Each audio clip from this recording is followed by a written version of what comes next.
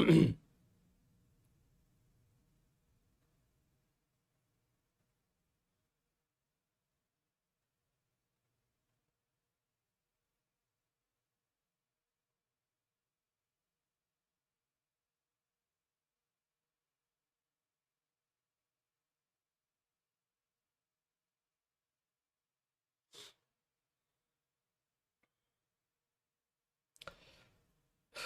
very good morning, everyone.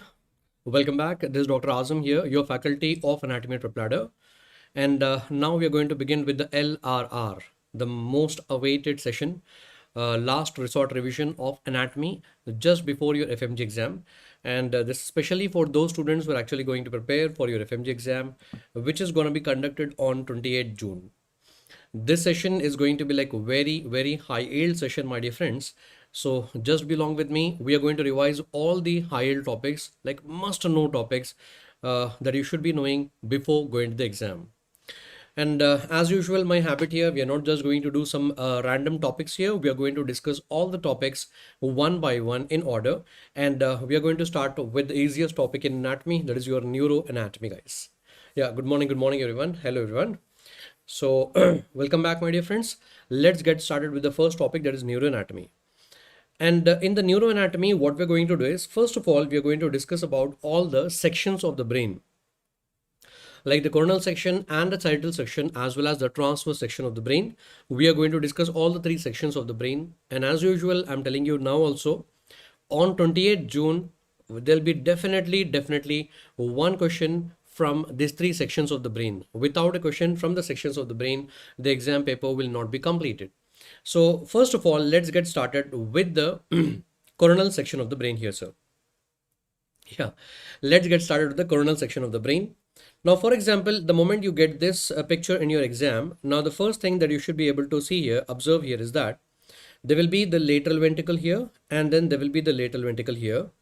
And both of these lateral ventricle are going to open into the third ventricle via a foramen known as foramen of Monro. Fine. Now, just above this lateral ventricle, you're able to appreciate that there'll be bundle of fibers connecting the right and left half of the brain. Now, anything which is going to connect the right and left half of the brain will be known as commissural fiber. And this one here will be the largest commissure. And you can clearly find the largest commissure, corpus callosum, here. And this corpus callosum is the one which is going to form the roof of lateral ventricle. So the first thing to identify here is the corpus callosum. I repeat again, there will be lateral ventricle. Above the lateral ventricle, there will be bundle of fibers connecting the right and left half of the brain. And those fibers connecting the right and left half of the brain are referred to as commissure. And this is the largest commissure, that is corpus callosum. Come on guys, मेरे साथ में आप लोग जो है ना revise करते जाइए, ठीक है ना? This is going to form the roof here. Now, between the two lateral ventricles, you are able to see that there will be a septum in the middle, and this septum will be referred to as septum pellucidum. And septum pellucidum is the one which is going to form the medial wall of the lateral ventricle. It is going to form the medial wall of the lateral ventricle over here. Now, once you are done with the roof and the medial wall, let's discuss about the floor of the lateral ventricle here. Now, in this diagram, you are able to appreciate here, this one here will be the caudate nucleus. Followed by that, this one here, there will be a vein, and this vein here will be the thalamostriate vein. And then followed by that, this one here will be actually the thalamus. Now here there will be a network of capillaries, and this network of capillaries here will be the choroid plexus. Now, apart from that, the most important thing is, suppose if you just imagine my hand here to be like septum pellucidum, attached to the lower border of the septum pellucidum, you'll be having, there'll be two fornix available over here. And remember, fornix is also going to form a part of the floor of the lateral ventricle, guys. So all these structures together, they're going to form the floor of the lateral ventricle. So I repeat again, the caudate nucleus, thalamostriate vein, thalamus, choroid plexus, and then the fornix here. All together, it is going to form the floor of the lateral ventricle. And my dear doctors, whenever you are learning about any ventricle, please remember the floor will be very much important for your exam. And one more thing is, for your exam, you should be able to, find out fornix in every section of the brain. Fornix is like trending topic and hot favorite of the examiner, and you should be able to identify the fornix in every section of the brain. चलिए, now once you are done with identifying all the structures over here, now I will tell you the PYQs. What are the PYQs already asked from this image? ये image आपके exams में already दिया गया था और यहाँ से almost like 3 बारी सवाल पूछा गया है. चलिए मैं यहाँ पर मार्क करता हूँ, आइडेंटिफाई कीजिए. Number 1, this one here will be the caudate nucleus, ये तो हम सबको पता है. And this one here will be actually your thalamus, ये भी हम सबको पता है. Can you identify what is this nucleus here? Already ये आपके एफएमजी एग्जाम में पूछा गया है. There was an arrow mark here and they have asked what is this nucleus here. Yes, very good there. Coffee and scrubs, अजीब अजीब से नाम आजकल आप लोग यूट्यूब वगैरह पर देते हो. Yes of course, very good. Doctor Yogi, doctor Sahil, very nice, excellent here. This one here will be your lentiform nucleus here. And last year only they have given one more question here. This image was given and there was an arrow mark here. Now between this chordate nucleus, thalamus and lentiform, there will be bundle of fibers passing from here, and this will be referred to as your internal capsule. Very good, Dr. Zishan. This is internal capsule here. तो ये दो सवाल already आपके FMG exam में पूछे गए हैं. If you are able to answer at this moment, just few days before the exam, I'm like really happy. That's really nice. And one more thing, can anyone identify this black colored pigmented substance here? Now this black colored pigmented substance here will be the, come on, can anyone answer here? Yes, that is really nice, Dr. Rishi. This is substantia nigra. Substantia nigra, और ये भी आपके exam में दिया गया था. You have to identify what is that black colored pigmented substance. That is substantia nigra, present in the midbrain, and that is the one which is going to produce dopamine as the neurotransmitter. That's all, guys. This is the way how you have to actually revise the entire subject along with me one by one. So first of all, we are done with the coronal section of the brain, and then इसी के साथ में मैंने आपको सारे PYQs भी यहाँ पर रिवाइज कर दिए हैं, है ना. अब चलिए आगे बढ़ते हैं. एक सवाल आपके एग्जाम में जो दिया गया था, something like this. The structure indicated in the image originates from here. Now, the moment you look at this diagram here, arrow mark is over here. I think now my students are easily able to identify this structure here. That one will be the fornix. That is a fornix here. And this fornix, यहाँ पर ध्यान से पढ़िए सवाल. यहाँ पर examiner is not asking कि ये स्ट्रक्चर क्या है. ये स्ट्रक्चर क्या है मेरे स्टूडेंट्स को अच्छे से पता है, अभी हमने पढ़ा है फॉर्निक्स करके. Now it is asking it is originating from where. It is going to originate from the hippocampus. तो चलिए हम लोग रिवाइज करते हैं सबसे इंपॉर्टेंट टॉपिक, आजकल जो आपके एग्जाम में ट्रेंडिंग टॉपिक है.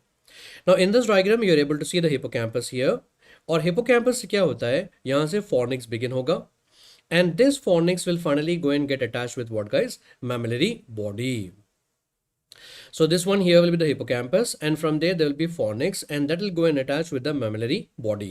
और फिर क्या होता है, from the mammillary body there will be a mammillothalamic tract जो जाकर attach होगी with the thalamus. It is going to attach with the thalamus, और exam में पूछा गया था, it is going to attach with which nucleus of thalamus? That is anterior nucleus of thalamus. Guys, this is because this is like your LRR session here. I hope you're looking at the on the screen over there. What I have done is so that my students should be able to remember and recall many things quickly here and without wasting much time here.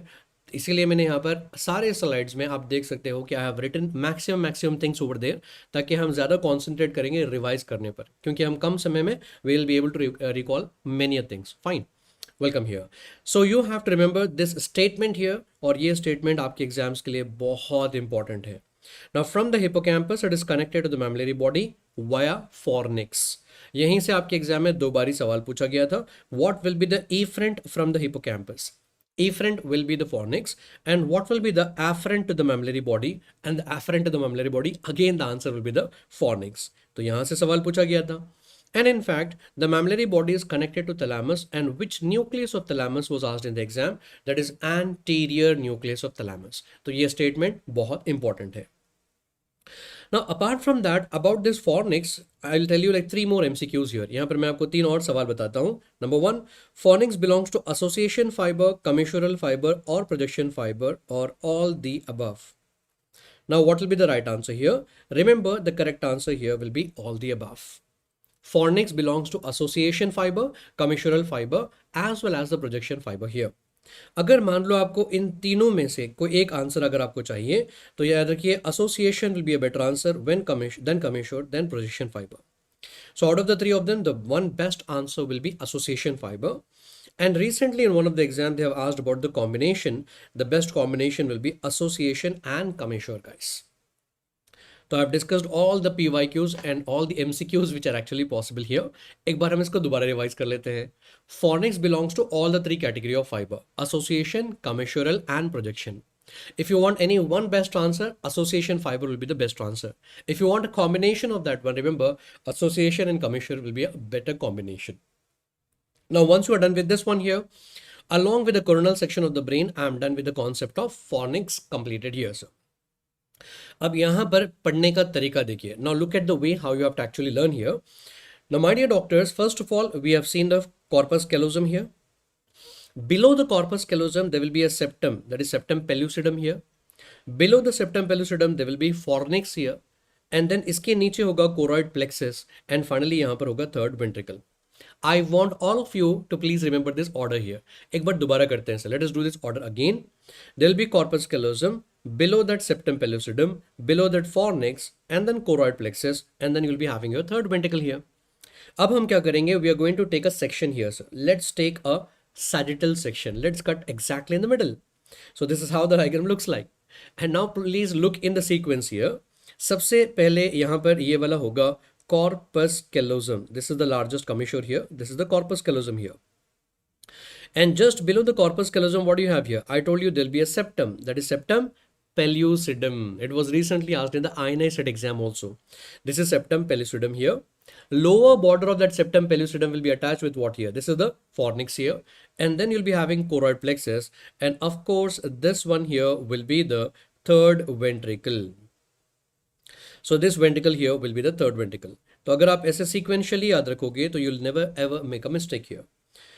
Now the first thing is this one here will be the corpus callosum, and out of all the commissural fiber, this is the largest commissure. And how many parts are there in this one? There'll be like totally 4 parts. This part here will be the rostrum, the bent here will be genu, and this is the body, and this one here will be the splenium.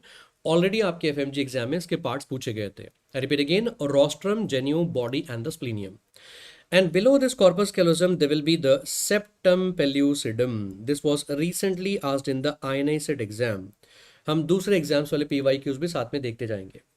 Now after that, this one here will be the fornix, and this one is a choroid plexus, and these two are actually going to form the roof of the third ventricle. Third ventricle के ऊपर होगा. And right in front of the third ventricle, बिल्कुल rostrum के नीचे यहाँ पर एक commissure होता है. ये वाला होगा anterior commissure. And then below that, this lamina here will be the lamina terminalis. And these two structures are together going to form the anterior wall of the third ventricle. And then after that, what about the posterior wall? In the posterior wall, first you try to identify this gland in the middle, that is a pineal gland. Above the pineal gland, there'll be a commissure here, that is habenular commissure. And below the pineal gland, there'll be a commissure here, that is a posterior commissure. And then this duct, everybody knows that one, it is the aqueduct of Sylvius. All these structures together, they are going to form the posterior wall of the third ventricle. Now, once you are done with the roof, the anterior wall and the posterior wall, welcome to the floor. सबसे पहले यहाँ पर ये जो crossing है, इस crossing को कहा जाता है optic chiasma. That is optic chiasma. Just behind the optic chiasma, this is the infundibulum. Infundibulum जो पिट्यूटरी ग्लैंड को अटैच होगा, इसको हम पिट्यूटरी स्टॉक भी कहते हैं sir. And just behind that will be a body, and this body will be the mammillary body. और फिर इसके पीछे होगा परफोरेटेड सब्सटेंस, जिसको हम कहते हैं posterior perforated substance. And now welcome to this part. ये वाला जो पार्ट होता है, ये एक्चुअली आपका मिड ब्रेन होता है. मिड ब्रेन से एक डक्ट यहाँ पर पास होती है, और इस डक्ट को हम कहते हैं एक्विडक्ट. एक्विडक्ट बहुत इंपॉर्टेंट लैंडमार्क है. एक्विडक्ट के पीछे वाला जो पार्ट होगा, this is the aqueduct here. The part behind here will be the tectum, and the part in the front of this one here will be the tegmentum. अब ये सारे structures मिलकर फॉर्म करते हैं the floor of third ventricle.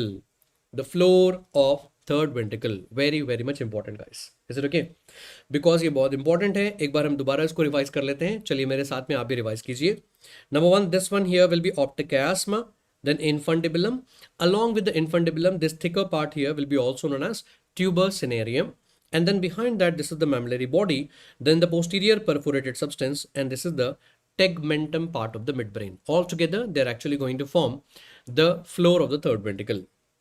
Now in our LRR session, अपने इस LRR session में मैंने आपको सारे स्ट्रक्चर्स यहाँ पर बता दिए हैं in depth, fine.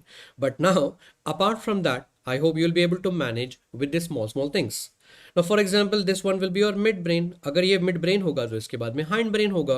This big structure here will be the pons, then this one will be medulla oblongata, followed by this one here will be your cerebellum, and between them this ventricle here will be the fourth ventricle.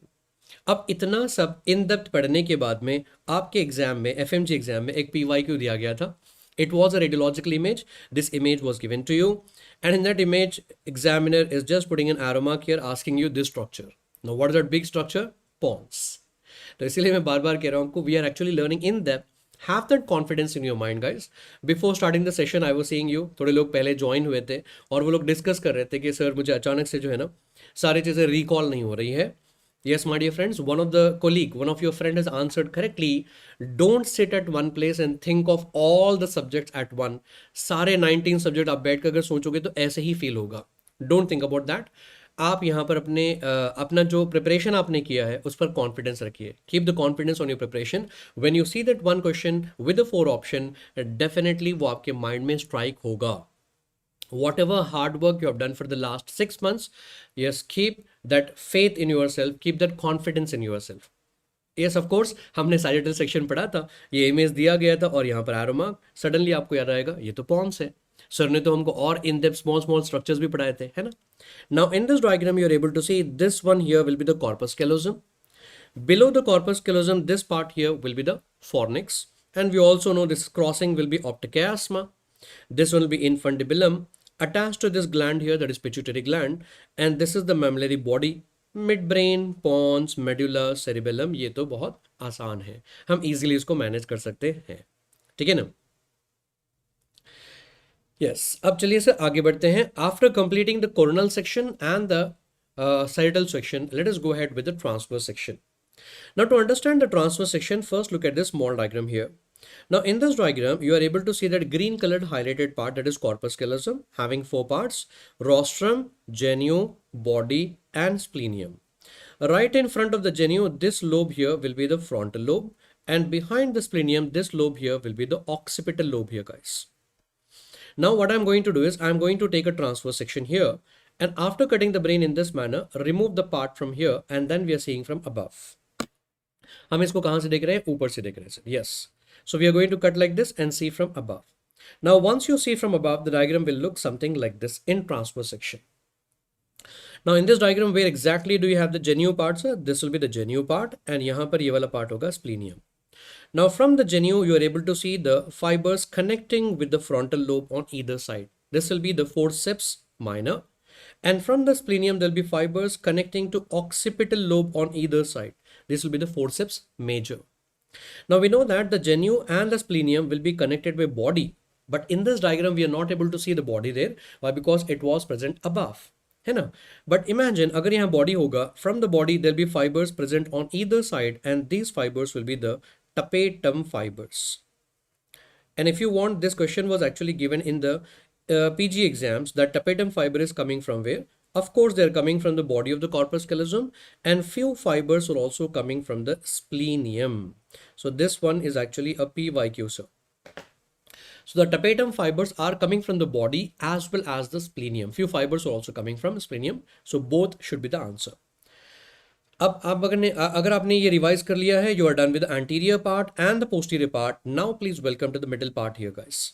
Now in the middle part here, again you are able to appreciate that this one here will be your caudate nucleus, and this is the thalamus, and this is the lentiform nucleus. Now between the caudate, thalamus and the lentiform nucleus, there will be white matter fibers, and this one here will be the internal capsule. अगर ये internal capsule होगा तो इसके बाहर यहाँ पर जो white matter fibers होंगे, that will be external capsule. Apart from that, you'll also have a sheet of white matter fibers here also, that is extreme capsule. अब इस डायग्राम को और थोड़ा ध्यान से देखिए. Between the external capsule and extreme capsule, you are able to see a thin sheet of gray matter, and that thin sheet of gray matter between external and extreme capsule will be known as the claustrum. इसको हम claustrum कहते हैं. And finally, this one here will be the insula or insular cortex. So these are all the structures you should be able to identify in the middle वाला part of transverse section of the cerebrum, guys. I hope ये बड़ा clear हो गया है. So the main thing is that I want my students to actually revise the thing. I hope मेरे साथ में फटाफट यहाँ पर रिविजन हो रहा होगा. यस ऑफ कोर्स, जैसे अभी हम डिस्कस कर रहे थे, कॉन्फिडेंस बहुत इंपॉर्टेंट है. तो मेरे साथ में भी जो आप रिवाइज कर रहे हो ना sir, the moment I am trying to tell you, you also try to yes answer that before I answer. Like for example caudate, thalamus, lentiform जैसे हम आइडेंटिफाई कर रहे हैं, तो you also try to identify that one. Fine. अब यहां से हम 2 और टॉपिक रिवाइज करते हैं. Let me pick up this part from here. I mean to say the basal ganglia along with that internal capsule here, sir.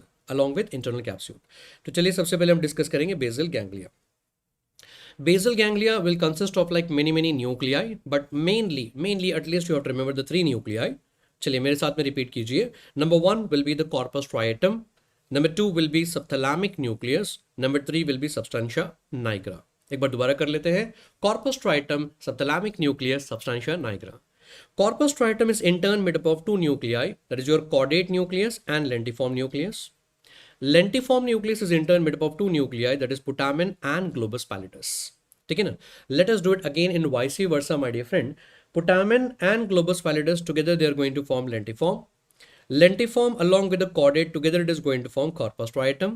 Corpus striatum along with subthalamic nucleus and substantia nigra together it is going to form your basal ganglia.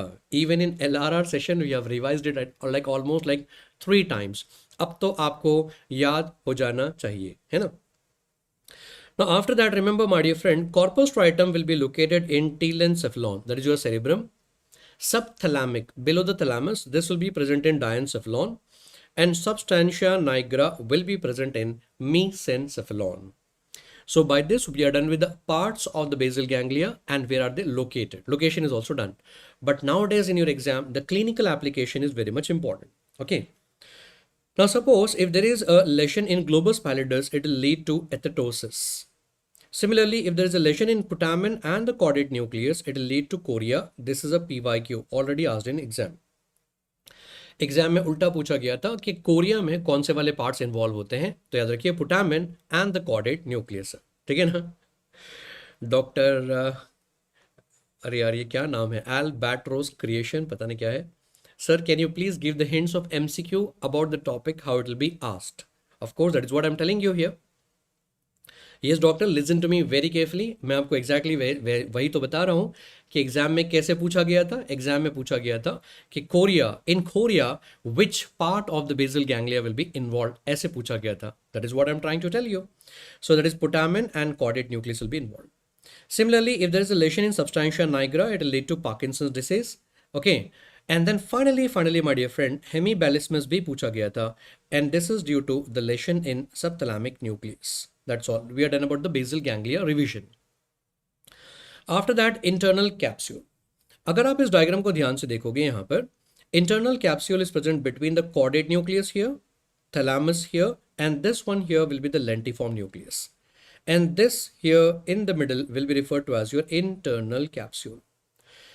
Now the first thing is, how many parts do you have in the internal capsule? There are totally like 5 parts in the internal capsule. Anterior limb, posterior limb, the bent in the middle will be genu, retrolentiform, and then the sublentiform. I hope you are able to recall. I repeat again, there will be anterior limb here, and then the bent will be genu. This is the posterior limb here, and this is going below lentiform, sublentiform, and this one will be the retrolentiform fibers. Now once you are done with this one, what about the relations? Relations तो आपको पढ़ने का ज़रूरत भी नहीं है. Diagram देखिए, खुद याद आ जाएगा. What do you have on the lateral side and what do you have on the medial side? On the lateral side of the internal capsule, I am able to appreciate the lentiform nucleus. Okay. And then on the medial side, we are able to see the caudate nucleus as well as the thalamus. So caudate and thalamus on the medial side and lentiform nucleus on the lateral side. Now, once you are done with the parts as well as the relations of the internal capsule, now welcome to the most important thing, the tracts passing through the internal capsule. Corticonuclear tract. You can clearly see in the diagram, it is the one which is going to pass from the genu part of the internal capsule. Already asked in the exam, it's a PYQ. So which tract is going to pass from the genu part, sir? That is corticonuclear tract. Wonderful. And your favorite, corticospinal tract. I mean to say the pyramidal tract, sir. I hope you know the another name of this one. It is also known as a pyramidal tract, and that is going to pass from the anterior two-third of posterior limb, sir. Anterior two-third of posterior limb. तो चलिए एक बार दोबारा revise कर लेते हैं. Cortico nuclear tract is going to pass from where? It is going to pass from the genu. From the genu part here, sir, and the corticonuclear tract, corticospinal tract, that is going to pass from the anterior two-third of the posterior limb. So ये tracts आपको याद रखना बहुत जरूरी है, ये आपके exam में पूछा जाता है सर, ठीक है ना. Now once you are done with this one here, along with the three sections of the brain, that is a coronal section, the sagittal section, and transverse section, my dear friends, we are done with all the three sections. और इसके साथ में मैंने आपको सारे topics भी revise करवा दिए हैं. We are done with the fornix, we are done with the internal capsule, the basal ganglia, सारे ये टॉपिक्स हम यहाँ पर कवर कर चुके हैं. सारे एमसीक्यूज एंड पीवाईक्यूज हमने देखा है. And whatever I have revise till here in neuroanatomy, definitely यहाँ से एक क्वेश्चन पक्का आएगा sir. Definitely there will be one question coming from here for sure in your exams. Is it okay? चलिए अब हम बढ़ते हैं आगे. Let us go ahead with another definite topic in your exam, that is brain stem. Now I hope you all know very well, brain stem is actually made up of three parts here. Number one will be your mid brain, number two will be the pons, and number three will be medulla oblongata. Okay.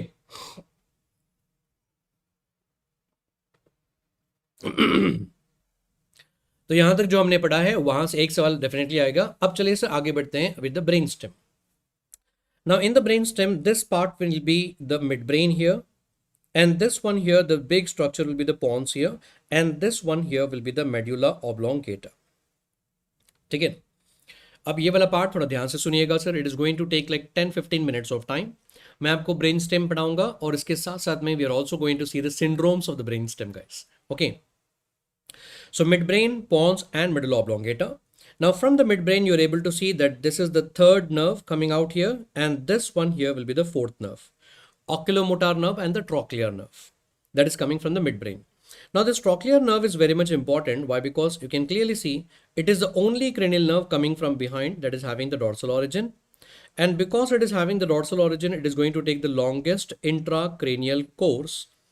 And then not only that, it is also going to cross inside the midbrain. That is why it is referred to as internal decussation. इसको internal decussation कहा जाता है. So ये तीनों point आपको याद रखने बहुत जरूरी है. The fourth nerve will be having dorsal origin, longest intracranial course, as well as internal decussation. Then you can clearly see the fifth nerve. Fifth nerve is coming out from the pons. Then the sixth and the seventh and eighth is coming out from the pontomedullary junction. And in the medulla oblongata, in the center, there will be a depression, that is sulcus here. And therefore, on either side, you're having elevation. And this elevation will be the pyramid and the pyramid. And this one here will be the olive and olive, guys. And lateral to olive, there will be the 9th nerve, and there will be 10th nerve and 11th nerve. Lateral to olive. And the 12th nerve is going to come out between the pyramid and olive. Pyramid and olive. So first of all, you should be actually able to identify all the structures from here.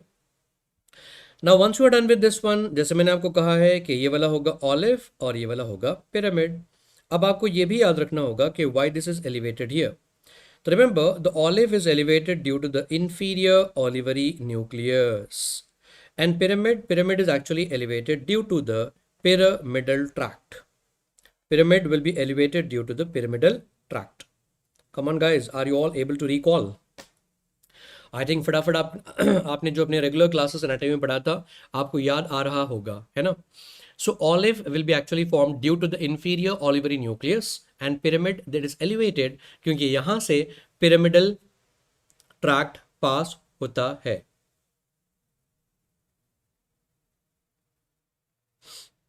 क्या लिखा आपने? Sir जी हाथ जोड़ता हूं, please wrist ठीक से आप अपने हैंड को दिखा के अपर लिम नर्व से. हाँ of course we are going to revise that one, don't worry, fine. So are you able to identify all the nerves here, guys? Once you have identified these nerves, observe this part here right now. Now in this diagram here, this is the crossing optic chiasma, and this one here will be the optic tract and optic tract, and this is the cerebral peduncle and cerebral peduncle. Now between the two peduncles here, this one here will be the interpeduncular fossa. तो नाम देखिए sir कितना प्यारा सा नाम दिया गया है, between the two peduncles there will be interpeduncular fossa. Fine. And in this interpedunclar fossa, you'll be having like 4 contents जो आपको पढ़ने होंगे. You have to learn the 4 content. Number 1 here, this one will be the infundibulum. Okay, मैंने यहाँ पर already लिख रखा है. Don't worry, you'll be getting the PDF after the class. This one here will be the infundibulum along with tuber cinereum. And this one here will be the mammillary body and the mammillary body. And this one here will be the posterior perforated substance. And then finally, this one here will be the cranial nerve number 3. And these are all the contents of your interpeduncular fossa. So there are like 4 contents in the interpeduncular fossa: infundibulum, mammillary body, posterior perforated substance, and then there will be the cranial nerve number 3. ठीक है ना? So by this, my dear friends, we are actually done with what here? The ventral aspect of the brainstem here. एक और सवाल जो आपके exam में पूछा गया था, out of this all this nerves, the 9th nerve, 10th nerve and 11th nerve here, these 3 nerves will be originating from a common nucleus, and this nucleus here will be the nucleus ambiguous. So nucleus ambiguous will be the common nucleus of cranial nerve number 9, 10 and 11. इस तरीके से हमने क्या किया है, ventral aspect of brain stem हमने completely revise कर लिया है. एंड फ्रॉम नाउ ऑनवर्ड्स अगर आपके एग्जाम में दिया जाएगा तो obviously you'll be easily able to identify. That's really nice sir. Now once you are done with this one, welcome to this question here. If there is a injury at the arrow mark structure, what will happen? Now you can clearly see the arrow mark यहाँ पर है and the arrow mark is at the pyramid. अब मेरा intention यहाँ पर आपको सिर्फ ना ये सवाल सॉल्व करना नहीं है. It is not about solving that MCQ here. We are going to discuss the topic of pyramidal tract here, guys. That elevation is formed due to which tract here? The pyramidal tract. Pyramidal tract, remember, it is also known as the corticospinal tract. Yes, of course. Very nice, very nice. You are answering me very correctly there. Dr. Priyank, Dr. Abhi, everyone there, they're answering correctly there. Contralateral hemiplegia, you're answering correctly there. But our intention is to actually revise the pyramidal tract topic. Chaliye. Point number 1. What is another name of pyramidal tract? Corticospinal tract. Pyramidal tract, from the name itself you can understand. Corticospinal tract, नाम से ही आप समझ सकते हो. It is actually your descending tract there, sir. And this tract is actually descending down up to the lower medulla. That is important. Lower medulla is important. और यहाँ पर क्या होता है, almost 85 to 90% of the fibers are crossing. And whatever fibers are crossing here, they are going to form lateral corticospinal tract. They will have 85 to 90% of the fibers which are crossed fibers. The remaining fibers are descending on the same side. I mean to say, they are the one which are going to form your anterior corticospinal tract. That will consist of 10 to 15% of the fibers which are uncrossed fibers. चलिए एक बार दोबारा repeat कर लेते हैं. Pyramidal tract, it is also referred to as your corticospinal tract. Corticospinal tract will be of 2 types, sir. One is a lateral corticospinal tract having 85 to 90% of the fibers which are crossed. Another one will be the anterior corticospinal tract which will be having 10 to 15% of the fibers which are uncrossed fibers. Now welcome to the most important thing. If the fibers are crossing from one side, there will be fibers crossing from the other side also. Of course. तो यहाँ पर actually crossing होगा. और मैंने आपको अभी भी बताया था कि in neuroanatomy, crossing will be referred to as decussation, and this one here will be the pyramidal decussation. And pyramidal decussation will be taking place at lower medulla. This is extremely important MCQ. Pyramidal decussation exactly कहाँ पर होता है? At the lower medulla. Now these are all the points you have to remember. Now once you are done with the anatomy here, welcome to the clinical anatomy, my dear friend. अगर आपको यहाँ पर pyramidal tract का injury exam में पूछा जाएगा, your landmark will be the pyramidal decussation. Okay, is the injury before the decussation or is the injury after the decussation? If in exam you're getting a question regarding the pyramidal tract injury, please observe that is it before the decussation or after the decussation. अगर injury decussation से पहले होगी तो obviously it's a descending tract. Information is not able to go on the other side. There'll be contralateral hemiplegia. If there is an injury after the decussation, then what is going to happen? It will lead to ipsilateral hemiplegia. That's all. तो साथ में हम clinical anatomy भी revise कर रहे हैं. Understanding? So if the injury is taking place at this arrow mark structure, Arrow structure will be like before the decussation, it should be contralateral hemiplegia. No need to mug up at all. I'm telling you like very much conceptually here. Perfectly done, guys. Okay, next one. Now, after completing the ventral aspect of brainstem, welcome to dorsal aspect of brainstem. Brainstem ke piche. First of all, you are able to see the superior colliculi and superior colliculi, inferior colliculi and inferior colliculi. And all together, they are like four bodies here. And all these four bodies together is referred to as corpora quadriga minor. Acha. So from here, please remember, where exactly do you have corpora quadriga minor? Midbrain ke piche, behind the midbrain. And what do you have right in front of the midbrain? There'll be interpeduncular fossa. All my dear doctors, listen to me very carefully. This should be like printed in your mind. Midbrain के आगे क्या होता है? Interpeduncular fossa. और midbrain के पीछे क्या होता है? There will be corpora quadriga minor. Now recently in one of the exams they have given this image, and in that image there was an arrow mark here. Yes, my dear friends, can anyone identify this cranial nerve over here? Come on, I'm waiting for your answers in the chat box. Identify this cranial nerve over here. This one here will be the fourth cranial nerve. Excellent. Very nice. How are you able to identify? I told you just now that is the only nerve which will be having the dorsal origin. The fourth nerve is the only nerve which will be having dorsal origin. अब चलिए ये हो गया midbrain के पीछे. Now let us see what you have behind the pons and behind the medulla oblongata. Of course यहाँ पर cerebellum होगा. And now what we are going to do? We are going to cut and remove the cerebellum. Now once you cut and remove the cerebellum there, directly you are able to appreciate the floor of fourth ventricle. Now this floor of the fourth ventricle is actually rhomboid in shape. That is why it is also referred to as a rhomboid fossa. इसको हम rhomboid fossa भी कहते हैं. Okay. Now in this diagram, please observe very carefully here. This one will be the superior cerebellar peduncle. Superior cerebellar peduncle is going to connect the midbrain with the cerebellum, and this one here will be the inferior cerebellar peduncle connecting the medulla with the cerebellum, and this one here will be the middle cerebellar peduncle that is going to connect the pons with the cerebellum.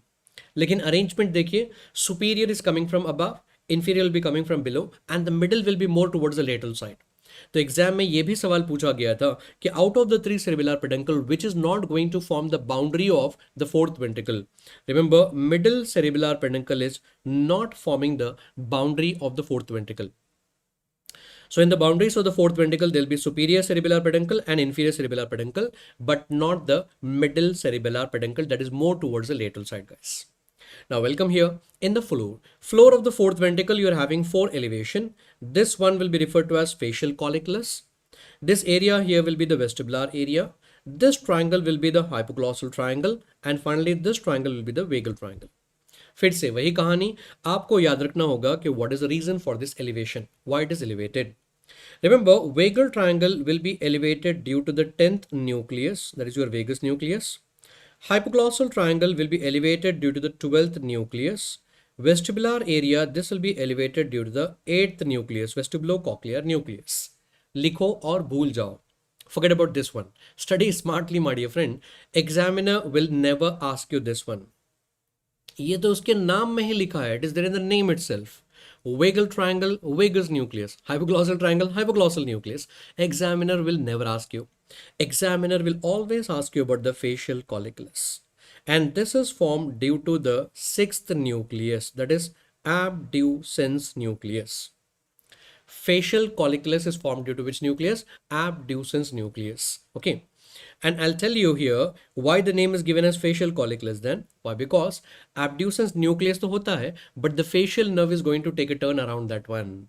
So because the facial nerve is turning around that one, इसीलिए उसका नाम दिया गया है facial colliculus. Now that is about the floor of the fourth ventricle, sir. Now what about the roof of the fourth ventricle?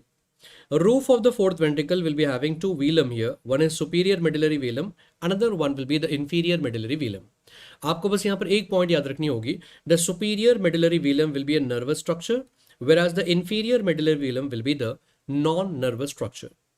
अब इसके अलावा अगर आप इस डायग्राम में ध्यान से देखोगे, in the upper part they will be a fovea and इसको हम कहते हैं superior fovea, and superior fovea will be consisting of that bluish grey pigmented colour area, है ना।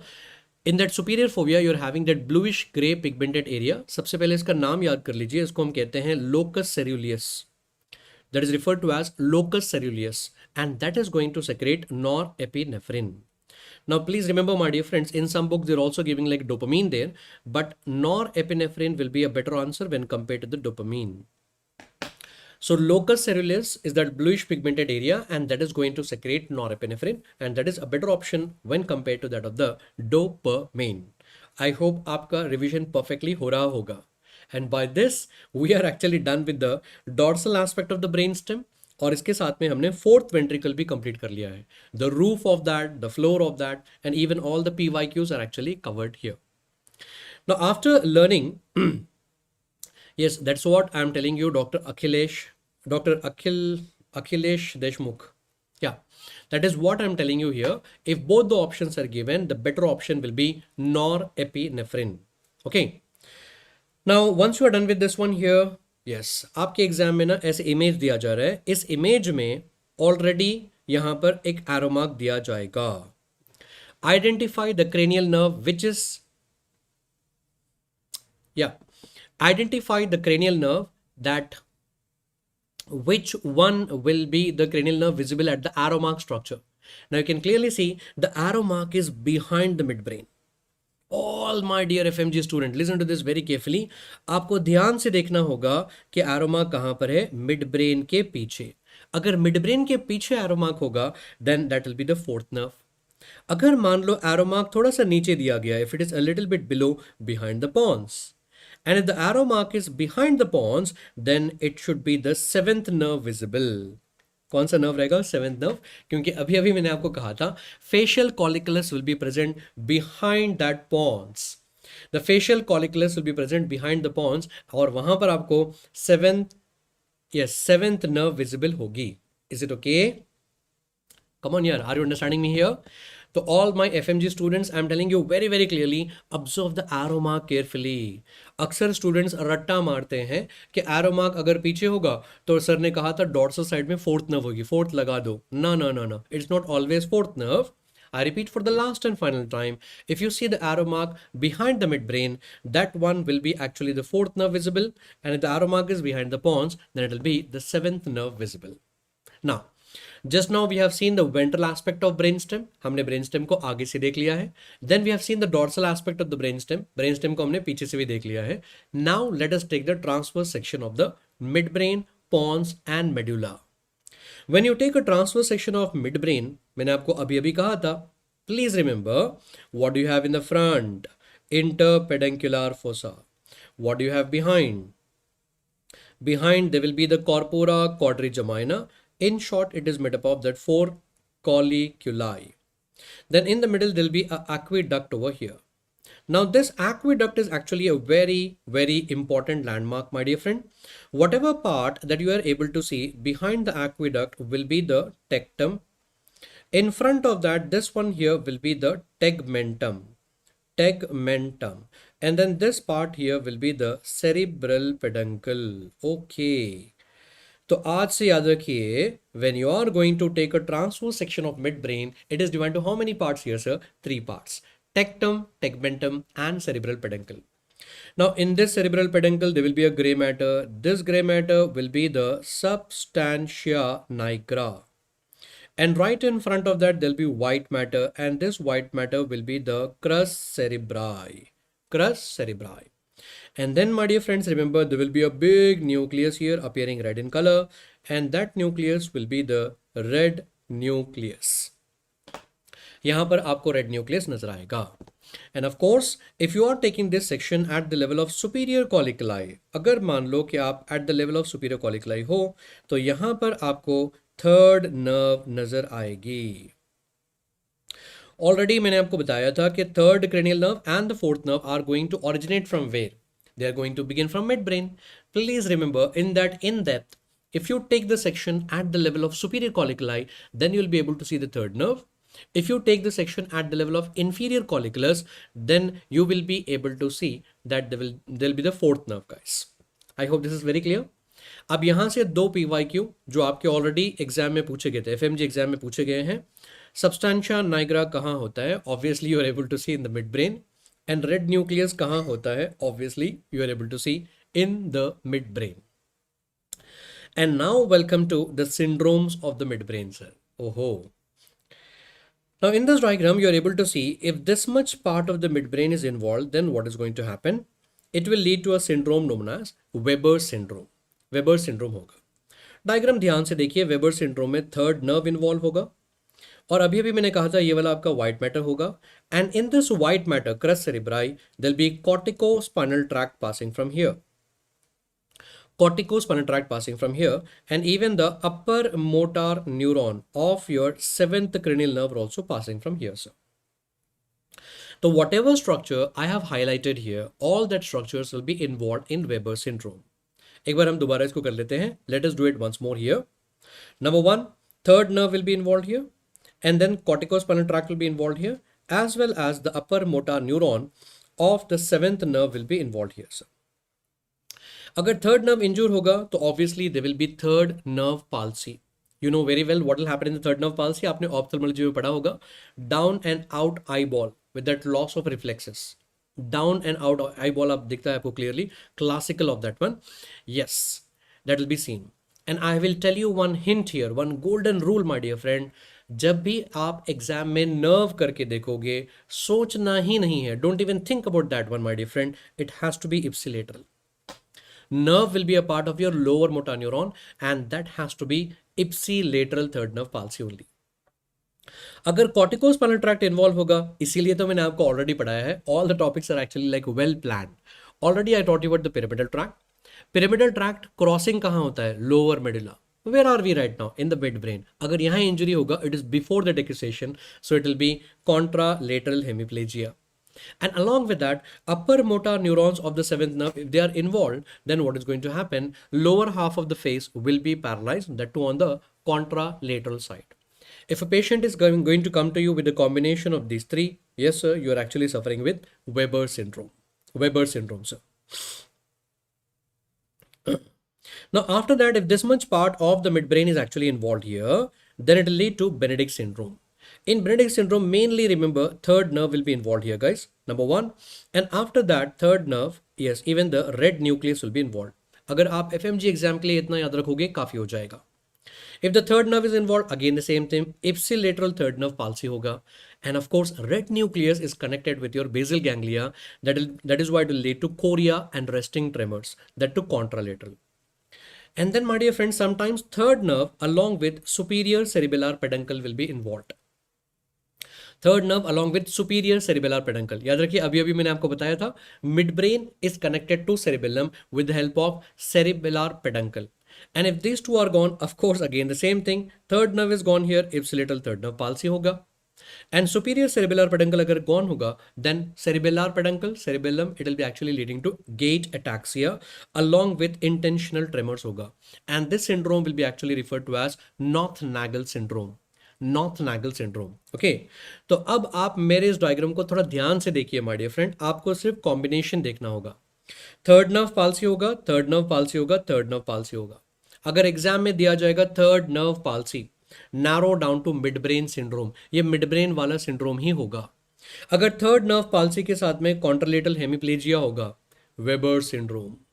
अगर थर्ड नर्व पाल्सी के साथ में कॉन्ट्रालेटरल कोरिया होगा, बेनेडिक्ट सिंड्रोम. अगर थर्ड नर्व पाल्सी के साथ में गेट अटैक्सिया होगा, Nothnagel syndrome. Make your life easy. अपनी जिंदगी आसान बनाइए. एक डायग्राम ये एग्जाम को जाने से पहले आपको देख कर जाना होगा. Is it okay? The next one will be the pineal gland present over here. अब ये पीनियल ग्लैंड यहां पर होता है पीनियलोमा. जब पीनियलोमा होगा तो क्या होगा? जब पीनियलोमा होगा तो क्या होगा? Yes, that is going to compress the superior colliculi. Superior colliculi is concerned with your vision, and that too it is concerned with the vertical gaze. Vertical gaze will be gone.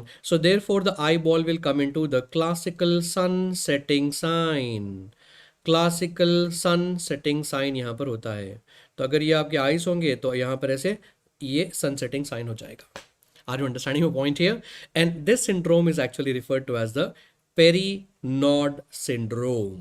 इसको हम कहते हैं perinod syndrome. Are you all understanding, my dear friends? So in perinod syndrome, it will be peniloma. The pineal gland will enlarge, compressing the superior colliculi. Vertical gaze will be actually gone. That will actually lead to what, guys? The classical sunsetting sign here. That's all. आपने वो outlet का नाम सुना होगा ना, nothing before coffee करके, nothing before coffee, है ना? तो याद रखिए, एक सिंड्रोम होता है जो होता है क्लॉड सिंड्रोम और Claude syndrome, whatever we love to say. That is nothing but the North-Nagle syndrome plus the Benedict syndrome, sir. So North-Nagle syndrome plus the Benedict syndrome, ये दोनों को कुल मिलाकर कहा जाता है क्लॉडे सिंड्रोम. तो याद रखिए, nothing before coffee. So क्लॉडे syndrome is nothing but North-Nagle plus the Benedict one, sir. Done, done, done. है ना? Syndromes made easy in the easiest diagram possible here, sir. Welcome to the pons. Once you take the transverse section of the pons, this is how the diagram looks like. Yes, यहाँ पर ये वाला होता है आपका sixth nerve, और मैंने आपको क्लियरली बताया था seventh nerve is going to take a turn around the sixth nerve and come out, and then this one here a little later will be the eighth nerve. Okay, and मैंने आपको बड़ा clearly बताया था six, seventh and eighth is going to come out from the pontomedullary junction. Perfectly done. Now, if this much part is involved here, then what is going to happen? It will lead to a syndrome known as the Millard-Gubler syndrome. So what is involved in the Millard-Gubler syndrome? Sixth nerve is involved here. Then seventh nerve is also involved here. And corticospinal tract is also involved here. Sixth nerve is the one which will be supplying to lateral rectus. World famous formula, SO4 LR6 rest all by 3. Sixth nerve will be supplied to the lateral rectus. If lateral rectus muscle is gone, अगर ये वाला muscle चला जाएगा, तो my eyeball will be adducted. It cannot be abducted now, it will be adducted. So it will lead to a squint that will be ipsilateral convergent squint. Seventh nerve will be supplying to the muscles of facial expression. So therefore, अगर यहाँ पर ये injure हो जाएगा, तो it will lead to facial paralysis. And corticospinal tract, again हम लोग कहाँ पर है? We are still in the pons. And lower medulla में क्या होता है? Crossing होता है. तो this is also like before the crossing only. Before the crossing, contralateral hemiplegia. So if a person comes to with the ipsilateral convergent squint, ipsilateral the facial paralysis, as well as the contralateral hemiplegia, that is nothing but the Millard-Gubler syndrome. Now after that, if this lateral part is actually involved here, it will lead to the pontocerebellar angle syndrome. Pontocerebellar angle syndrome. Okay, and this is due to the acoustic neuroma. What is getting involved here? थोड़ा सा इसको यहाँ पर ना correction करना चाहिए हमको. Even the seventh nerve will also be involved here, sir. So I mean to say seventh nerve is involved, that will lead to ipsilateral facial paralysis. Eighth nerve will be involved, that is your vestibulocochlear. Deafness होता है लेकिन immediately नहीं होता है. It will be progressive deafness. And then if the cerebellar peduncles are involved here, again it will lead to ataxia. And that is nothing but the pontocerebellar angle syndrome. And now welcome to the medulla oblongata. Already ये image आपके exam में दिया गया था. This image was already given in your exam. Behind the medulla oblongata, this will be here the floor of fourth ventricle. And then in front of the medulla oblongata, there will be one elevation here. This is olive. And this elevation here will be the pyramid. Pyramid elevation is due to the corticospinal tract, and olive is due to this beautiful nucleus present over here. And this one will be the inferior olivary nucleus. Inferior olivary nucleus. Now let me take a part of that outside here. Now my dear friend, if this medial part of the medulla oblongata is involved here, that will lead to medial medullary syndrome. That is also referred to as Digerine syndrome. Now what all is involved here? Number one, remember the 12th nerve is involved here. 12th nerve is the one supplying to the muscles of tongue. And if that is gone, then what is going to happen? Ask the patient to protrude the tongue will be deviated onto the side of the injury. On the same side of the injury of the nerve, guys. So ipsilateral tongue deviation hoga. Medial lemniscus will also be gone. Now medial lemniscus is actually the continuation of dorsal column tract. And dorsal column tract is the one which is going to carry fine touch, vibration, stereognosis and conscious proprioception. So there will be loss of fine touch, conscious proprioception, stereognosis, vibration, etc. on the contralateral side. जब कभी भी आप exam में lemniscus का word सुनोगे, the golden rule here is that lemniscus is always formed after the crossing only. अगर वो crossing के बाद ही फॉर्म होता है लेमिनिस्कस तो हमेशा the loss will be on the contralateral side से। एंड कॉर्टिकोस्पाइनल ट्रैक्ट भी इन्वॉल्व होता है यहाँ पर, of course it will be leading to contralateral hemiplegia. So ipsilateral tongue deviation, contralateral loss of fine touch, conscious proprioception and all, and contralateral hemiplegia. Combination of this one will be the medial medullary syndrome. बहुत बहुत important है आपके exams के लिए। Now, if this lateral part is actually involved here, sir, then it will be leading to lateral medullary syndrome, that is also referred to as Wallenberg syndrome. And in this Wallenberg syndrome, let me tell you the most important thing here. This will be the most important thing. The spinal nucleus of trigeminal will be involved here, and even the spinal lemniscus will be involved here, guys. Trigeminal nerve is going to carry the sensations from your face, from the face, and from the face, pain and temperature will be carried to the spinal nucleus of trigeminal. If that is gone, there will be loss of pain and temperature from the face, of course, on ipsilateral side. But whereas lateral spinothalamic tract, it is going to continue as your spinal lemniscus. And if that is gone, remember from the lath spinothalamic tract is again going to carry pain and temperature from the body. But remember that is going to cross, क्योंकि मैंने क्या कहा था, lemniscus का word आते ही क्या होना चाहिए, contralateral. So there will be contralateral loss of pain and temperature from the body, and ipsilateral loss of pain and temperature from the face.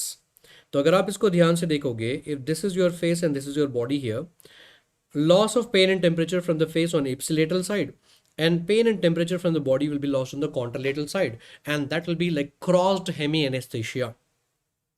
इसको हम कहते हैं crossed hemianesthesia. Crossed hemianesthesia will be a feature of which one, guys? Your Wallenberg syndrome, the lateral medullary syndrome, guys. Is it okay? Lovely, done. And by this, we are done with the syndromes of your midbrain, pons, and medulla with the three simple diagrams here, guys. Okay. Of course, after this session, मैं आपको ये PDF दूंगा. And before going to the exam, okay, on the day of the exam, जब आप morning में exam को जाते रहोगे, ये तीनों slides आपको देखकर जाना होगा. Midbrain, pons, and medulla. Definitely यहाँ से एक सवाल आएगा. I hope you're understanding me here. Welcome here. Yes, one of our friend is asking about the Brown-Sequard syndrome. Welcome here. Now, my dear friends, what is this Brown-Sequard syndrome? Remember, that will be the hemisection of spinal cord. Hemisection of the spinal cord here, guys. In the Brown-Sequard syndrome, for example, if this diagram, this is the level of lesion. Exactly, a diagram आपके exam में दिया गया था. This is the level of lesion. यहाँ पर cut है. Opposite side, contralateral side, there will be loss of pain and temperature in the body. And on the same side, there will be loss of vibration, the position sense, all that conscious proprioception, everything will be lost on the same side, ipsilateral side. If this combination, if you are saying, there is nothing but your Brown-Sequard syndrome happening in the body below the level of the lesion. Happening in the body below the level of lesion. Fine. This is what is Brown-Sequard syndrome. I repeat again, contralateral loss of pain and temperature. Okay, and then ipsilateral loss of fine touch, vibration, conscious proprioception and all, and that is nothing but what, guys? Brown-Sequard syndrome. Hope you'll be able to manage with this one here. Now, after this, before moving ahead, okay ना, आगे बढ़ने से पहले, let me tell you one thing here, sir. अब तक हमने क्या पढ़ रखा है? सबसे पहले मैंने आपको बताया है about the sections of brain. वहां से एक सवाल पक्का आएगा. Before starting this session here, ये सेशन स्टार्ट करने से पहले मैंने एक्चुअली ना इंस्टाग्राम पर पूछा था स्टूडेंट से कि tell me like what are the topics you want me to revise in this session. So थोड़े स्टूडेंट्स हमारे बहुत प्यारे प्यारे स्टूडेंट्स हैं, थोड़े स्टूडेंट्स हमारे ना उन्होंने मुझे एक्चुअली इन्फॉर्म किया था, सर ऐसे बता दो कि जो सवाल आएंगे एग्जाम में, तो वो मैं आपको बता रहा हूँ, सुनिए ध्यान से. ओके, प्लीज सुनिए ध्यान से, वो मैं आपको एक्चुअली बता रहा हूँ. हमने सबसे पहले पढ़ा है sections of brain, sir, coronal section, sagittal section and the transverse section. वहां से एक सवाल आएगा. Then I taught you about the brain stem. In brain stem ventral aspect, dorsal aspect, वहां से एक सवाल आएगा.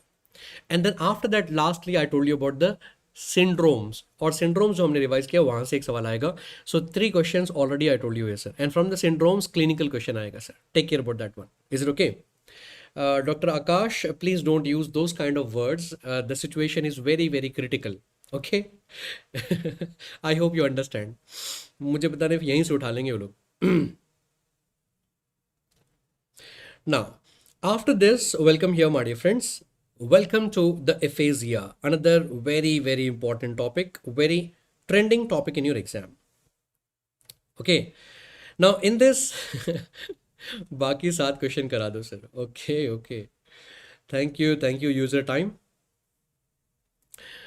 Now, in this diagram here, there will be area number 44 and area number 45, and this one here will be the Broca speech area. And the Broca speech area will be present in the inferior frontal gyrus. ये हमको पता है. Now there will be one more area here, area number 22, then 39, and then 40 here. And this one here will be the Wernicke speech area. And Wernicke speech area, this one here will be the sensory area, sir.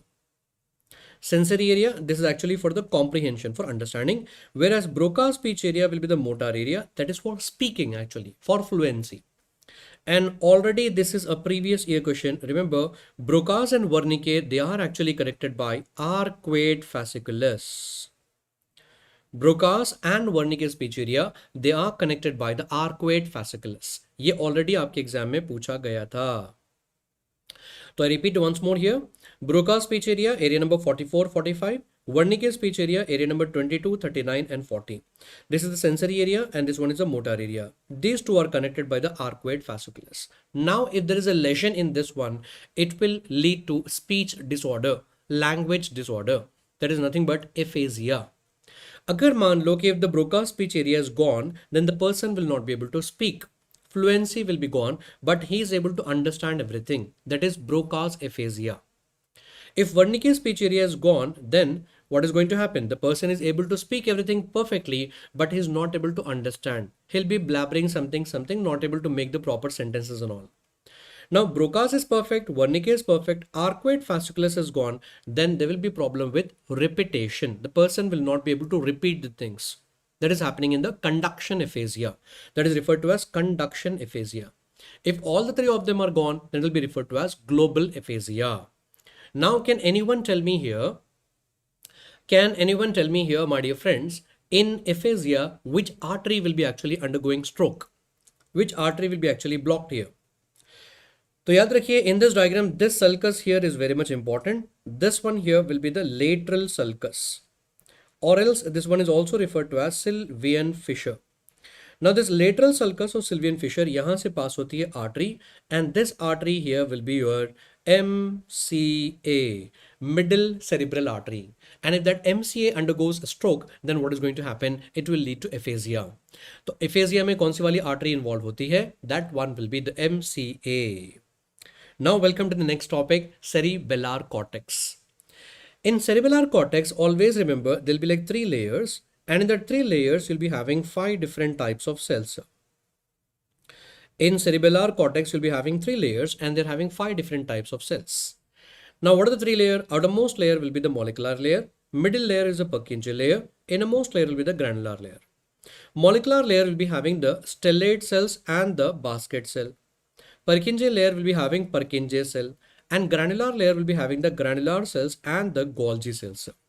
Okay, now remember, my dear friend, always in your exam they are giving this diagram only, and in this diagram the only cell which will be able to clearly identify will be the Purkinje cell. Remember 2 points for the Purkinje cell. The Purkinje cells will be the largest, and then remember they are like flask shaped. They are the largest and the flask shaped, sir. और हमेशा आपके exam में यही image दिया जाता है, और हमेशा यहाँ पर एरो मार्क होता है, और आपको ये सेल आइडेंटिफाई करना होता है, और आपको मार्क करना होता है Purkinje cell. Is it okay? So remember, Purkinje cells will be even asked in your histological image there. Now, after that, what is going to happen, my dear friends? Remember, the stellate cells are inhibitory, basket cells are inhibitory, Purkinje cells are inhibitory, Golgi cells are inhibitory, and the granular cells are the one which are the only one which is excitatory. Granular cells are the one which are excitatory. Is it okay? Keep that in mind. Now, after that, now we are going to learn about the afferent and efferent of the cerebellum. Doctors have divided the afferents into two categories here, sir. One will be the climbing fibers and another one will be the mossy fibers, sir. Climbing fibers and the mossy fibers, guys. ठीक है ना? Climbing fibers are those fibers. Please look at this diagram and look at this yellow colored fibers here, sir. They are the one which are going all the above and they're going to the molecular layer. Okay, and after that, mossy fibers are the one which are going only up to the granular layer. They're going to which cells, sir? Granular cells. अभी अभी इसीलिए मैंने आपको बताया था, granular cells are the one which are excitatory cell and they are going to carry the information further up into the molecular layer. Okay, that is the difference between climbing and mossy fibers. I repeat once more here. Climbing fibers are the one which are going all the way up to the outermost layer, that is your molecular layer, and the mossy fibers are the one which are going only and only up to the, yes, granular layer there, guys. Is it okay? Now, my dear friends, because these fibers are going only up to the granular cells are the excitatory one. They are the one which are going to carry the information above. एक MCQ यहाँ पर important है जो आपके exam में पूछा गया था. This unit which is going to be formed here will be referred to as glomeruli, cerebellar glomeruli. Cerebellar glomeruli, sir. ठीक है ना? That is the one which will be actually forming there, sir. Now, after that, which fibers are included under the climbing fibers? That will be your olivocerebellar tract and the para-olivocerebellar tract. Only these two tracts will be included under the climbing fibers. Rest all the fibers are included into the mossy fibers. Olivocerebellar and the para-olivocerebellar are the climbing fibers and remaining मान लो आपके exam में कोई और track दिया गया है, they are all included under the mossy fibers. ठीक है ना? After that, what about the efferent from the cerebellum? There are only two MCQs that you have to remember. Which one will be the efferent from the entire cerebellum? From the entire cerebellum, the answer has to be the deep nuclei. And if they are giving you cerebellar cortex, cortex से कौन सा वाला efferent होगा? Your answer has to be the Purkinje cell. और अभी अभी already मैंने आपको बता रखा है, पर्किंजे सेल्स आर इनहिबिटरी और excitatory. Of course they are inhibitory and remember they are going to inhibit the deep nuclei. They are not going to excite, they are going to inhibit the deep nuclei via GABA. So by this I am done with the afferent, I am done with the efferent. Now welcome to the deep nuclei of cerebellum. Deep nuclei of cerebellum, there are totally 4 of them and we are going to remember with the mnemonic as doctors eat good food. है ना doctors? Doctors eat good food. Doctors, D stands for dentate nucleus, E for emboliform nucleus, G for globose nucleus, F for fastigial nucleus. Doctors eat good food. Okay. And now, my dear friends, we have to remember this mnemonic here. Why? Because all the nuclei are arranged in the same order. इसी order में वो सारे nuclear arranged है, dentate, emboliform, globose and fastigial. तो now tell me which is the medial most one. Medial most one will be the fastigial one. Which is the lateral most one. The lateral most one will be the dentate nucleus. And which is the largest one? Dentate nucleus. And the last and final MCQ here is that, yes, globose and emboliform together they are referred to as interpositus nucleus. इन दोनों को कुल मिलाकर interpositus nucleus कहा जाता है. In question to arrange them, yes, of course. Dr. Yash, they have already asked about the arrangement also, as well as they have asked about the medial most nucleus will be the fastigial nucleus. By this, we have discussed all the higher topics from neuroanatomy, and not only that, we have discussed like many clinical conditions and especially about the syndromes of the midbrain, syndromes of the pons, as well as the medulla oblongata. Very much important, sir. सब कुछ हमने यहाँ पर आसान तरीके से revise कर लिया है. I hope अगर यहाँ से सवाल आएगा तो you'll be able to answer from here. Yes, give me a thumbs up. If you're all understanding and you're able to revise, just give me a thumbs up here, sir.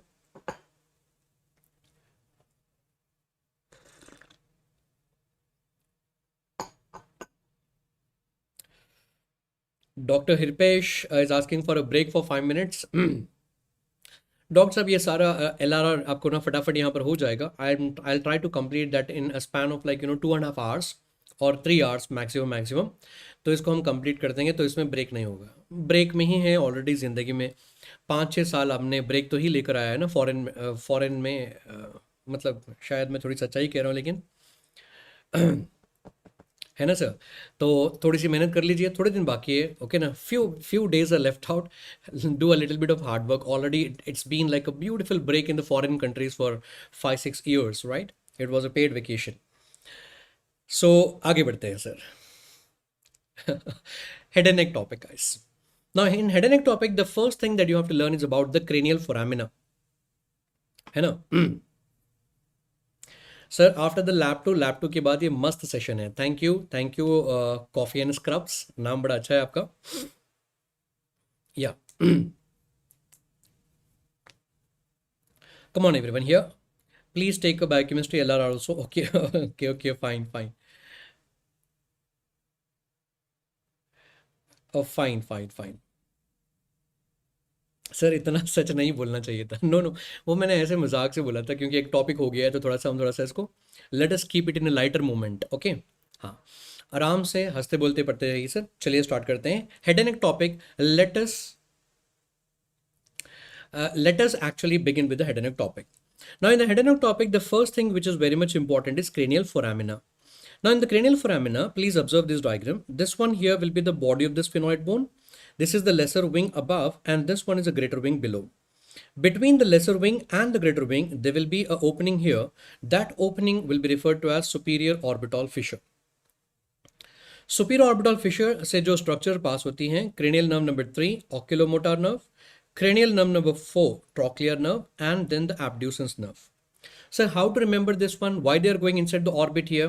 Now please remember, my dear friend, they are going into the orbit to supply to your extraocular muscles. Extraocular muscle SO4 LR6 rest all by 3. So 3, 4 and 6 will pass from here. Along with that, even 5, 1 is also going to pass from here. Ophthalmic nerve branches. Now, what are the 3 branches given by ophthalmic nerve? There will be frontal nerve, and then the nasociliary nerve and the lacrimal nerve. The branches of the ophthalmic nerve will be frontal nerve, nasociliary nerve, and the lacrimal nerve, guys. Is it okay? After that, there will be 2 veins here, superior ophthalmic vein and the inferior ophthalmic vein, guys. Okay. Superior ophthalmic vein and inferior ophthalmic vein here, guys. Done. After that, we'll be actually having Ross here. Now, this big foramen here will be the foramen ovale. Foramen ovale, the structure passing from here, you remember with the mnemonic as male. In male, M stands for mandibular nerve, A stands for accessory meningeal artery, L for lesser petrosal nerve, and E stands for emissary veins. After that, one more foramen here will be the foramen spinosum. And foramen spinosum, यहाँ से एक nerve pass होती है जिसका नाम है nervus spinosus. Along with that, there will be an artery passing from here. That artery will be the middle meningeal artery. And you cannot go to the exam without learning about this one. Middle meningeal artery बहुत important है क्योंकि अगर ये artery यहाँ पर rupture हो जाती है तो it will lead to epidural haemorrhage. I hope आपको याद होगा, इडली शेप और biconvex shape haemorrhage form होता है. Second point that you have to remember is about the lucid interval. ये 2 पॉइंट अगर आप याद रखोगे, you'll be able to answer the questions easily. Let us do it in a retrograde manner. Epidural hemorrhage में कौन सा वाला artery involved होता है? Middle meningeal artery will be involved, and that is going to pass through foramen spinosum. After that, internal acoustic meatus, there will be the 7th and 8th nerve passing from here, and then jugular foramen here. Jugular foramen से 9th, 10th और 11th nerve यहाँ से pass होती है sir. 9, 10th and 11th. Now these are all the foramen you have to revise before going to the exam. Apart from this foramina, you will also be able to appreciate that there will be a foramen lacerum present over here. और ये foramen lacerum, it's actually present between the 3 bones here, guys. Number 1, this one here will be your sphenoid bone here, and then this one here will be the occipital bone here, and this one here will be the temporal bone. So between these 3 bones, you'll be able to find this foramen. ये आपके exam में सवाल पूछा गया था. So foramen lacerum is between number 1, the sphenoid bone, number 2, the apex of petrous part of the temporal bone, and number 3, the basilar part of the occipital bone, guys. Done. तो इस image में आपको ये सब revise करना होगा. I hope this revision is done perfectly. Done here, sir. है ना? Now nowadays what is going to happen in your exam, not only the foramina, they are giving the foramina with the nerves. So you should be able to identify all these nerves. Now what is the nerve which is going to pass from the cribriform plate? Olfactory nerve. ये तो कोई भी बताएगा. Now what is this nerve passing from here? Optic canal, optic nerve. ये तो कोई भी बताएगा. ये दोनों बहुत आसान है. In your exam, examiner will confuse you with this nerve here, and then with this nerve over here, sir, and then this nerve in the middle. Now please remember, this nerve here will be the cranial nerve number 3, oculomotor, and the one which is coming from behind and then taking a turn and coming from the side there, that is your fourth nerve, trochlear nerve. और अगर आपने exam में, in the exam, if you see a nerve which is ascending up from this slope, अगर इस slope से आपने कोई nerve ऊपर जाते हुए अगर आपको दिखाई देगी, that one has to be your sixth nerve, abducens nerve. That is how you're going to identify these three nerves here, guys. Okay, if you see the nerve ascending up from the slope, that is your sixth nerve, abducens nerve, then third and the fourth one. I hope you will be easily able to manage. इसके बाद बहुत आसान है sir, ये तो सारे कोई भी पहचान लेगा. The largest cranial nerve will be the fifth one, trigeminal. The one which is going to pass from internal acoustic meatus will be the seventh and eighth nerve. And the one which is going to pass from jugular foramen will be 9th, 10th and 11th nerve. And then from the hypoglossal canal, it will be the 12th nerve. From the hypoglossal canal, it will be the 12th nerve, sir. Now, once you are done with the cranial foramen, welcome to again the superior orbital fissure. अब यहाँ पर superior orbital fissure में ना पंगा ये है, already मैंने आपको बता रखा है what are the structures passing from here. Cranial nerve number 3, 4, 6 and 5 1 के सारे branches and all. But now the important thing is here you'll be able to appreciate one tendinous ring of Zinn. यहाँ पर होता है tendinous ring of Zinn. And आपको याद रखना होगा what are the structures going to pass inside the ring and what are the structures which are going to pass outside the ring. और इसको याद रखने के लिए simple सा mnemonic है, left is left outside the ring. Left is left outside the ring. So lacrimal nerve, frontal nerve and trochlear nerve, LFT. Left is left outside the ring. Is it okay? Along with the, yes, superior ophthalmic vein here and then the inferior ophthalmic vein here, guys.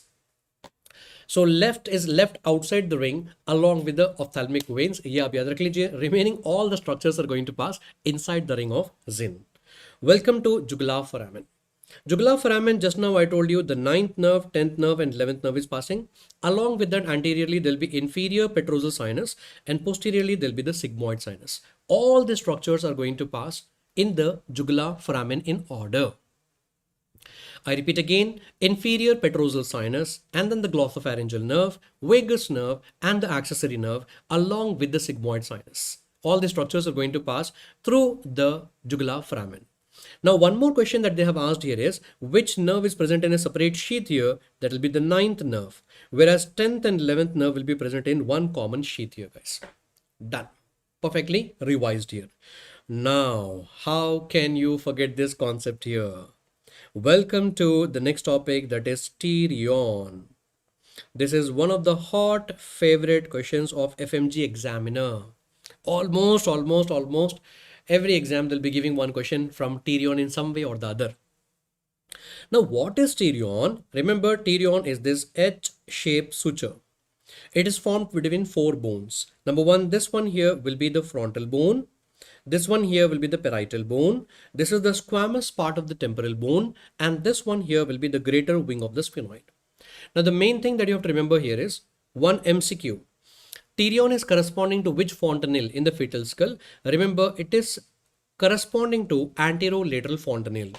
Already आपने पढ़ रखा होगा in pediatrics about the fontanelles present in the fetal skull. Anterolateral जो fontanelle होता है, that is corresponding to what's a pterion. Now the most important thing is relations of pterion. Pterion के just अंदर यहाँ पर क्या होता है? There will be middle meningeal artery dividing into anterior division and the posterior division. And yes, remember my dear friend, anterior division, which is also referred to as frontal division of middle meningeal artery, will be present just deep to pterion. And apart from that, you'll also have sylvian fissure. अभी मैंने आपको बताया था, of course, यहाँ पर आपका brain होगा. और अगर brain होगा तो what is this sulcus here? This sulcus will be the lateral sulcus or sylvian fissure. तो sylvian fissure भी होगा. What is the artery passing in this one? Of course, the MCA, middle cerebral artery, is passing in that sylvian fissure or lateral sulcus. And along with that, just deep inside the pterion, you will be able to appreciate the lesser wing of the sphenoid. And here, please don't get confused, my dear friends. It is actually formed by greater wing of the sphenoid, और उसके अंदर कौन सा वाला होता है? Lesser wing होता है.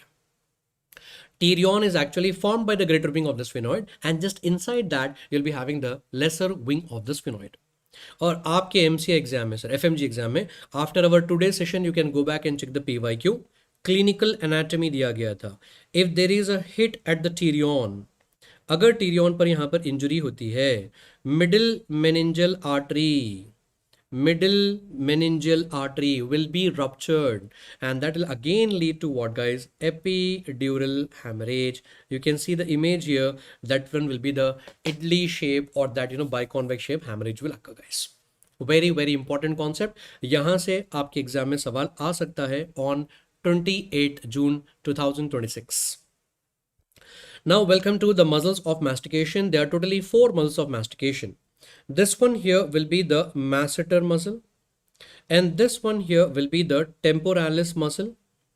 This is temporalis muscle here, and this one here will be the lateral pterygoid muscle, and this is the medial pterygoid muscle. Be careful with them. Okay. ये लेटरल टेरिगॉइड मसल बहुत important है, आपको identify करना आना चाहिए, exam में अक्सर पूछा जाता है।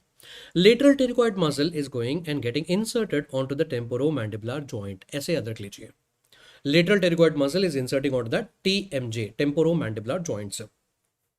अब चलिए पहला सवाल, टेम्पोरालिस मसल के जो पोस्टीरियर वाले फाइबर्स होते हैं ये हॉरिजॉन्टल होते हैं और वो मैंडिबल को पीछे पुल करते हैं, that is helping in retraction of the mandible. और जो वर्टिकल फाइबर्स होते हैं they are actually helping in elevation of the mandible. अच्छा, इसका मतलब ये है कि टेम्पोरालिस के दो फंक्शन होते हैं, एक होता है एलिवेशन और दूसरा होता है रिट्रैक्शन। अगर दोनों भी ऑप्शन दिया जाएगा, remember elevation will be a better option when compare to retraction. Already ये आपके एग्जाम में पूछा गया था। ओके, पहला सवाल यहां पर खत्म। And now welcome to the 5 points here sir. अगर ये 5 पॉइंट्स अगर आप अच्छे से पढ़ लोगे मेरे साथ में, hello my dear friend, if you learn all these 5 points together along with me, remember you will be able to solve any question about the muscles of mastication. What is the nerve supply to all the muscles of mastication? Remember, all the muscles of mastication are supplied by mandibular nerve. That is your 5-3. Mandibular nerve, guys. Okay. Now, in this mandibular nerve, remember, there are two things here. One will be the trunk of the mandibular nerve, and the trunk will divide into two divisions. One is your anterior and the one is posterior. So, यहाँ पर anterior division. Now the trunk of the mandibular nerve, it is the one which will be supplying to only and only one muscle of mastication, that is your medial pterygoid muscle. The trunk of the mandibular nerve, ये भी exam में पूछा गया था, it is supplying to only one muscle of mastication, that is medial pterygoid, whereas anterior division will be supplying to rest all the muscles. Okay. Opening of the jaw or depression of the mandible. Depression of mandible or opening of the jaw will be done by a lateral pterygoid muscle. Please remember L for lateral pterygoid, L for lowering the jaw. L for lateral pterygoid, L for lowering the jaw. So please remember lateral pterygoid muscle. And now don't think that, Azam sir is not teaching about the elevation of mandible. Sir ने तो हमको सिर्फ opening the jaw के बारे में बताया. What about closing? Closing is done by rest all muscle, guys. Rest all the 3 muscles are taking care of the closing of that one. So don't write everything and make your life miserable, my dear friend. Learn it smartly. Retraction of the mandible is actually done by temporalis muscle. अभी मैंने आपको पढ़ाया है. Most commonly involved in trismus. Trismus, locked jaw, medial pterygoid muscle. And which is the accessory muscle of mastication? That will be the buccinator muscle. Accessory muscle of mastication will be the buccinator muscle. अगर ये आप 5 point यहाँ पर पढ़ लोगे तो in your exam you will be able to answer any question about the muscles of mastication. All the best. This topic is done, guys. Welcome to the tongue topic. Another hot favorite topic of your FMG examiner sir, tongue topic, और यहाँ से आपके exam में सवाल आ सकता है on 28 June 2026. First of all, about the muscles of tongue.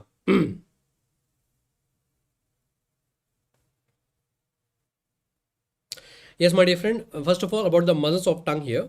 Now, this muscle here, which is going into the tongue from here, will be the genioglossus.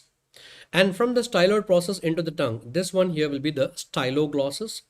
Above here will be the palate, and from the palate there is a muscle going into tongue, palatoglossus, and below here will be the hyoid bone, and from the hyoid bone there is a muscle going into the tongue, and that one will be hyoglossus.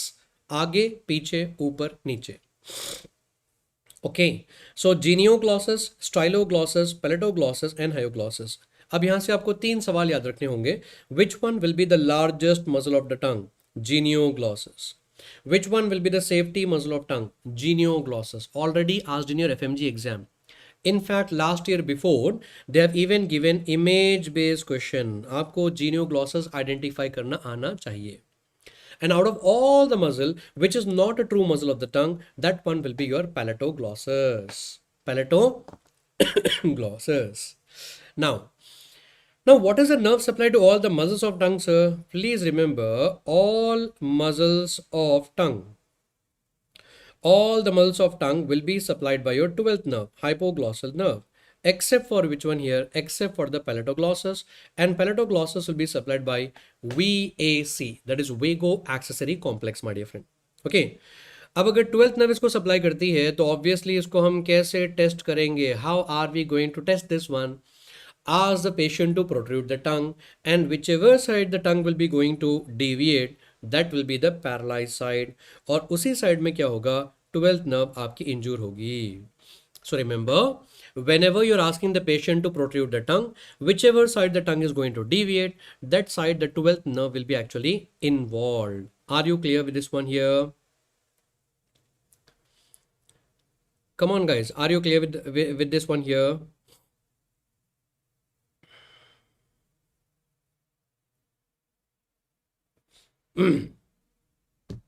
Now after this, my dear friend, welcome to about the nerve supply of the tongue, sir. I mean to say we are going to deal with the sensory supply of the tongue. Now in sensory supply of the tongue, my dear friend, remember this one here will be your tongue. Our tongue will be actually divided to anterior 2/3 of the tongue, and then the posterior 1/3 of the tongue, and then the posterior most part of the tongue, sir. Okay, now my dear friend, remember 5, 7, 9, 9, 10, 10. Let's make this easy for you. 5, 7, 9, 9, 10, 10. Now what is the meaning of this 5, 7, 9, 9, 10, 10 here? Now remember, anterior 2/3 of the tongue, taste sensation will be carried by, taste or special sensation is carried by the 7th nerve, facial nerve. And which branch of the facial nerve? Chorda tympani branch. And this has been asked like many times in your exam, sir. After that, general sensation from here will be carried by the 5th nerve, that is your trigeminal nerve. And trigeminal nerve, which branch of this one? Remember, lingual branch. Lingual branch of mandibular nerve, and mandibular nerve is a branch of your trigeminal. तो lingual branch आपको याद रखना यहाँ पर जरूरी है. एक बार हम ना इसको दोबारा कर लेते हैं. Let us do it once more here. Anterior 2/3 बहुत important है. From the anterior 2/3 of the tongue, taste sensation will be carried by chorda tympani branch of the facial nerve, whereas general sensation will be carried by lingual branch. Okay, lingual branch of the mandibular nerve of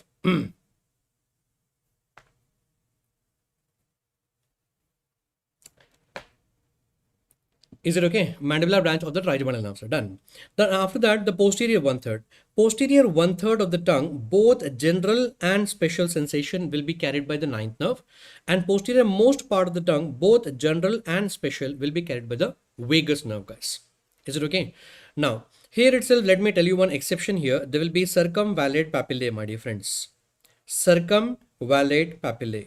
And circumvallate papillae, even though they are present in the anterior 2/3 of the tongue, remember from here the taste sensation will be carried by 9th nerve. The taste sensation will be carried by 9th nerve, guys. Is it okay? चलिए अब हम बढ़ते हैं आगे. Yes. Previously, what used to happen in your exam, they used to ask about the muscles of tongue, and they used to ask about the nerve supply of the tongue, sir. And nowadays, what we are observing from the last 2-3 years, my dear friend, welcome to the papillae of the tongue. Yes, in the tongue, you'll be actually having the filiform papillae, and this filiform papillae will be fine thread-like. You can clearly see the image there. And then fungiform papillae, which are mushroom shape. Circumvallate papillae, important. This image-based question was given, sir. Now, from the name itself, you are able to understand circumvallate papillae will be circular papillae. Now, because they are circular, upper part will be more wider, whereas compared to the lower part, it is more narrower.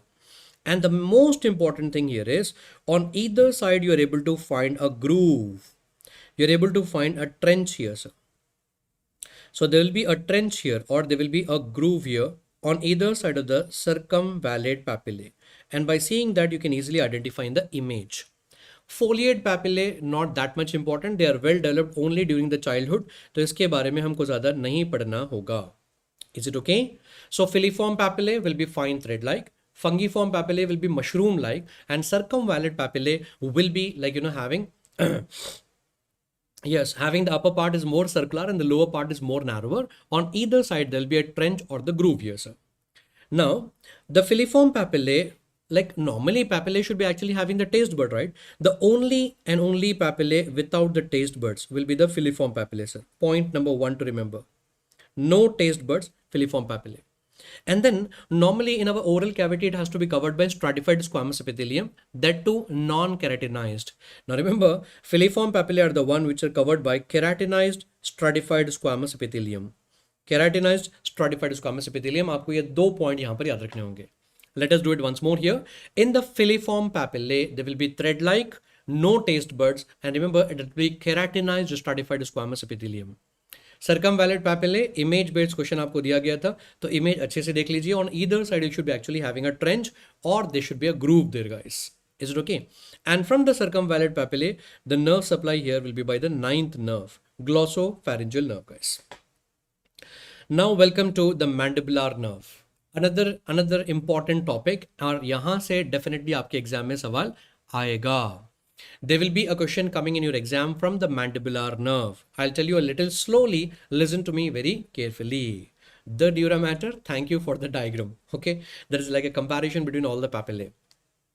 Now mandibular nerve से आपको बिल्कुल सवाल आएगा. सुनिए ध्यान से sir.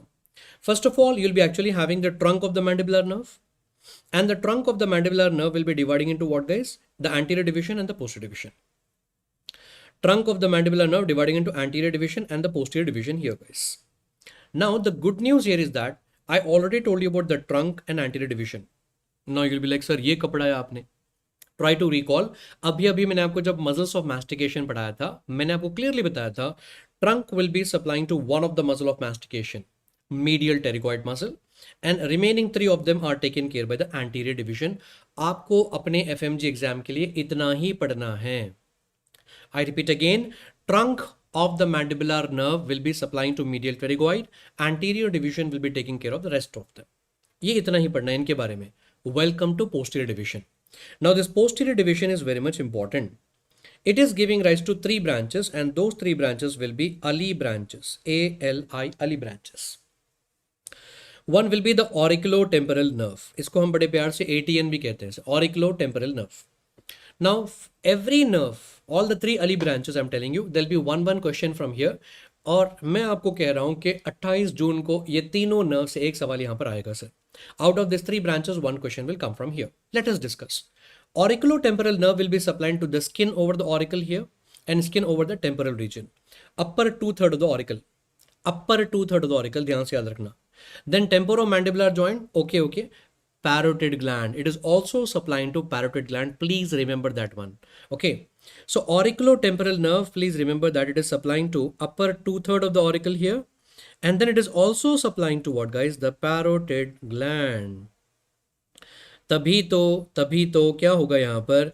Please remember that it is the one supplying to the parotid gland. अगर ये injure हो जाएगी auriculotemporal nerve, तब क्या होगा? If that auriculotemporal nerve is injured, then during regeneration, what is going to happen? Most commonly, that will go and join with great auricular nerve. तो जब कभी भी आप खाना खाओगे, whenever you're going to eat the food, auriculotemporal nerve will stimulate, and it is going to stimulate what, sir? The great auricular nerve, and there will be redness and sweating here. Redness and sweating in that area, that is actually referred to as your Fraze syndrome. इसी को तो हम Fraze syndrome कहते हैं. So please keep the 2 points very clear in your mind, my dear friend. Which nerve is getting injured in the Fraze syndrome? Auriculotemporal nerve is getting injured in the Fraze syndrome. And it is most commonly joining with which one? It is joining with the great auricular nerve. Done. ये points आपको याद रखने होंगे. एक बार मैं दोबारा repeat कर देता हूँ. It is worth repeating here, guys. Auriculotemporal nerve is supplying to the skin over the auricle, upper 2/3, the skin over the temporal region, temporomandibular joint, and the parotid gland. And if the auriculotemporal nerve is injured, most commonly it is going to join with great auricular nerve. And whenever a person is eating the food, there'll be redness and sweating in this region, that is referred to as your Fraze syndrome. In early branches, L stands for your lingual nerve here, sir. And lingual nerve को पहचानना बड़ा आसान होता है. First point to remember here is that lingual nerve is the one which is going to pass through a ganglion here, and this ganglion here will be the submandibular ganglion here, sir. And we know very well, अभी मैंने आपको tongue topic पढ़ाया था. Lingual nerve is the one which will be carrying the general sensation from anterior two-third of the tongue. It is going to carry the general sensation from anterior two-third of the tongue. Is it okay? ये हमको पता है. Identifying, how to identify, ये मैंने आपको अभी बता दिया है. You can identify with that submandibular gland there. Okay ना? It is passing through the submandibular gland there. Fine. अब यहाँ पर होता क्या है? There will be a submandibular gland present over here. Submandibular salivary gland is present over here. And that submandibular salivary gland, the duct of that is going to wind around the lingual nerve. उसका duct जो होता है वो lingual nerve के surrounding में turn होता है. When the duct of that submandibular gland is going to take a turn around that nerve, then what is going to happen? Yes, अभी मुझे chat box में कोई पूछ रहा था, सर कैसे सवाल पूछे जाते हैं? समझ में आ रहा है? I'm telling you every question how they are going to ask you. They'll first of all give you a story, sir. A male aged about like 32 years and all was consuming all that gutka and everything. So यहाँ पर carcinoma, and because of that हमको क्या करना पड़ा? Submandibular gland को निकालना पड़ा. Now once you do the submandibular gland resection, ये word अगर आपने देख लिया एग्जाम में, submandibular gland resection, yes, the nerve which is commonly injured here will be your lingual nerve. So lingual nerve यहाँ पर commonly injure होता है. ये सवाल आएगा lingual nerve से. और फिर I stands for your inferior alveolar nerve. Inferior alveolar nerve नाम से हमको समझ में आ रहा है, it is going to go through the mandible and it is going to enter the mandible via which foramen? The mandibular foramen. ये mandibular foramen के through enter होगी और यहाँ से ये सवाल आएगा.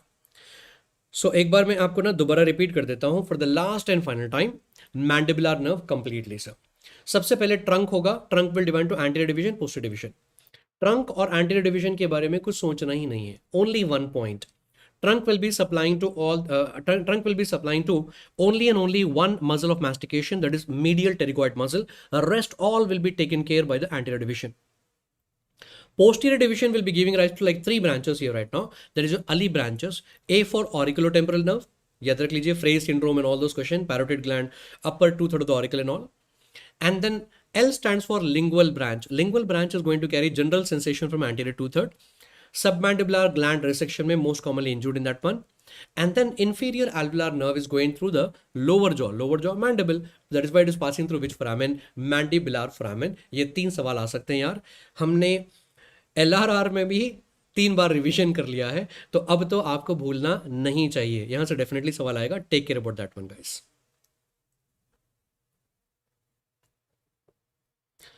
Now in this diagram you are actually able to see the hyoid bone here, sir. Now from the hyoid bone you are able to see this is the hyoglossus muscle here. Now this hyoglossus muscle, what will be the superficial relations and deep relations of this one? अब इस nerve को ध्यान से देखिए. This nerve here will be your lingual nerve. And I can clearly see that it is passing through a ganglion here, and this ganglion will be the submandibular ganglion. Okay. Now we are able to see this muscle here. This muscle is styloglossus muscle. Styloglossus muscle is also going superficial to that one. Now please look at this nerve right now, and this nerve here will be your 12th nerve, sir. Hypoglossal nerve. And this nerve is going from below here and all the way it is going and supplying to all the muscles of tongue. So hypoglossal, तभी तो उसका नाम दिया गया है. The name is given as hypoglossal nerve. Why? Because it is yes, it is the one which is actually going to pass from below the tongue. That is why it is hypoglossal nerve, guys. अब यहाँ पर एक gland होता है, and that gland here will be the submandibular gland. And it is actually the deeper part of the submandibular gland, and you can clearly see the duct of this submandibular gland is winding around this lingual nerve here, sir. So this one here will be the submandibular gland, salivary gland, and that to the deep part of this one. Now these are all the superficial relations of the hyoglossus muscle that you have to remember. And I'll also tell you like one more thing here. Some students will remember in this manner also. As a teacher we have like different methods of teaching. एक तरीका ये भी है, ये image actually आपके exam में दिया जा रहा है. Sometimes they are also giving the cadaveric image also. How to identify, I will tell you here. ये सबमैंडिबुलर ग्लैंड आप याद रख लीजिए, that is like our landmark.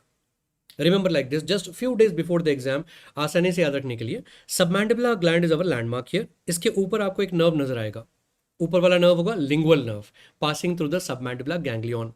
और इसके नीचे आपको एक नर्व नजर आएगा, दैट इज हाइपोग्लॉसल नर्व. तो this one is lingual and this one is hypoglossal nerve. ऐसे याद रख लीजिए. Okay. Apart from that, you will also be able to see one more nerve here. Let me draw with another color. This one will be the ninth nerve. But ninth nerve is not going superficially.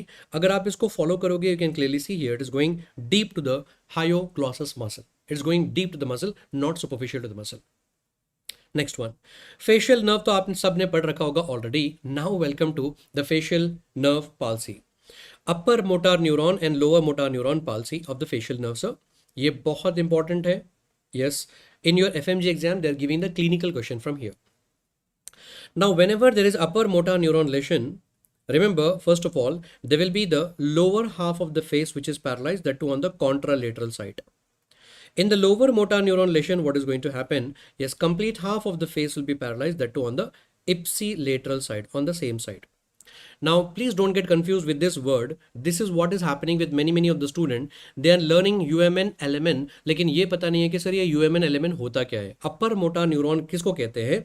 उन neurons को कहते हैं जहां पर वो and होते हैं into the nuclei. इसीलिए आपके FMG एग्जाम में, in your FMG exam they have used another word supranuclear. खत्म.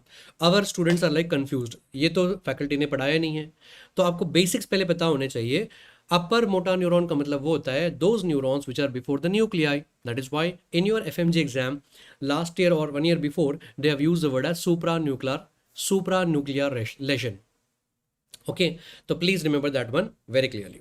अच्छा, now the problem here in the exam is that they are not giving very nicely, as you know, only lower half of the face is paralyzed or complete half of the face is paralyzed. ऐसे नहीं दिया जाएगा. In the exam they will give you hint. If lower half of the face is paralyzed, then these muscles are gone. If these muscles are gone, then what is going to happen here? Angle of the mouth will be drooping. Drooping of angle of the mouth, sir. Okay, na? And dribbling of saliva from here. And not only that, remember the food will be stuck in the cheek here. These 3 points you have to remember here. Dropping of angle of the mouth, dribbling of the saliva from here, and accumulation of food in the cheek here. If upper half of the face is also gone, remember there will be no formation of horizontal wrinkles on the forehead.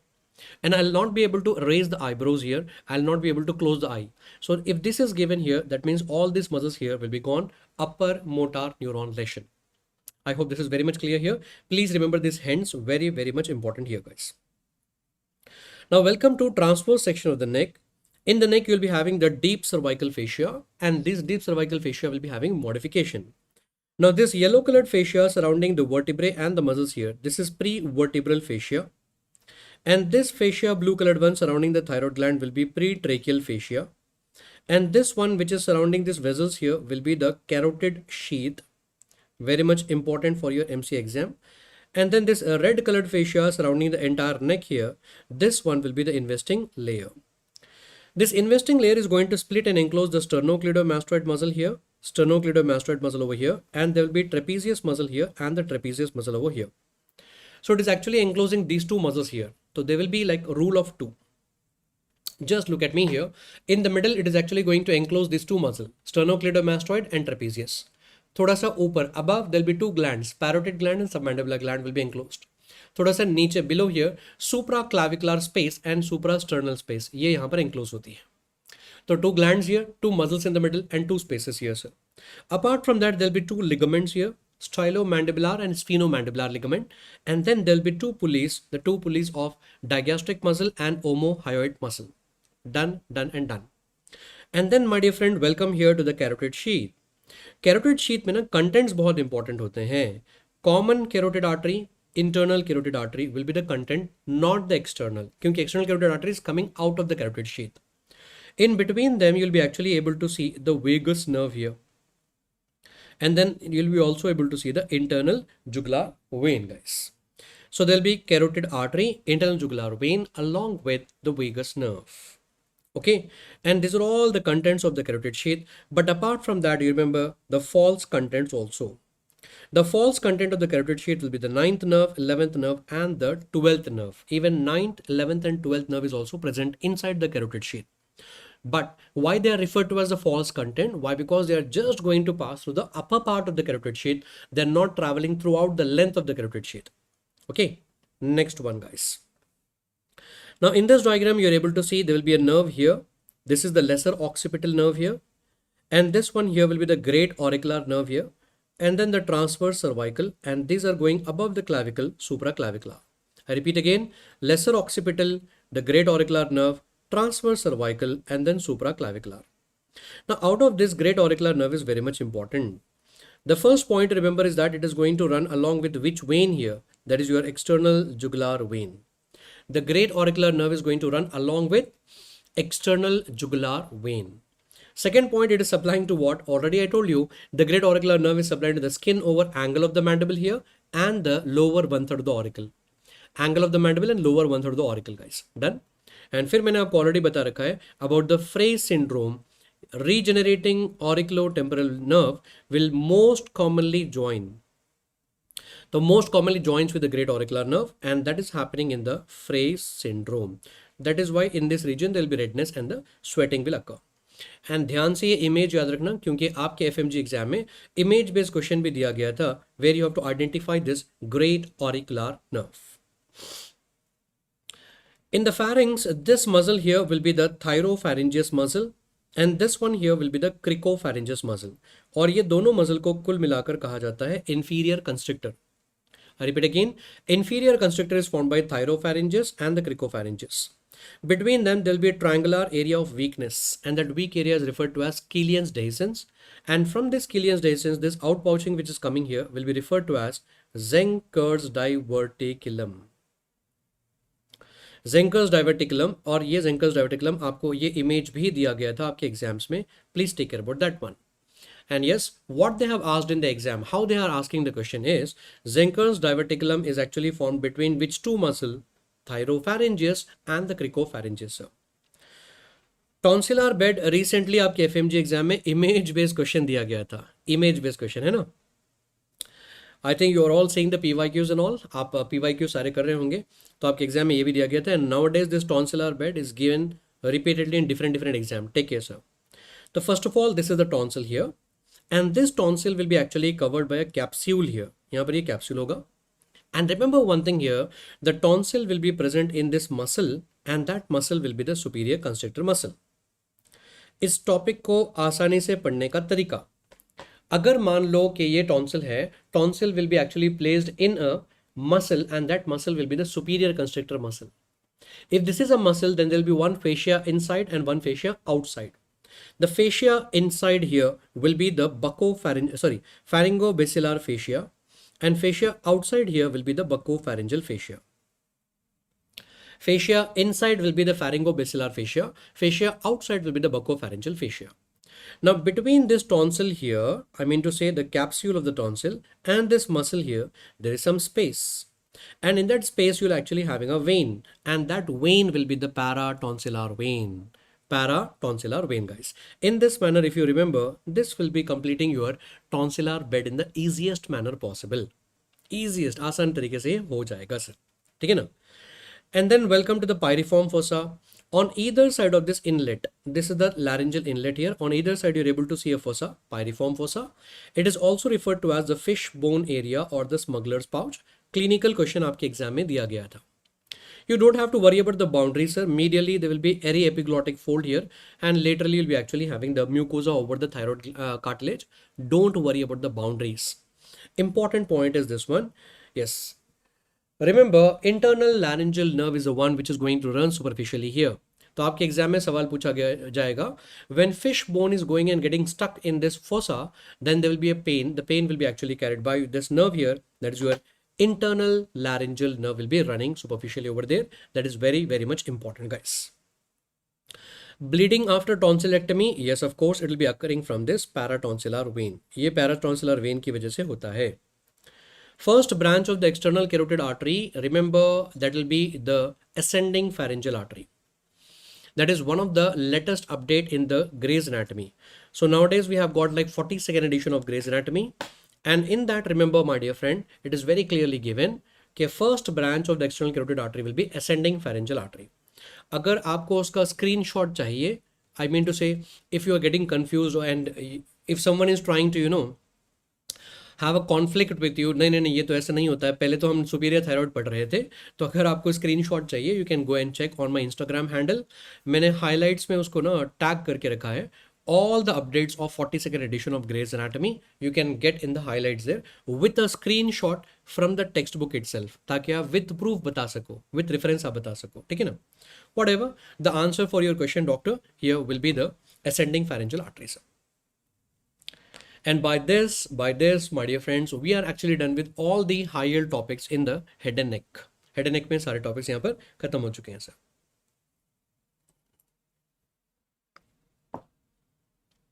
Are you done? Come on, my dear friends. Are all the topics getting revised in your mind?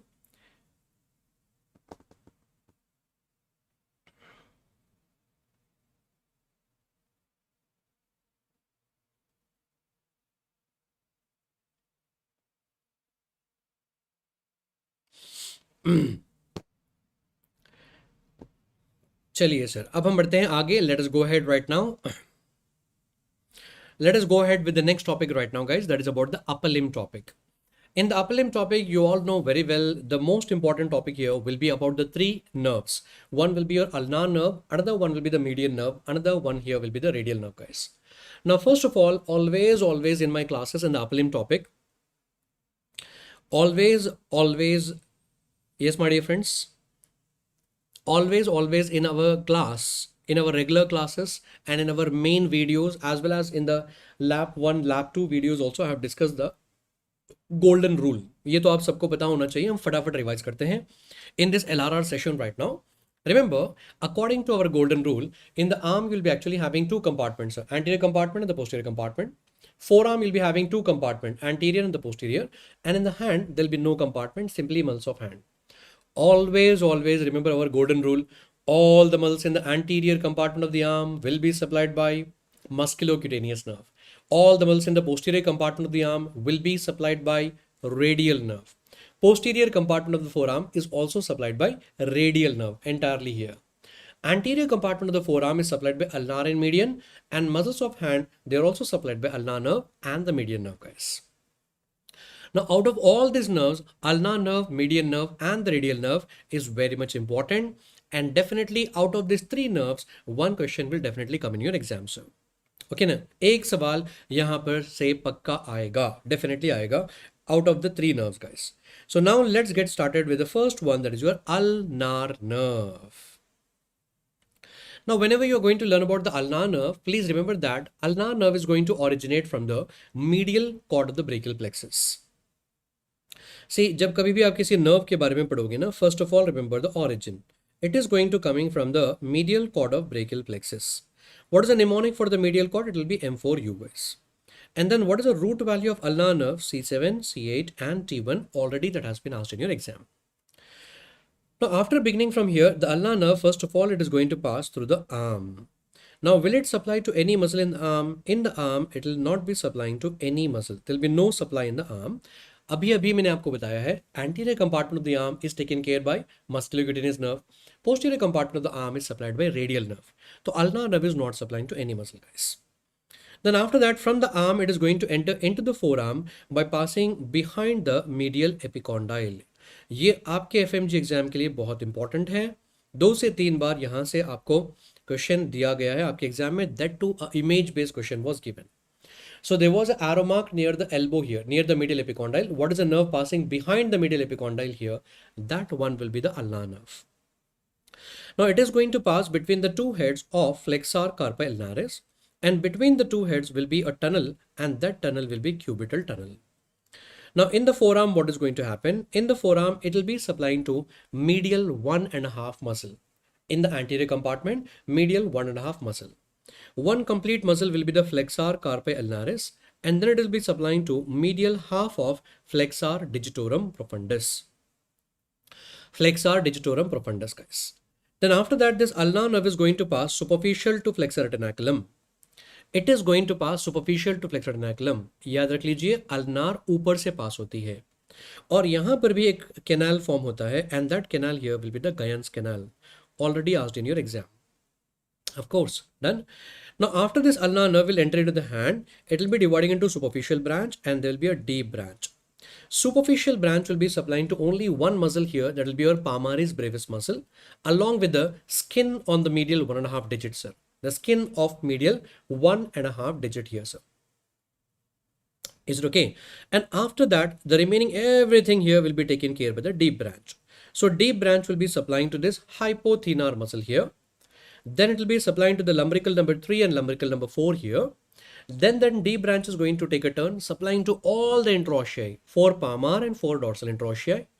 And then it is going on the other side and ending in adductor pollicis. That is the reason why this adductor pollicis muscle is also referred to as the graveyard of ulnar nerve. So ulnar nerve will be supplying to hypothenar, 3rd and 4th lumbrical, all the interossei, then adductor pollicis here, guys. That is about the supply to all the muscles in the hand.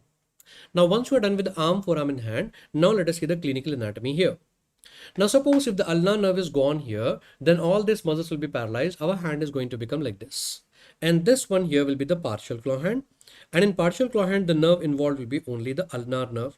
Already this image based question has been given to you. Now suppose along with the ulnar nerve, even median nerve is also involved. That means all the muscles of hand will be gone. And that is going to become what, sir? The complete claw hand. So remember, in complete claw hand, both ulnar nerve plus median nerve will be involved in that one. Done. Then what about the test, sir? The test for the ulnar nerve here, for adductor pollicis here, this one will be the book test. And in book test, please remember that a person is giving you a book. अगर मान लो कोई आपको किताब दे रहा है, तो how are you going to hold the book, sir? Something like this here. So you're going to do adduction, adductor pollicis. That means it is normal. If ulnar nerve is gone, then what is going to happen? The person will make a thumb in this manner. He is going to bend the thumb. अगर आपको ये bend नजर आएगा, that means remember the sign which will be positive here will be the Froment sign. The Froment sign will be positive here, guys. So book test is done for which muscle? That is actually the adductor pollicis muscle. And yes, of course, which sign will be positive here? The Froment sign will be actually positive here. So then moving ahead with the next one, so median nerve. As I told you, whenever you're going to learn about any nerve, first learn the origin of this one. Now median nerve actually has got two origins, sir. I mean to say two dual origin here. It is going to originate from the lateral cord, and as well as it is also going to originate from the medial cord. So lateral cord and medial cord of brachial plexus. Now because of the lateral cord, the root value will be C5, C6 and C7, and because of medial cord, the root value will be C8 and T1. So lateral cord C5, C6 and C7, and because of the medial cord, the root value will be C8 and T1. In short, we can say that the median nerve will have all the root value C5, C6, C7, C8 and T1. Now let's begin with the course here. Again the same thing in arm. In arm, will it supply to any muscle here, sir? No. Recall our golden rule. All the muscles in the anterior compartment will be taken care by the musculocutaneous nerve. Posterior compartment will be taken care by the radial nerve. So median nerve is not supplying to any muscle in the arm. Now from the arm, the median nerve is going to enter into the forearm by passing between the two heads of pronator teres. Sometimes what is going to happen?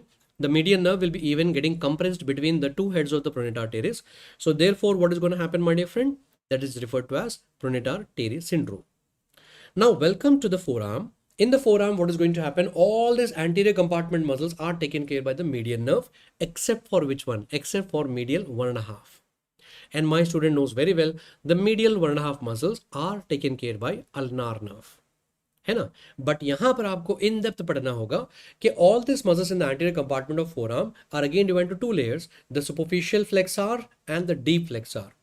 And the deep flexors will be taken care by anterior interosseous nerve. Anterior interosseous nerve, and whereas the superficial flexors will be taken care by the median nerve itself.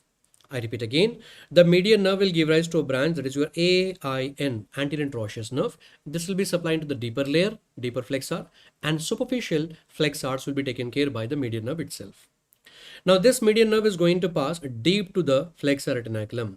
Now what do you mean by deep to flexor retinaculum? It is passing through the tunnel, that is your carpal tunnel. Now after entering into the hand, again it is dividing into two branches here. One of the branch will be taking care about the remaining muscle. What are the remaining muscle here? The thenar muscle, except which one? Except the adductor pollicis here and the lumbrical number 1 and the lumbrical number 2.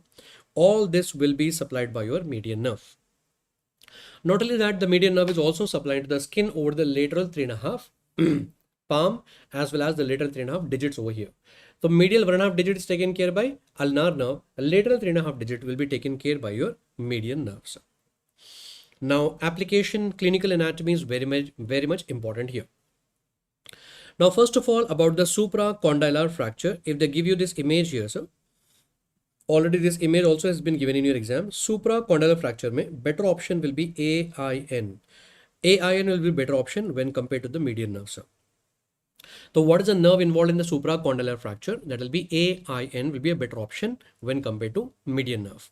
Acha, agar मान लो कि median nerve is injured here, all your thenar muscle will be gone except one muscle. Which one? Adductor pollicis. Except the adductor pollicis, all the remaining muscles will be gone there. So therefore adductor pollicis will be still working. Therefore the thumb will be coming and lying along with the fingers, and this deformity is referred to as ape thumb deformity. And along with the ape thumb deformity, you can also see that the thenar eminence has been lost. I mean to say, in your hand and my hand right now, the thenar group of muscle are forming this beautiful eminence here. It is elevated here. Yes, because these muscles will undergo atrophy, therefore the thenar eminence will also be lost. Next one is, yes, if you ask the patient to make a fist here, what is going to happen? Right now in your body and my body, ulnar nerve, median nerve, both of them are working perfectly. So therefore we are able to make a complete fist here. Okay, agar मान लो only median nerve is gone, sir. If median nerve is injured here, ask the patient to make a fist. Only this side fingers will be folded very well. This is not folded. So therefore it will lead to what, guys? The pointing index. And the same explanation goes for hand of benediction. Also here you can clearly see, yes, the median nerve will be involved. So in pointing index, hand of benediction, ape thumb deformity, the median nerve will be involved here. Then the next thing, yes, very important one, the OK sign. The person is not able to make that OK sign.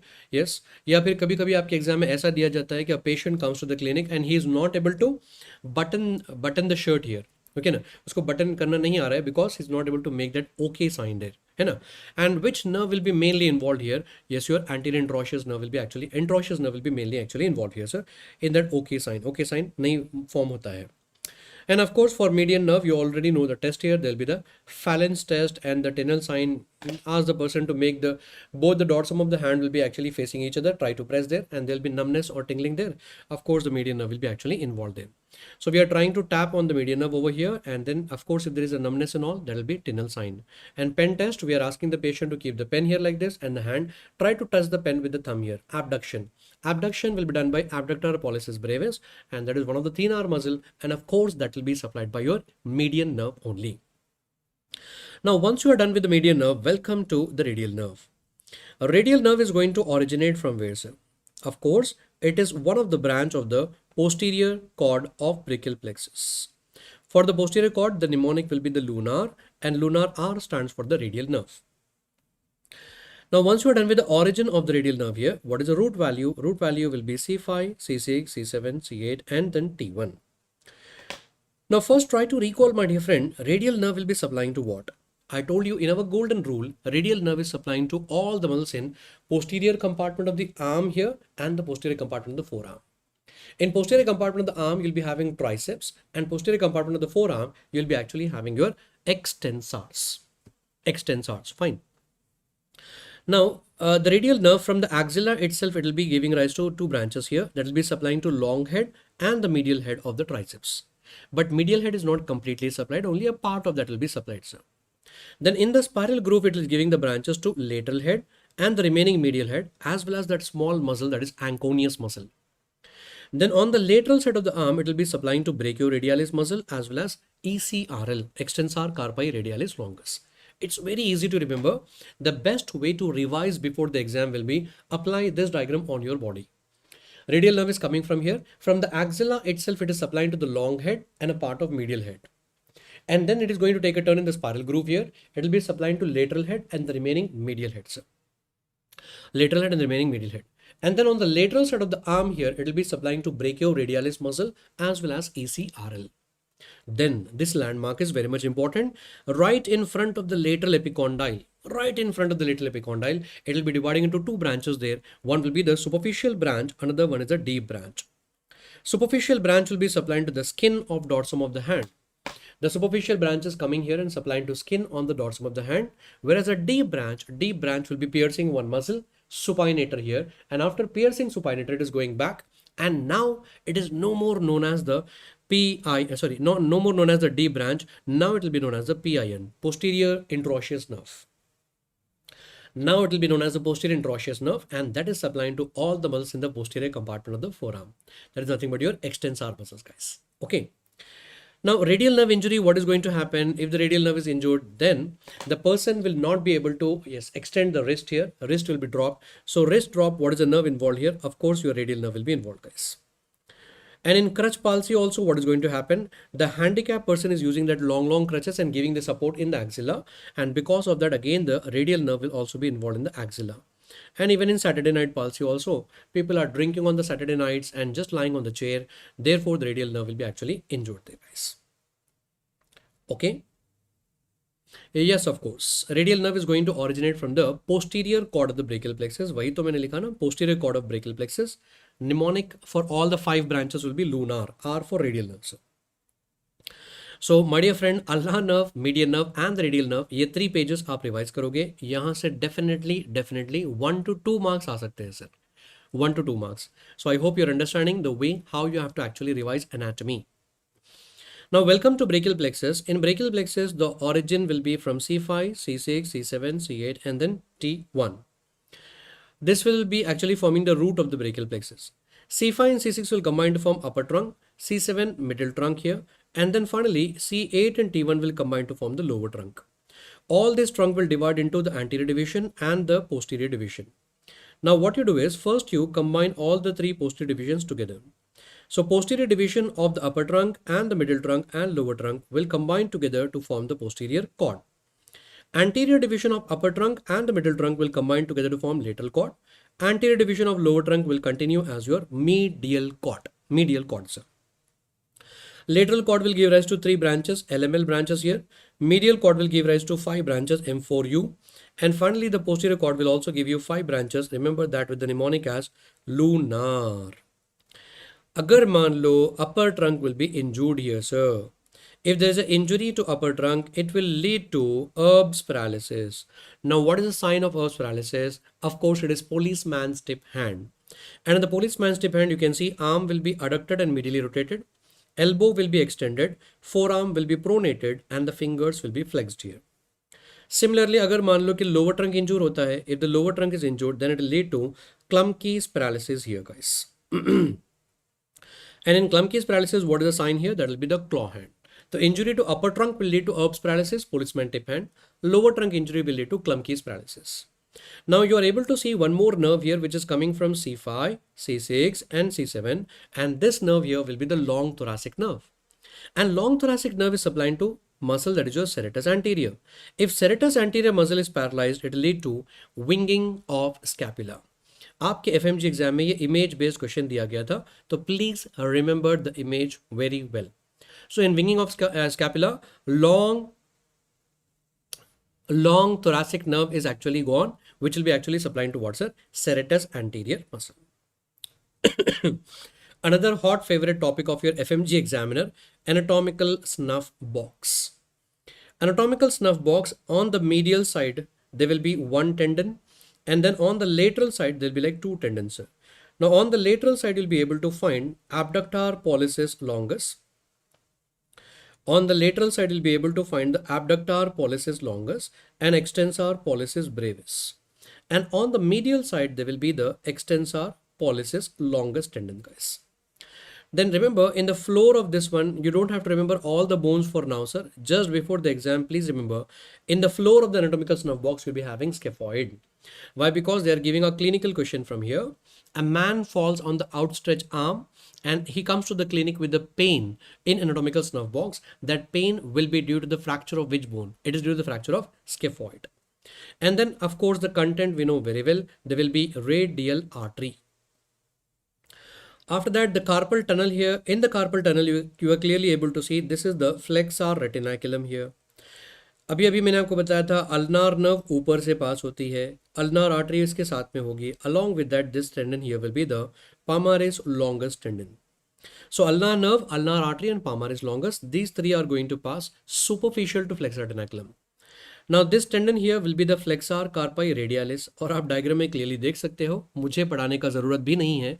Flexor carpi radialis is going to pass through the flexor retinaculum.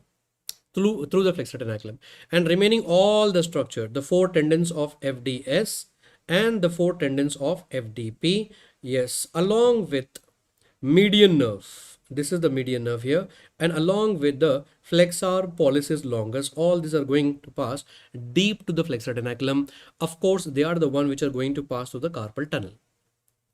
So in this manner, you have to remember all the structures which are going to pass superficial or to the deep and then through the flexor retinaculum here, guys. Okay. Then apart from this, my dear friend, we are done with all the high yield topics here in the upper limb. Done, done and done. Take it now. Someone is writing there in the chat box, sir, what about trapezium? If you are interested, please remember that there will be styloid process of radius in the floor along with the scaphoid also present in the floor. Along with that, trapezium is also present in the floor here. And then along with that, the base of first metacarpal is also present in the floor. Enjoy. मैंने कहा there will be like so many bones. Right now we are doing LRR revision. Revision के time पर at least आप scaphoid अच्छे से revise कीजिए, मैंने कहा था आपको. If you are interested to learn all the things in the floor, all the best. Okay.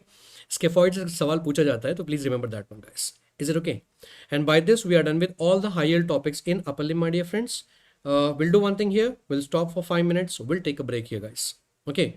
And on the other side of the break, we'll be doing the lower limb, thorax, abdomen topic and all. And the most important thing, embryology. We are also going to do embryology on the other side of the break. So please take a break for 5 minutes. I'll be back, sir, in 5 minutes. Break for just 5 minutes. After that, we are going to do important topics, embryology and all. So don't go anywhere. Join back soon.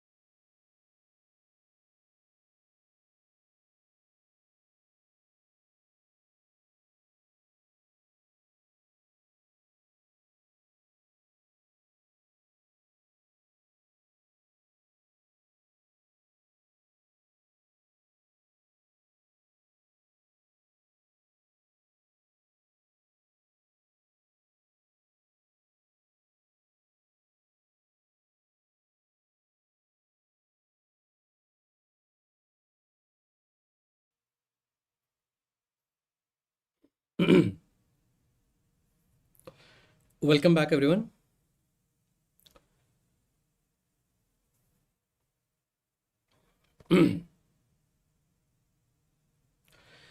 Now, everyone, please welcome back here, guys. Now, after discussing the upper limb topic, let us go ahead with the lower limb topic right now, guys. In the lower limb topic, the most important nerve that we need to discuss here will be the sciatic nerve, guys. Now, what is happening here? The sciatic nerve is made up of two nerves. One is your tibial nerve, another one will be the common peroneal nerve. Sciatic nerve will be made up of two nerves. So one is your tibial nerve, another one is common peroneal nerve. And that is why the origin of this one will be from L4, L5, and then S1, S2, and then S3, guys. Okay. So sciatic nerve is made up of two nerves, that is your tibial nerve and the common peroneal nerve. And the origin of this one will be from L4, L5, S1, S2, and S3. Now first look at this diagram here. Yes, the sciatic nerve is going to come out from the pelvis into the gluteal region via this foramen known as greater sciatic foramen. And in the greater sciatic foramen, you'll be having a muscle that is piriformis, and the sciatic nerve is going to come below the piriformis. Now, below the piriformis. Now, in the gluteal region, please remember that sciatic nerve is not supplying to any muscles here. So, there will be no supply to anything over here. And after that gluteal region, now the sciatic nerve will enter into the posterior compartment of the thigh. Welcome back, everyone. So the sciatic nerve will enter into the posterior compartment of the thigh, and in the posterior compartment of the thigh you'll be having hamstrings.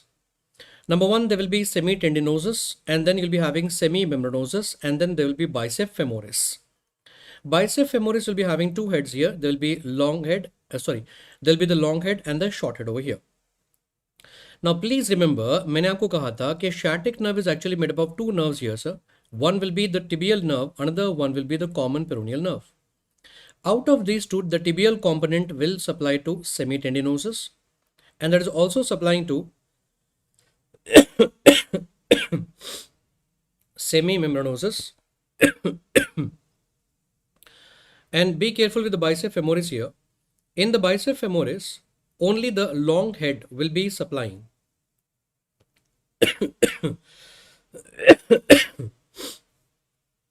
In the bicep femoris, only the long head will be supplied by the tibial nerve, sir.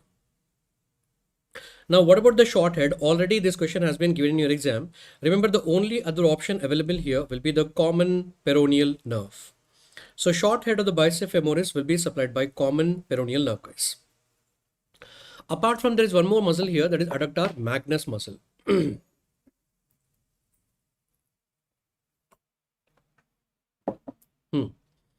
There will be adductor magnus muscle.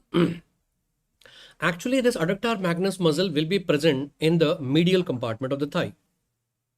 So in the medial compartment of the thigh, there will be adductor magnus muscle. And now it is such a big muscle that it is present in medial compartment. And not only in the medial compartment, it is also taking a turn and coming in posterior compartment. That is why doctors have divided this into two parts here. One will be the adductor part, another one is the hamstring part. Adductor part will be supplied by obturator nerve, whereas the hamstring part will be actually supplied by the tibial nerve, guys. So in the posterior compartment of thigh, all this is about the hamstring muscles here. Please take care about this one. Now, the moment this sciatic nerve is going to enter into the popliteal fossa, here it will be dividing into tibial nerve and the common peroneal nerve here, guys. Now, common peroneal nerve is going into the leg region, and in the leg region, we know that we'll be having tibia and fibula. Exactly near the neck of the fibula, the common peroneal nerve is going to divide. So this landmark is very much important. Common peroneal nerve divides at the neck of fibula. So the common peroneal nerve is going to divide near the neck of the fibula. That is important. It is dividing into deep peroneal nerve and superficial peroneal nerve. First of all, let us deal with the superficial peroneal nerve. This will be supplying to all the muscles present in the lateral compartment of the leg. And in the lateral compartment of leg, you will be having only two muscles. One is peroneus longus, another one will be the peroneus brevis. Done.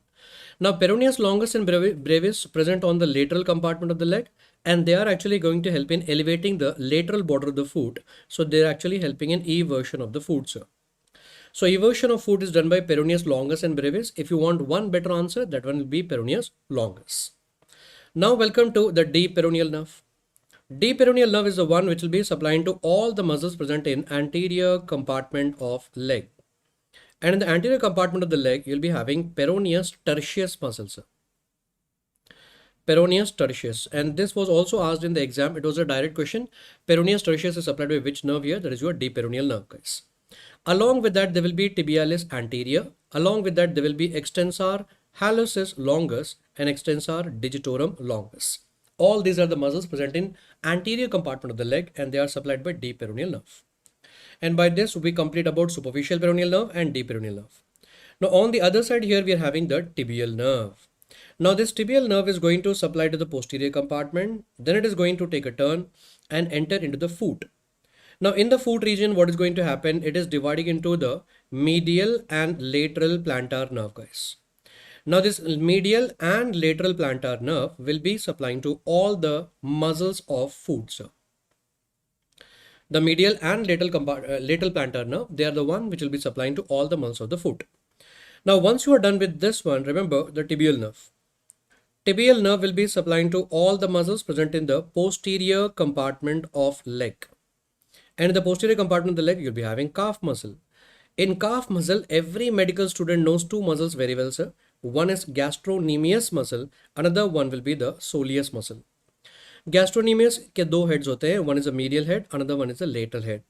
First, you learn these two muscles. Along with this gastrocnemius and soleus, remember there will be even two small muscle here. One will be the plantaris muscle, another one will be the popliteus muscle. And then in the posterior compartment, there will be tibialis posterior muscle along with flexor hallucis longus. Another one will be the flexor digitorum longus. So tibialis posterior along with the flexor hallucis longus and the flexor digitorum longus, guys. And now these are all the nerves and their supply. If you learn the sciatic nerve, many questions will be actually covered here, sir. Now, one of the question already asked in your MC exam, soleus, it is also referred to as peripheral heart of the body. Soleus will also be known as what, guys? The peripheral heart of the body. Please keep that in mind here. Now, welcome here about the lumbar plexus. अगर आपको याद होगा, अगर आपने recall question देखा होगा, तो इस topic से सवाल पूछा गया था आपके FMG exam में. In fact, ये image दिया गया था lumbar plexus वाला. This is important topic right now. Now, in this diagram, what you do is don't look at all the muscles, guys. आपको बस दो muscle ध्यान से याद रखना होगा. One will be the quadratus lumborum muscle. You can clearly see it is quadrangular in shape here, and that one will be the quadratus lumborum muscle. And another muscle here, this one will be the psoas major muscle. So one will be the quadratus lumborum muscle, another one is the psoas major. Now you can clearly see that there is a nerve coming out between the quadratus lumborum and psoas major. This is the ilio-hypogastric nerve and ilio-inguinal nerve. And these two are going to originate from the L1. After that, you can clearly see that there is a nerve which is going to pierce the psoas major. Psoas major will be pierced by genitofemoral nerve. And this is coming from L1 and L2 here. And then this nerve here, which is going to come from the inner side of the ilium, supplying to the lateral skin of the thigh. This is lateral cutaneous nerve of thigh. And lateral cutaneous nerve of the thigh is going to originate from L2 and L3, guys. बस आपको ये तीन nerve यहाँ पर याद रखने होंगे. अगर आपने ये याद रख लिया sir, if you remember this one, that is more than enough for your exam. Are you understanding me? एक बार चलिए सर दोबारा कर लेते हैं. It is like very much important concept. Let us repeat that again. So what is the nerve which is going to come out between the quadratus lumborum and the psoas major? That is ilio-hypogastric and ilio-inguinal nerve. The nerve which is piercing the psoas major will be the genitofemoral nerve, and the nerve which is coming from the inner side of the ilium will be the lateral cutaneous nerve of the thigh. Okay, now look at this diagram here. जैसे मैंने आपको बताया था, from L1 from the first lumbar vertebra, you can clearly see ilio-hypogastric, ilio-inguinal nerve. Then from L1 and L2 together, we are getting the genitofemoral nerve. And from L2 and L3, we'll be actually getting the lateral cutaneous nerve of the thigh. So this also you have to remember in your mind. Now, once you are done with this one here, welcome to genitofemoral nerve here, guys. The moment you look at this diagram, it is piercing the psoas major. Definitely, this is genitofemoral nerve. नाम से ही समझ में आ रहा है sir, इसके दो branches होते हैं. एक होता है फेमरल और दूसरा वाला होता है genital. Now this femoral branch present over here, it will be supplying to the skin over the femoral triangle. And the genital branch जो होता है, genital branch is supplying to cremasteric muscle. I repeat again, femoral branch is actually supplying to the skin over the femoral triangle, and genital branch is supplying to the cremasteric muscle. Therefore, if there is a stroke on the medial side of the thigh, if someone touches here, information will be carried by which branch? Femoral branch, that is acting like afferent. And from here, the information is carried away by genital branch, and that is going to go and contract the cremasteric muscle, leading to, yes, cremasteric reflex. तो दो सवाल आपको यहाँ पर याद रखने होंगे, which is the afferent nerve and which is the efferent nerve. And it is very, very clear from our diagram here. Afferent will be the femoral branch of genitofemoral nerve, and efferent will be the genital branch of genitofemoral nerve. Now here itself you'll be having that femoral vein, femoral artery and femoral nerve. They'll be arranged in the form of van. अब मान लो हमको femoral vein cannulation करना होगा. So when you have to do the femoral vein cannulation, which skin has to be anesthetized here? This one. So therefore, which nerve has to be anesthetized here? This one here. So femoral branch of the genitofemoral nerve is anesthetized in femoral vein cannulation. In femoral vein cannulation, that is actually anesthetized. Okay, take it clear? Now welcome to next concept, and this is like a repeat question in your FMG exam nowadays, sir. Every time they are giving some or the other question here. Diagram देखते ही आप समझ सकते हो कि this one here will be the lateral cutaneous nerve of the thigh, and lateral cutaneous nerve of the thigh will be compressed here beneath the inguinal ligament. In which condition? Obesity, pregnancy and tight clothing, sir. Condition number 1, obesity or during pregnancy and wearing the tight clothing, lateral cutaneous nerve of the thigh will be compressed over here, and that will lead to numbness, pain, tingling, burning sensation on the lateral side of the thigh, and this condition will be referred to as meralgia paresthetica. Meralgia paresthetica. So what is the nerve that is involved in meralgia paresthetica? Lateral cutaneous nerve of the thigh will be involved, and yes, of course, the origin of that one will be from L2 and L3. Now welcome to gluteal region. This one here will be the gluteus maximus muscle, and if you remove the gluteus maximus, this one will be the gluteus medius muscle, and this one here will be the gluteus minimus muscle. Gluteus maximus will be supplied by inferior gluteal nerve, whereas medius and minimus are supplied by superior gluteal nerve. Maximus will be actually helping in extension at the hip joint along with external rotation, whereas medius and minimus, they'll be helping in what, guys? Abduction at hip joint, and not only that, they're also helping in internal rotation, and they are the one which are going to stabilize the pelvis while walking. Now this is the greater sciatic foramen. मैंने आपको already बता रखा है. From the greater sciatic foramen, which muscle is going to come out? That is your piriformis muscle, and this small muscle here will be the gemellus superior muscle. Gemellus superior muscle.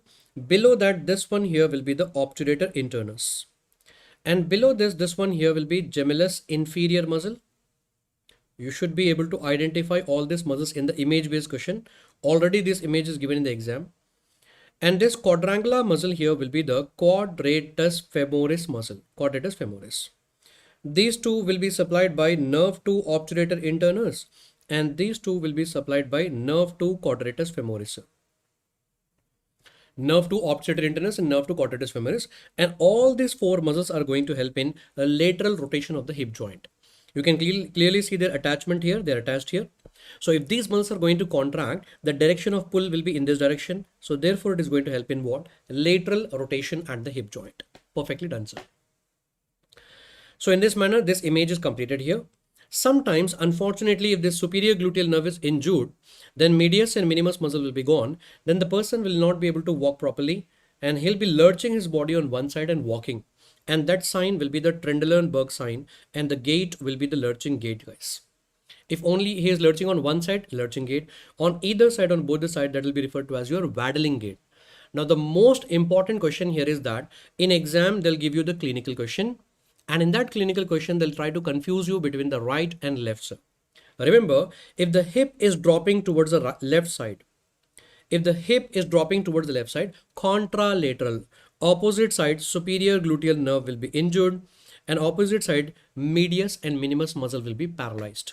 So your hint should be, just remember about the dropping or sagging of the hips.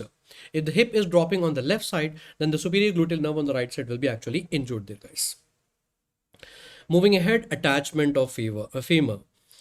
Another very important topic for your FMG exam here. So in this diagram, first of all, here, this one will be the ASIS, and this one here will be the AIIS. Anterior superior iliac spine, anterior inferior iliac spine.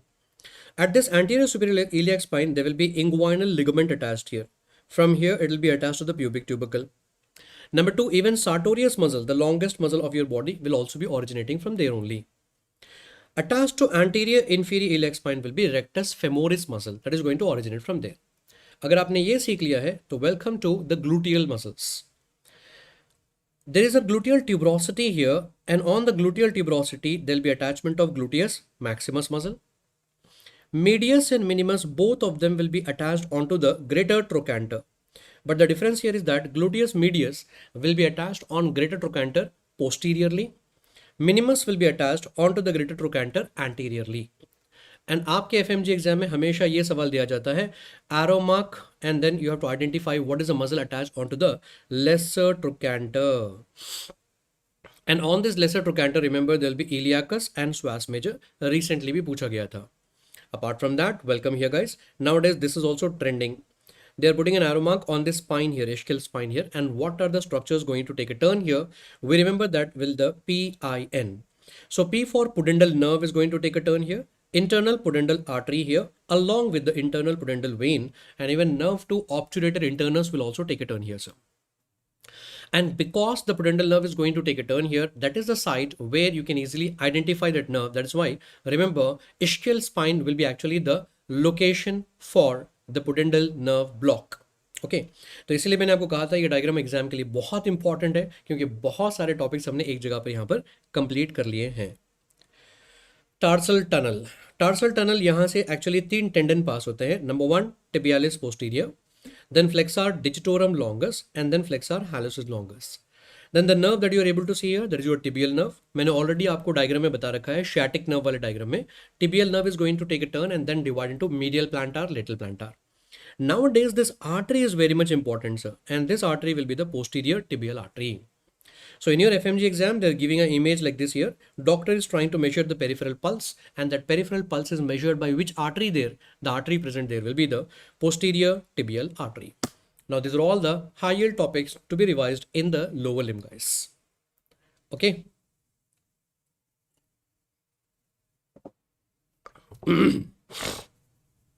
Now once you are done with the lower limb topic, welcome to thorax.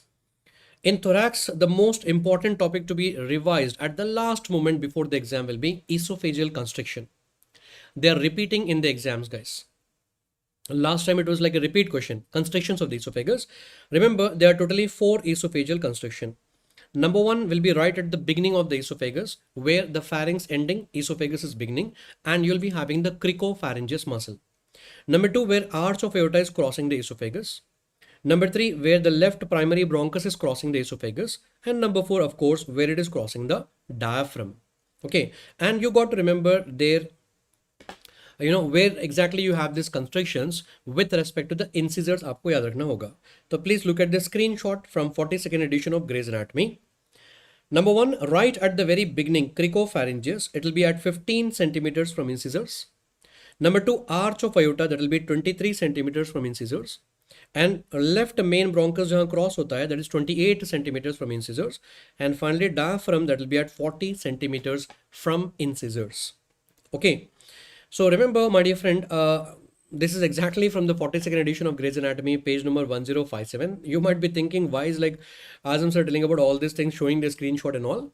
Why? Because wherever I'm taking the class, offline classes and all, there the students are saying that sir, surgery में तो हमको बस 3 constriction पढ़ाया गया था. This is from the Bible of Anatomy with reference, clearly mentioned in anatomy में कि 4 constriction होते हैं. All the best. Okay. Welcome to the next important concept. Now, first, let me tell you clearly here, this diagram actually will not be given in your exams. Okay, don't be happy. With the structures वो diagram नहीं दिया जाएगा, without structure दिया जाएगा. And you have to identify ये impression क्यों है, something like that. Now, if this is the mediastinal surface of left lung, of course, this impression here will be for your heart.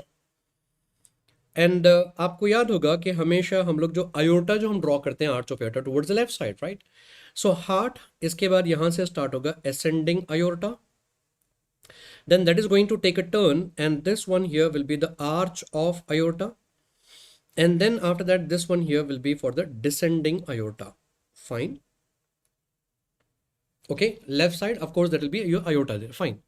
Now remember one thing, esophagus is going to pass exactly in the middle. तो इसीलिए esophagus का जो impression होगा वो दोनों भी lungs पर होगा. So therefore you'll be able to find the impression of esophagus on either lung, on each of the lung, right and left lung. We don't have to worry about that one. Now what is the worrying part here is, nowadays they are giving a nerve. There'll be a nerve present over here and then there'll be a nerve here. अब इन दोनों nerves को हम कैसे पहचानेंगे? Some students are actually learning this as like, जो hilum के आगे होता है और जो हाइलम के पीछे होता है. There is also one method of learning, but I'll tell you like one more interesting way of learning, or I should say like conceptual way of learning. Now my dear friends, remember, अगर मान लो कि ये आपका heart है, if this is your heart present over here, phrenic nerve is going to pass just adjacent to the heart. Right phrenic nerve and left phrenic nerve is going just adjacent to the heart there, sir. तो अगर ये nerve heart के पास होगी, if this nerve is passing near the heart, of course this has to be your phrenic nerve. And the one which is going to pass along with esophagus, that will be your vagus nerve, sir. That's all. So no need to worry about anterior to the hilum, posterior to the hilum and all. Yes, जो बिल्कुल heart के पास होगी वो होगी आपकी phrenic nerve. ऐसे याद कर लीजिए sir. Now welcome towards the mediastinal surface of right lung. I hope all of you remember that azygous vein, sir. Can anyone tell me what is the meaning of azygous? Doctors ने azygous नाम क्यों दिया गया है? Why the name azygous is given, sir? Azygous means it will be unpaired, single. It is a single vein, and if it is single vein, it is present towards which side? Remember, right side, sir. So on right side, you'll be actually having your azygous vein here. Left side it was all about aorta, and right side will be azygous vein. So start from here, and this azygous vein is going to take a turn. So this one here will be the arch of azygous, and azygous vein will finally go and drain into the superior vena cava. And superior vena cava, of course, it is formed by what? Brachiocephalic vein. So this one here will be your right brachiocephalic vein, guys. And finally, what is going to happen? The superior vena cava will drain the blood into the heart. Done. और जैसे मैंने आपको कहा था, don't worry about the esophagus. Esophagus is passing from the center. तो इसका impression दोनों भी लंग पर होगा. अब आप मुझे बताइए कि कौन सी वाली nerve होगी. If suppose in the exam they are showing you this nerve, which nerve is this one? अभी मैंने आपको कॉन्सेप्ट बताया sir, how to identify. I told you, come on, can you identify this nerve here? This nerve is going to pass adjacent to the heart. तो of course ये कौन सी वाली होनी चाहिए सर? फ्रेनिक नर्व होनी चाहिए, definitely, है ना. And the one which is going to pass along with the oesophagus behind, it has to be your vagus nerve, sir. Oesophagus, vagus, remember like that. Definitely, very nice, very nice. You people are answering correctly over there. Now, these are the important topics to be remembered here, sir. Welcome to abdomen topic. In abdomen, what is happening is, in your FMG exam, they are giving these planes. Simple topic, okay, just the planes, but you have to remember which plane will be present at which level. Number one, there will be the transpyloric plane, or it is also referred to as Addison's plane, and that will be at the level of L1. From the name itself, you are able to remember that transpyloric means what, sir? It is going to pass through the pylorus part of the stomach. So remember, at the level of transpyloric plane, you'll be having number one, pylorus part of the stomach. Number two, superior mesenteric vessels will also be present here, sir, at this level. And then number three, you'll be having hilum of the kidney at the level of transpyloric plane. Now in this diagram, this one here will be the costal margin here, and then there will be an imaginary plane touching the lowermost part of the costal margin, subcostal plane. And subcostal plane will be at the level of L3. Then in this diagram, it is not given, but it was asked in your FMG exam, sir. So please pay attention here. एक plane होता है that will be touching the uppermost part of the ilium bone. Uppermost part of the ilium bone will be referred to as iliac crest. So this one here will be the supracristal plane. And remember, supracristal plane will be at the level of L4. Already ये पूछा गया है, it's a PYQ. And then finally, between the tubercles, transtubercular plane, and that will be at the level of L5. So let me repeat that again. Transpyloric at the level of L1, subcostal L3, and then supracristal L4, and transtubercular plane at the level of L5. Between the L3 and L4, you're able to see here, yes, umbilicus. अब यहाँ पर थोड़ा सा be careful here right now. Okay, umbilicus में पंगा क्या बताए? All the FMG students are actually mugging the dermatome of the umbilicus. Dermatome of the umbilicus will be T10. अब सब ने अच्छे आराम से रट्टा मार लिया सर, अम्बिलिकस T10, मतलब अम्बिलिकस आते ही T10 लगा देंगे, है ना। और आपके एग्जामिनर ने क्या किया आपके साथ में, instead of dermatome that fellow asked location sir. आप देख सकते हो after the session PYQ location पूछ लिया, और हमारे महान सुपर टैलेंटेड स्टूडेंट ने लगा दिया T10, umbilicus T10। Please remember the location is between L3 and L4, between L3 and L4 there will be umbilicus. तो यहाँ से दो MCQ आ सकते हैं, याद रखिए, दोनों भी इंपॉर्टेंट क्वेश्चन है। Dermatome will be T10 and location will be between L3 and L4। Okay, supracristal plane तो ऑलरेडी मैंने आपको बता रखा है, it is the highest point of the iliac crest. Done sir. Now welcome to another important concept, जहां से हमेशा हमेशा आपके एग्जाम में सवाल पूछा जाता है, inguinal canal. Inguinal canal sir. Now inguinal canal, hello my dear friends, inguinal canal बहुत इंपॉर्टेंट टॉपिक है। It's a very very important topic my dear friends. Remember, यहां से हर एग्जाम में एक सवाल पूछा जाता है। Now I am going to tell you 3 points here. This is the anterior abdominal wall, needless to say at that time. इस time पर ऑलमोस्ट जब आप एग्जाम के पास में हो तो इतना तो आपको पता होगा कि एंटीरियर abdominal वॉल है, इसमें टोटली 8 लेयर्स होते हैं। अब यहाँ पर मैं आपको 3 पॉइंट बताऊंगा, थोड़ा ध्यान से याद रख लीजिए। Layer number 6, transversalis fascia. Now in this fascia you'll be having the oval shaped opening here.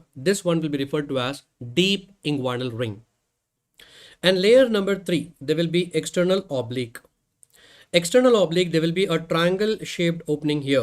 That one will be the superficial inguinal ring, sir. I repeat again, ये तो आपके एग्जाम में कई बार पूछा गया sir, it has been asked many times in your exam. Deep inguinal ring कौन से लेयर में होता है? Okay, now I am telling you again and again here right now, sir.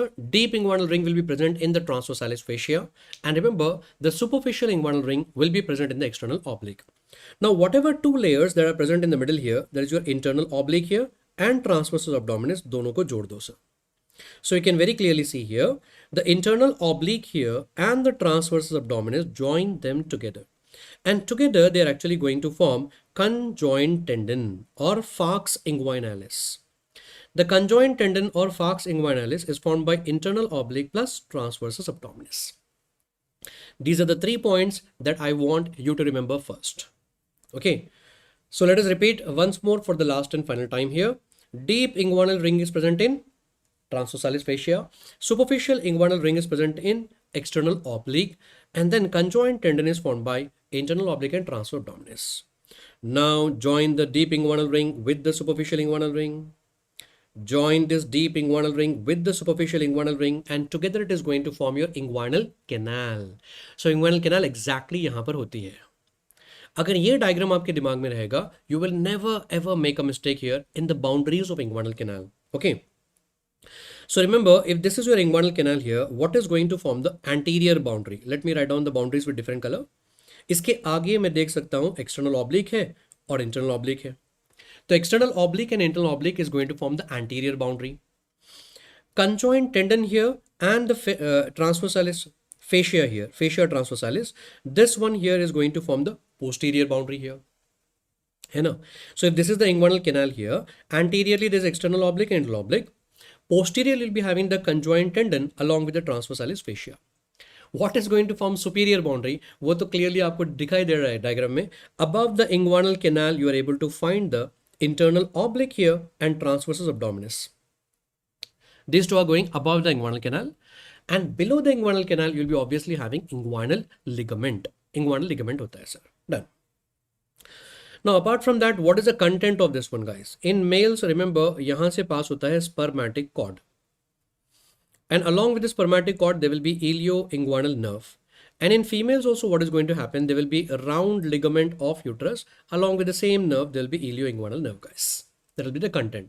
So by this, we are actually done with what here? We are done with the entire inguinal canal. Anatomy part is done. And I hope already आपने surgery में पढ़ रखा होगा inguinal hernia.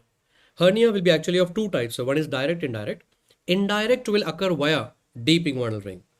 Indirect inguinal hernia will occur via deep inguinal ring, whereas direct will occur via this weak area here, and that weak area here will be the Hasselbalch's triangle. So indirect inguinal hernia is occurring via the deep inguinal ring, whereas direct inguinal hernia will occur via the Hasselbalch's triangle. So अब यहाँ से from this one slide definitely we can expect one question. Inguinal hernia आपको हमेशा दिया जाता है आपके exams में से. Next one, another important topic, openings of diaphragm. There'll be one opening in the central canal, central tendon, जहाँ से वेना कावा पास होता है, इसीलिए इसको कहा जाता है वेना केवल opening here sir. And vena cava opening will be present in central tendon of diaphragm. Number 2, there will be esophagus passing from here. That is why this will be referred to as esophageal opening, sir. And esophageal opening will be present in the muscular part here. You can clearly see in the muscle part. Okay. And finally, this was given as an image-based question in FMG exam, aortic opening. ये image दिया गया था. And aortic opening will be present between the right and left crus of the diaphragm, sir. Between the right and left crus, this is the crus here, right and left crus दोनों के बीच में होता है aortic opening. Vena cava opening will be at the level of T8, esophageal opening will be T10, and aortic opening will be T12. And you know the very famous mnemonic to remember that one, Voice of America. So Voice of America, T8, T10, T12. अब अगर opening होगा तो obviously some structure is going to pass from here. What is passing from the vena cava opening? Remember, inferior vena cava. लिखो और भूल जाओ sir. Study smartly. Examiner यहाँ से सवाल नहीं पूछेगा. Inferior vena cava is going to pass from the vena cava opening. Along with that inferior vena cava, there will be the right phrenic nerve passing from here. Along with the inferior vena cava, there will be right phrenic nerve passing from here. And then what is going to pass from the esophageal opening? Of course, there will be esophagus passing from here, sir. Along with the esophagus, there will be vagus nerve passing here. And then finally, T12, there will be aortic opening, of course, aorta. And along with the aorta, there will be thoracic duct. And then there will be even the azygous vein passing from here. Azygous vein, thoracic duct and azygous vein is passing from here. So very, very important topic here. So in this manner, please try to remember this one here. Now, once you are done with this one, welcome to another 1 mark on 28 June, sir.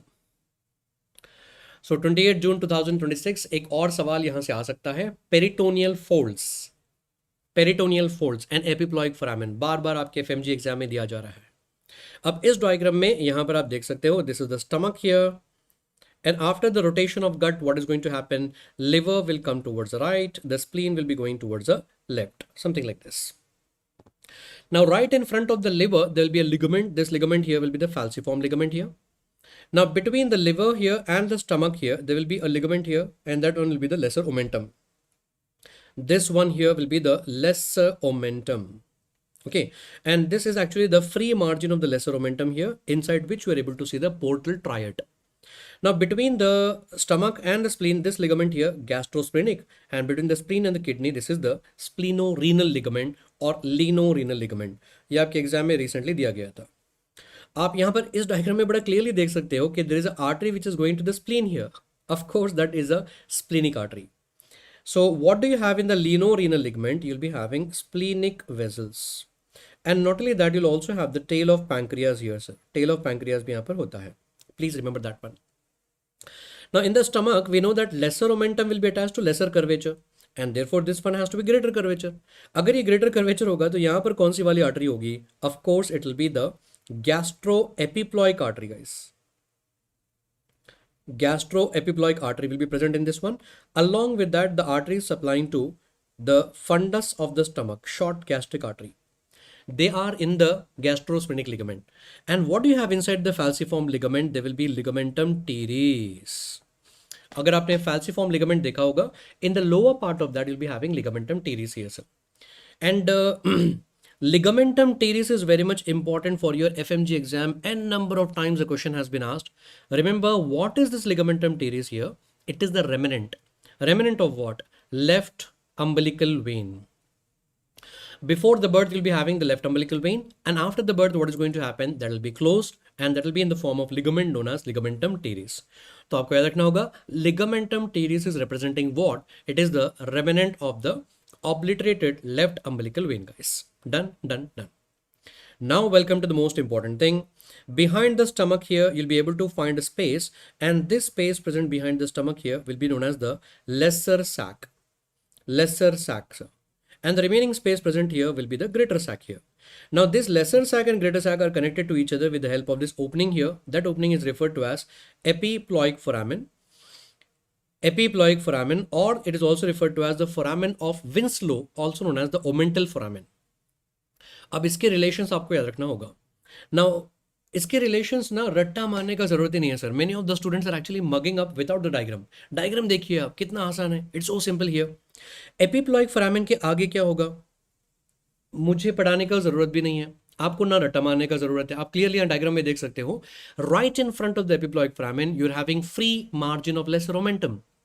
And that free margin of lesser omentum is having portal triad, and portal triad will consist of portal vein, proper hepatic artery, and the bile duct. Portal vein, proper hepatic artery, and bile duct. And what do you have behind the epiploic foramen? There will be inferior vena cava. Now behind the epiploic foramen there will be inferior vena cava. Any problem here? No problem. So in this diagram we are actually done with the anterior part and the posterior parts. है ना. Anterior relation हो गया, posterior हो गया. Now we have to learn above and below. What do you have here sir? Look at this diagram. In this diagram again the same thing. This is the liver here, this is the stomach here. इन दोनों के बीच में क्या होगा sir? Lesser omentum यहाँ पर है. And lesser omentum का ये वाला जो मार्जिन होगा, this margin here will be the free margin. And just behind the free margin here, free margin के पीछे, अभी अभी हमने देखा था, इस फ्री मार्जिन के पीछे यहाँ पर होता है एपिप्लॉइक फोरामेन. अगर एपिप्लॉइक फोरामेन यहां पर होगा तो obviously above that what do you have? Liver. Which lobe of the liver? Caudate lobe of the liver. तो epiploic foramen superiorly what do you have there? Caudate. And this was given in the MCI exam, FMGE exam. Caudate lobe of the liver will be present above. Please remember this carefully. It's a PYQ. And below here, of course, we'll be having the first part of the duodenum. Okay, na? So behind the free margin, you'll be actually having the foramen. That is nothing but epiploic foramen. Above the epiploic foramen, you'll be having the caudate lobe of the liver, and below there will be having the first part of the duodenum. First part of the duodenum, guys. Done. So in this manner, you can actually remember all the boundaries of epiploic foramen in an easy manner. और वहां से एक सवाल आएगा sir, peritoneal fold. They can even give you the image based question also. Good. Okay. चलिए अब आगे बढ़ते हैं sir. The next thing will be the pelvis and perineum, and don't take this topic easier. यहाँ से भी एक सवाल आपके एग्जाम में आएगा. And nowadays the trending one is extravasation of urine, sir. Two important clinical cases here. Number one, straddle injury. Now, what do you mean by straddle injury, sir? What do you mean by straddle injury here? Yes, when a person is riding the bicycle, at that time, what can happen? Yes, urethra can be ruptured. That is referred to as straddle injury. And please remember, the moment they give you this word straddle injury, आपके mind में आना चाहिए कौन सा वाला sir? Bulbar urethra. So that straddle injury is like a key word. That is like a buzzword, sir. Okay ना? आपने देखा, a person is riding a bicycle, bulbar urethra is gone, sir. And second thing is, sometimes what will happen is a man falls in the manhole or whatever it is. Remember the keyword is pelvic fracture. We are not concerned about the story. Entire story हमको नहीं चाहिए. Man aged about 40 years was walking and all. आपको ये keyword पकड़ना होगा. अगर exam में examiner ने pelvic fracture वर्ड दिया है तो याद रखिए membranous urethra rupture होगा sir. Pelvic fracture, which urethra will be ruptured? Membranous urethra. Now let's see one by one. First of all, what is going to happen? If bulbar urethra will be ruptured here, the urine is going out into superficial perineal pouch. The urine will go into the scrotum. The urine will also go into the penile shaft, and as well as the urine will go into anterior abdominal wall.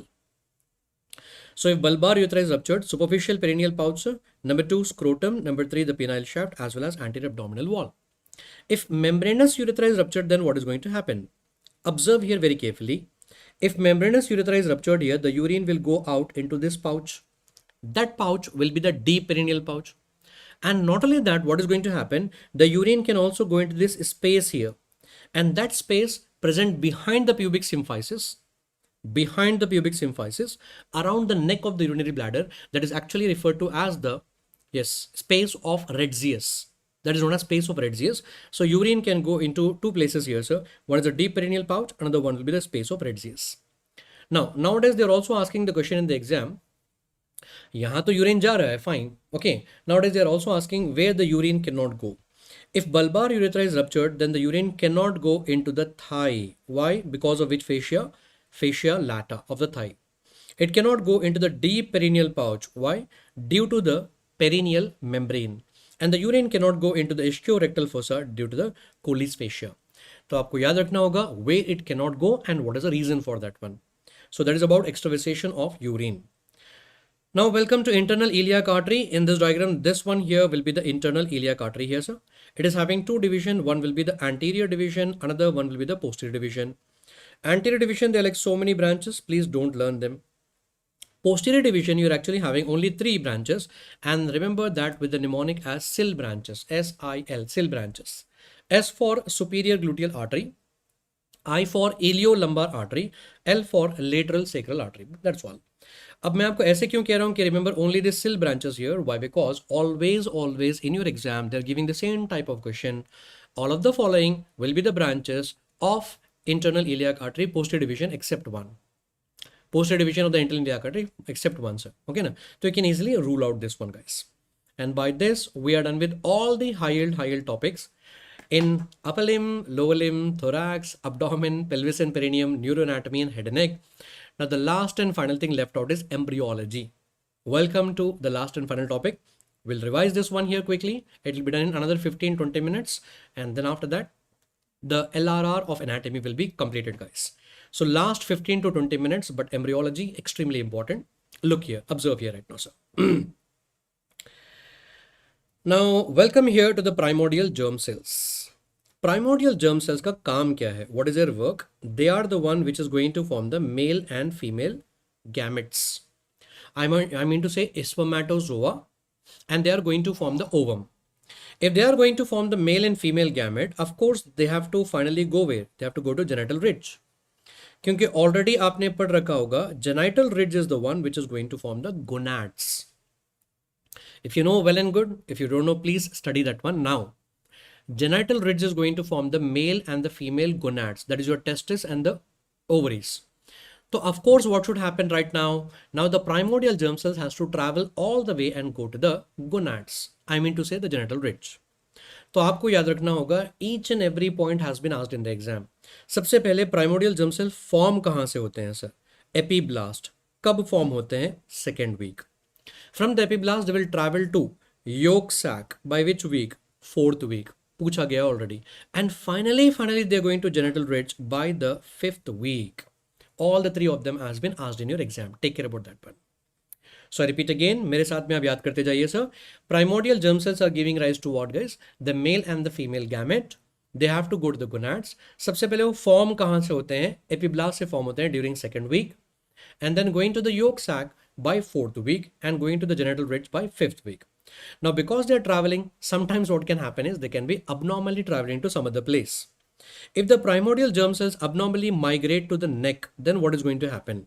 It will lead to craniopharyngeal teratoma. If they are abnormally migrating to the sacrum, primordial germ cells are going to the sacrum, it will lead to sacrococcygeal teratoma. Sacrococcygeal teratoma can also occur due to one more reason here. One more reason is persistence of primitive streak. Normally primitive streak का काम हो जाने के बाद क्या होना चाहिए? Primitive streak has to degenerate. But sometimes what is going to happen? The caudal part of the primitive streak will remain, persist. That will also lead to what? Sacrococcygeal teratoma. In fact, this image was also given in your exam, sir. Take care about that one. Now, after completing this one, welcome to gametogenesis. Many questions will come from here also. First, welcome to spermatogenesis. Spermatogenesis सबसे पहले बताइए मुझे कहाँ होता है? It will be taking place in seminiferous tubule. What is the duration of this one? It will be in 72 to 74 days.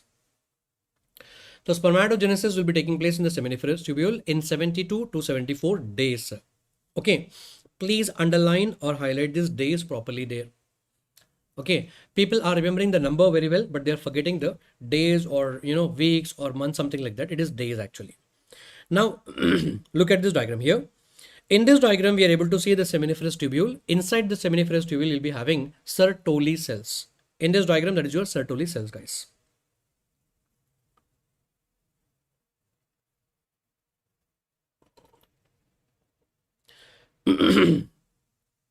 Now, if you see in the membrane of the Sertoli cell, first of all, you'll be having spermatogonium cells. And these spermatogonium cells will undergo mitosis to form primary spermatocyte. Because अभी mitosis ही हुआ है, तो इसीलिए primary spermatocyte will be diploid. Now, this is going to become secondary spermatocyte after undergoing meiosis 1. Secondary spermatocytes will be haploid. Now, this itself is a very important question here. Many times in your exam, they're asking, in spermatogenesis, at which stage the number of chromosomes reduced to half? That is primary spermatocyte to secondary spermatocyte. Now, the secondary spermatocyte are the one which will undergo meiosis 2.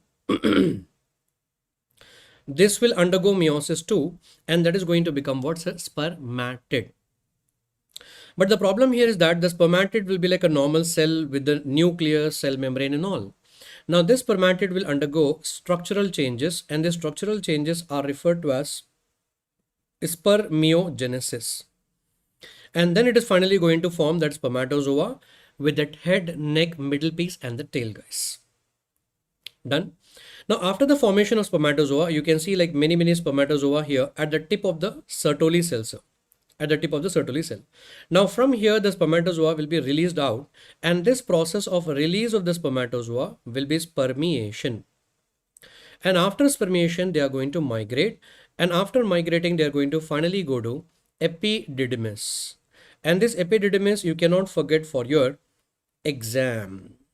Question number 1, where will be the storage of the spermatozoa? Answer will be epididymis. Where is the maturation of the spermatozoa taking place, sir? Answer epididymis. And where the spermatozoa is going to gain the motility? Answer will be again epididymis. The storage of the spermatozoa, maturation of that one, and motility, answer is actually epididymis, guys. So each and every MCQ has been covered here.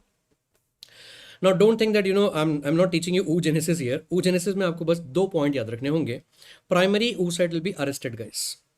Can you please tell me? Primary oocyte will be arrested in which phase? Primary oocyte will be arrested in prophase 1. Okay, and you also have to remember which stage of this one, that is the diplotene stage, sir. And then secondary oocyte, that will be arrested in which phase? That will be arrested in metaphase 2. Metaphase 2, guys. That's all. आपको बस ये 2 point revise करने होंगे exam जाने से पहले. That's all. By this, in this one slide itself, we are done with what here? We are done with spermatogenesis as well as the oogenesis, guys. Done, done, and done. Now, once you're done with this one, welcome to this diagram here.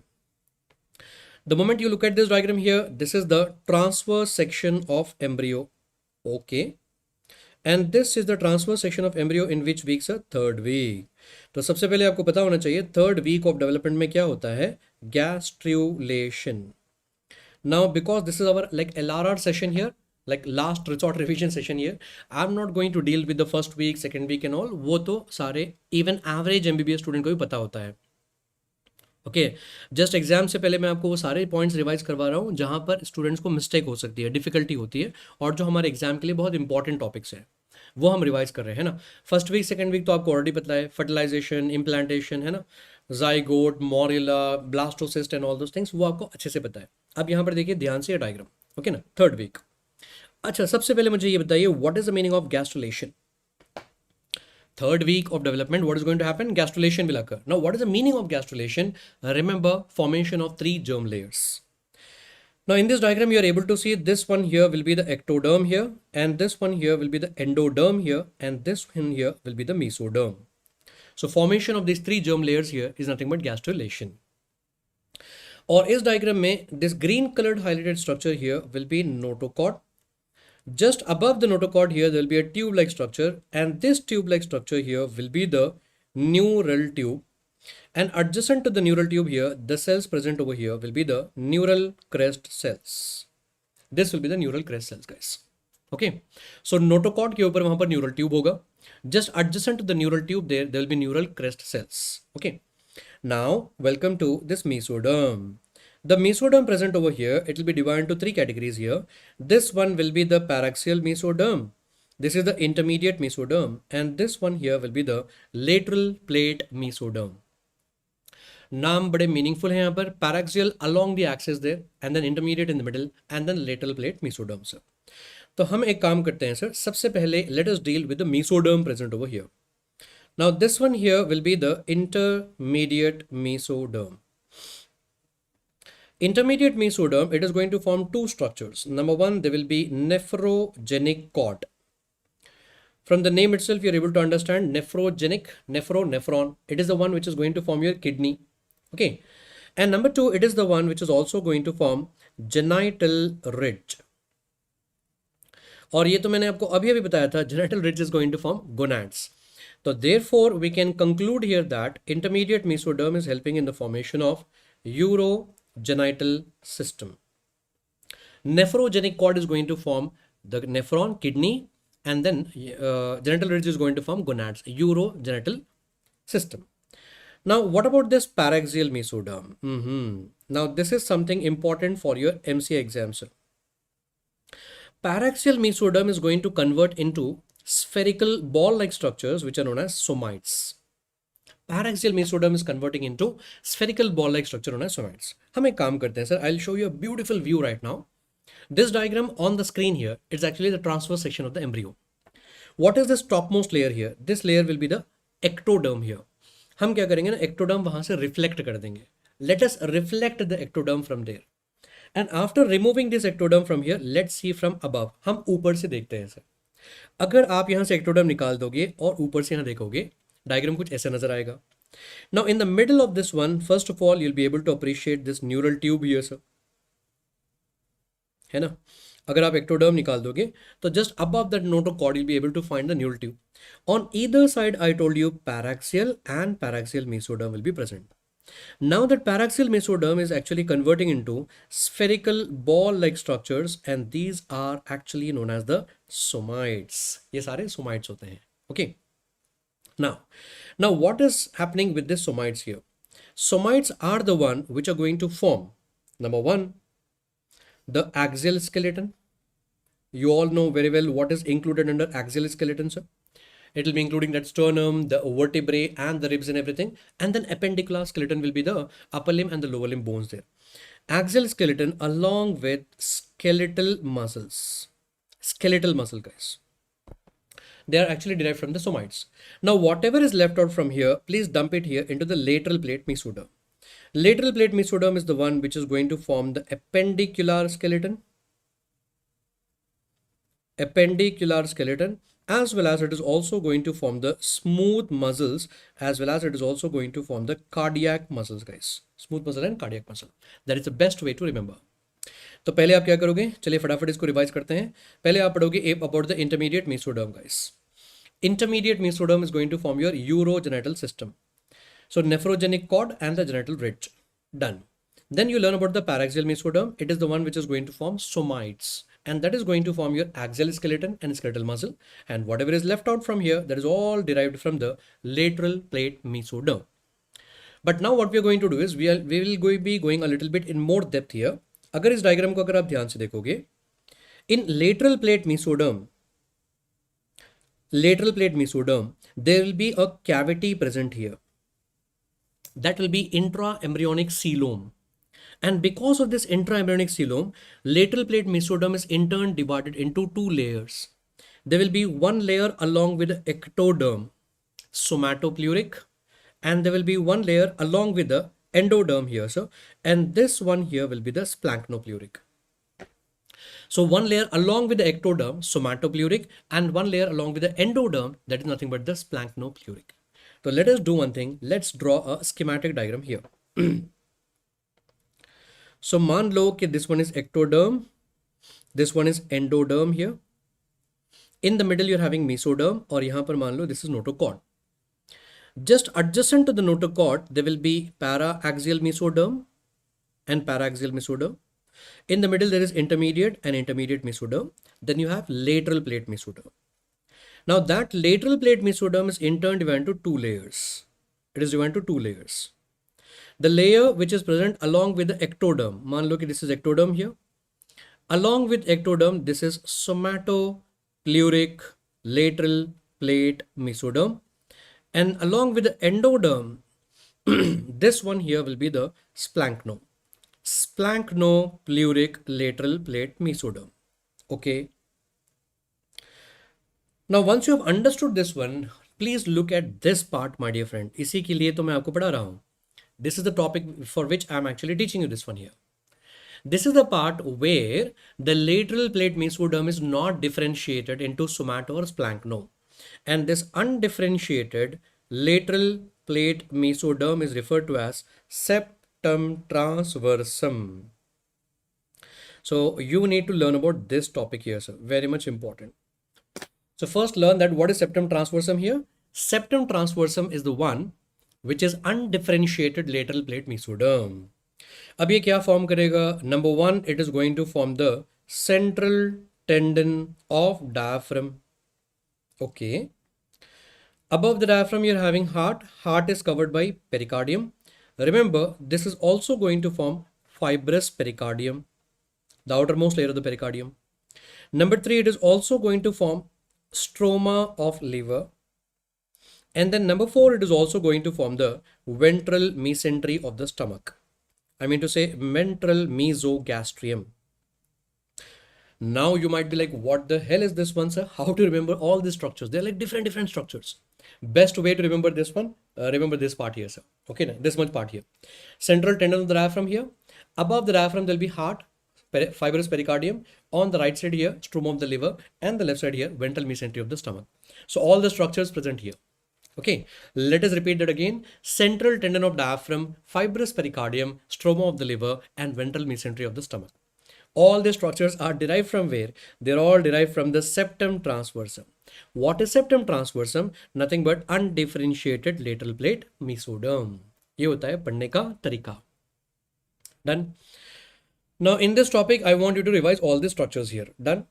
Apart from that, we are now going to learn about the neural tube here, the notochord here, and the neural crest cells. तो इस diagram में हम सब कुछ complete कर रहे हैं sir, one by one. Neural tube here, the notochord here, and the neural crest cells. सबसे पहले यार न्यूरल ट्यूब है ना. First let me teach you about the neural tube here sir. From the name itself we are able to understand that it's a tube like structure. Neural tube, I am just drawing a schematic diagram. Okay ना. पहले आपको याद रखना होगा कि neural tube क्या form करता है. Neural tube is going to form your central nervous system. I mean to say it is going to form your brain and the spinal cord. And not only the neurons here, it is also going to form the supporting cells, glial cells, except for which one? Except the Schwann cells. Very much important, guys. So neural tube is also going to form even the supporting cells, that is your glial cells, except which one here? The Schwann cells. And please remember, neural tube is the one which is also going to form retina. ये भी exam में पूछा गया था, और ये आपको exam में out of that tension anxiety of 19 subjects है ना, तो ऑन 28 जून फ्यू डेज कैसे भी आ जाएगा 28 जून, जब एग्जामिनेशन हॉल में बैठे रहोगे, 19 subjects in your mind, full of tension anxiety and all, उस समय याद नहीं आएगा क्या रेटिना आई कहाँ से फॉर्म हो रहा है. That retina is forming from neural tube. Remember, in the neural tube is going to form brain, and brain will have one of the part known as diencephalon, and diencephalon he extend होकर क्या form करता है? retina. तो exam में directly दिया गया था कि retina is actually derived from where? neural tube. अगर neural tube है, it's a tube like structure, तो obviously there should be a opening here, and this opening here will be the anterior, or else it is also referred to as cranial, or else it is also referred to as rostral. और आपके FMG exam में rostral word use किया गया था, rostral neuropore. Similarly, एक और opening यहाँ पर होगा. This one will be the posterior, or else it is also referred to as the caudal neuropore. Done. Now remember, the anterior neuropore and the posterior neuropore, they have to be closed, and remember that will be closed at 25th day. The anterior neuropore normally closes on 25th day, whereas the posterior neuropore closes by 27th or 28th day, sir. And the better option, if you want, it will be 28th day. ये आपको याद रखना होगा sir, ठीक है ना. So the anterior neuropore is closing on 25th day, and the caudal neuropore is closing on 28th day. Now in some unfortunate babies, the anterior neuropore will not close. So failure of closure of anterior neuropore, anencephaly. Failure of closure of the caudal neuropore will lead to spina bifida. And this picture was given in your exam, in your FMG exam, where you have anencephaly, as well as there is a bony defect of the spine. The spine of the vertebrae are not fused together, and this condition is referred to as racheschisis, cranioracheschisis. Okay. Now you have to even remember about the types of spina bifida. I'm giving you like both the sections in this image. We are seeing in the sagittal section also as well as in the transverse section. अगर मान लो there is only the bony defect of the vertebrae are not fused there, and in this area there will be the tuft of hairs. This is actually referred to as spina bifida occulta. अगर मान लो in this there is even the protrusion of meninges here along with the CSF. Meninges are also protruding outside. This condition is referred to as meningocele. Along with that meninges, even the nervous tissue, I mean to say the spinal cord nervous tissue is also protruding out. That is referred to as myelomeningocele. Myelomeningocele. ये तीनों भी condition आपको पता होने चाहिए. Now, once you are done about the neural tube, all the openings of that one, all the defects of that one, welcome to the next thing, that is the neural crest cells. So मैंने आपको कहा ना, we are going to deal with all the three of them. We are done with the neural tube right now. Now the neural crest cells, just adjacent to this one, they are present here, sir. Okay. Neural crest cells are going to form peripheral nervous system. So remember, they are going to form all the ganglions as well as the enteric plexus. And this is extremely important, Schwann cells. Schwann cells are derived from the neural crest cells. In the adrenal gland, you'll be having two parts. Outer part is cortex, inner part is medulla. Adrenal medulla, in some good books, it will be referred to as the modified ganglion only. So that is also derived from the neural crest cells. Parafollicular cells are also derived from the neural crest cells, and they are found inside the thyroid gland. Melanocytes, okay, most of the skull bones, dentine, pharyngeal arch cartilages, and dermis of head and neck, all your head and neck parts, sir. Like most of the skull bones, the dentine, pharyngeal arch cartilages, and dermis of head and neck, all will be derived from neural crest cells. And then remember the conotruncal septum.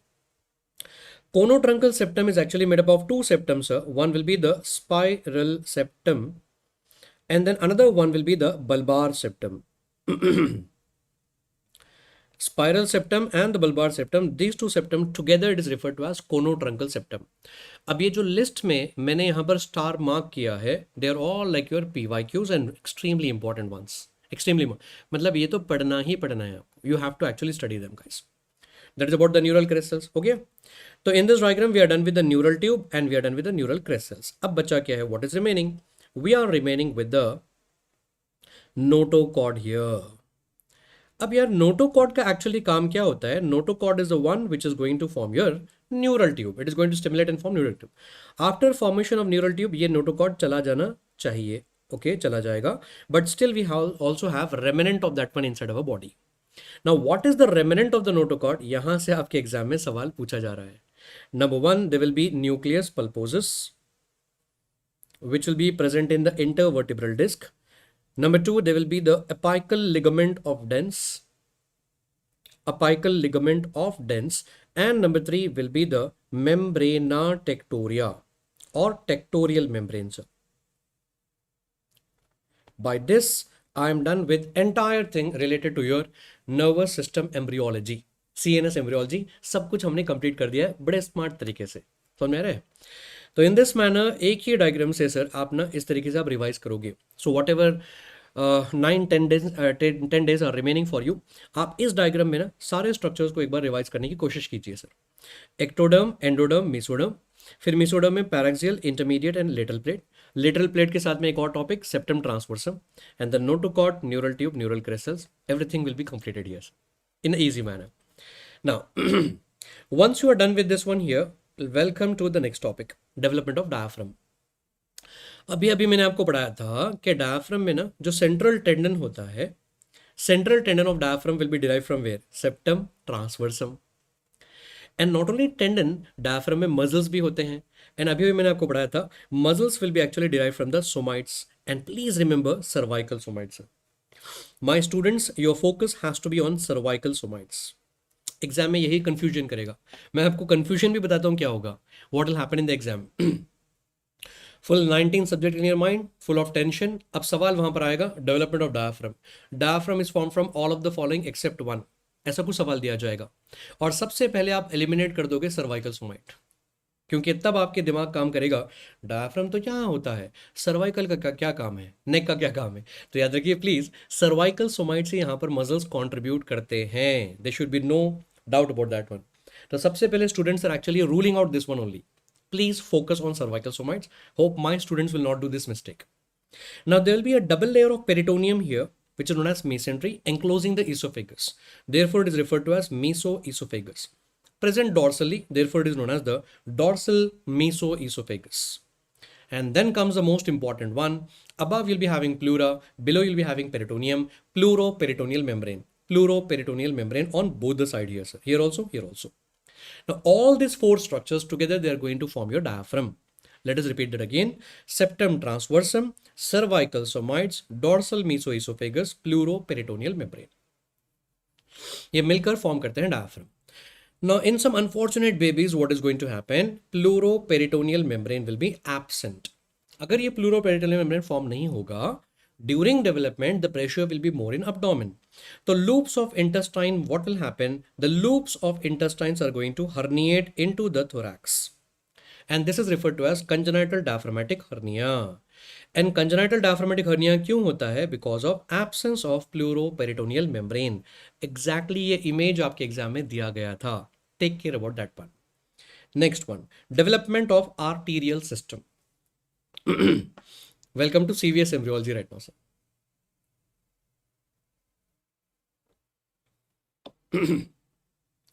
Development of arterial system. आजकल आपके exams के लिए बहुत important है sir. And अगर आपने embryology नहीं भी पढ़ा है, तब से मैं एक्चुअली आपके मैसेजेस देख रहा था चैट बॉक्स में ड्यूरिंग दैट ब्रेक टाइम कि एम्ब्रियोलॉजी मेरे लिए बड़ा खतरनाक है. अगर आपने नहीं भी पढ़ा है ना, तो just remember this one diagram. I tell you how to deal with this one. यहाँ पर क्या होता है ना, फेरेंजल आर्चेस होते हैं ना, इतना तो आपने सुना होगा कई बार, है ना. फेरेंजल आर्चेस होते हैं. डॉक्टर अनुभव इज आस्किंग बॉगडलैक और Morgagni. Bochdalek hernia will be more common and that is more common towards the left side. Okay, Bochdalek hernia more common towards the left side. हाँ. Now welcome here sir. अगर आपने नहीं भी पढ़ा है for last 10 days, एक या 10 दिन के लिए, after exam I am not concern sir. Okay, 10 दिन के लिए इसको याद रखिए. फेरेंजल आर्चेस होते हैं, ये नाम तो आपने डेफिनेटली सुना होगा. और कितने आर्चेस होते हैं? टोटली 6 आर्चेस होते हैं. And those arches will have arteries. And thank God doctors ने उसका नाम बड़ा आसान सा लिखा है, arch arteries. Arch arteries. Okay ना. फेरेंजल आर्चेस में जो आर्टरीज होती हैं, आर्च आर्टरीज कितने होती हैं? 6. तो in this diagram you are able to see the first one, second one, third one, fourth one, fifth one and sixth one. सबसे पहले मैं आपको बता दूं कि during development what is going to happen, the fifth arch will degenerate, will be gone. If the fifth arch is gone, nothing is derived from there, sir. Nothing will be derived from there. So therefore what is going to happen, the fifth arch is completely gone. तो यहां से कुछ भी form नहीं होता है, कुछ भी फॉर्म नहीं होता है. तो you forgot about that one, okay ना. My dear friends, are you all with me? Just give me a thumbs up here. Please be with me. For last 10 days, remember like this here. Sir, out of the 6 pharyngeal arches, fifth वाले से कुछ भी form नहीं होता है. तो हमको arteries के लिए यहाँ तो कुछ मार्क नहीं करना है. फिफ्थ वाला gone. From the first arch, there will be no derivative, sir. यहाँ से कोई derivative नहीं होता है. First arch का remnant होता है. And remnant of the first arch will be maxillary artery. And the remnant of the second arch artery will be the stapedial artery. Stapedial artery, and there will be hyoid artery, sir. Please याद रखिए, these two will be the remnants of that one. They are not the derivatives. They are actually remnants, sir. Okay? अब third arch artery. Third arch artery is the one which is going to form. यहाँ ध्यान से देखिए diagram. इस diagram में it is going to form common carotid. And then it is going to form external and internal carotid artery. Acha. That means the third arch artery is the one which is going to form your carotid arteries. So carotid arteries are derived from the third arch artery. Okay. And then in this diagram, you're able to see the fourth arch artery. And fourth arch artery is the one which is going to form your complete arch of aorta. Okay. An arch of aorta, is it present on both the sides? Absolutely no, only towards the left side. So remember, arch of aorta will be derived from where? This is derived from the left fourth arch artery only. Wow. At least I hope you can remember now for next 10 days. Okay ना? No complaints guys. Okay ना? Complain करने से कोई आपको मदद नहीं मिलेगी. If you keep on telling कि ये मेरे लिए hard है, मेरे लिए tough है, these, that and all.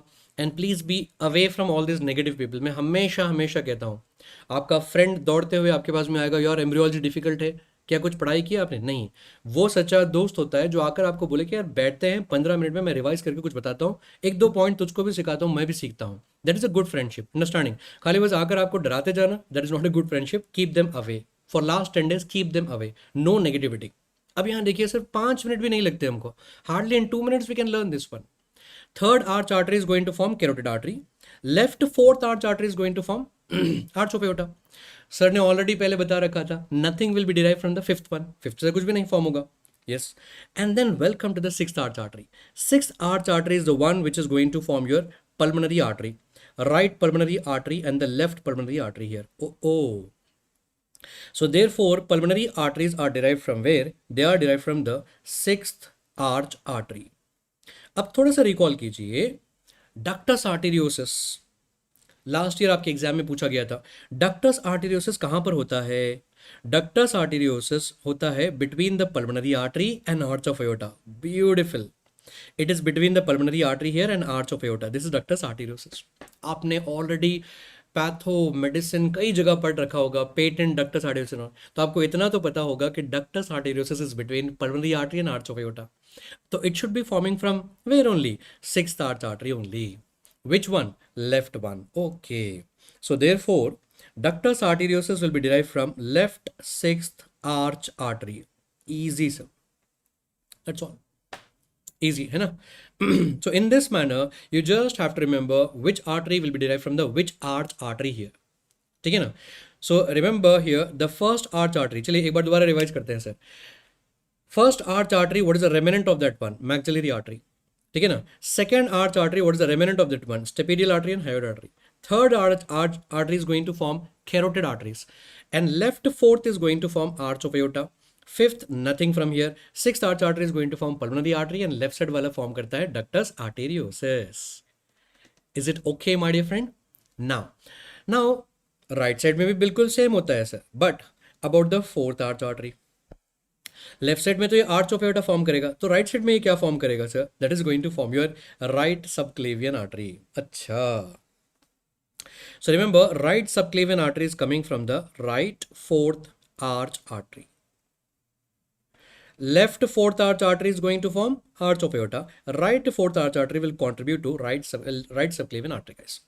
Now at this moment in LRR session, when you are like just near to the exam, my dear friend, don't worry about the left subclavian artery right now, sir. Only right subclavian artery is important. ठीक है ना? अगर आपको वो चाहिए मैं आपको बाद में बता दूंगा आराम से. Once you clear your FMG exam, when you come for NEET PG or INI-CET preparation, yes of course inshallah I'll teach you, sir. Fine. For now don't worry about these two guys. Okay, brachiocephalic trunk and all नहीं पूछा जाएगा आपके exam में, FMG exam में नहीं पूछा जाएगा. Is it okay? So whatever I have written here, please remember that and go to the exam. And this diagram should be in your mind. Yes. Done.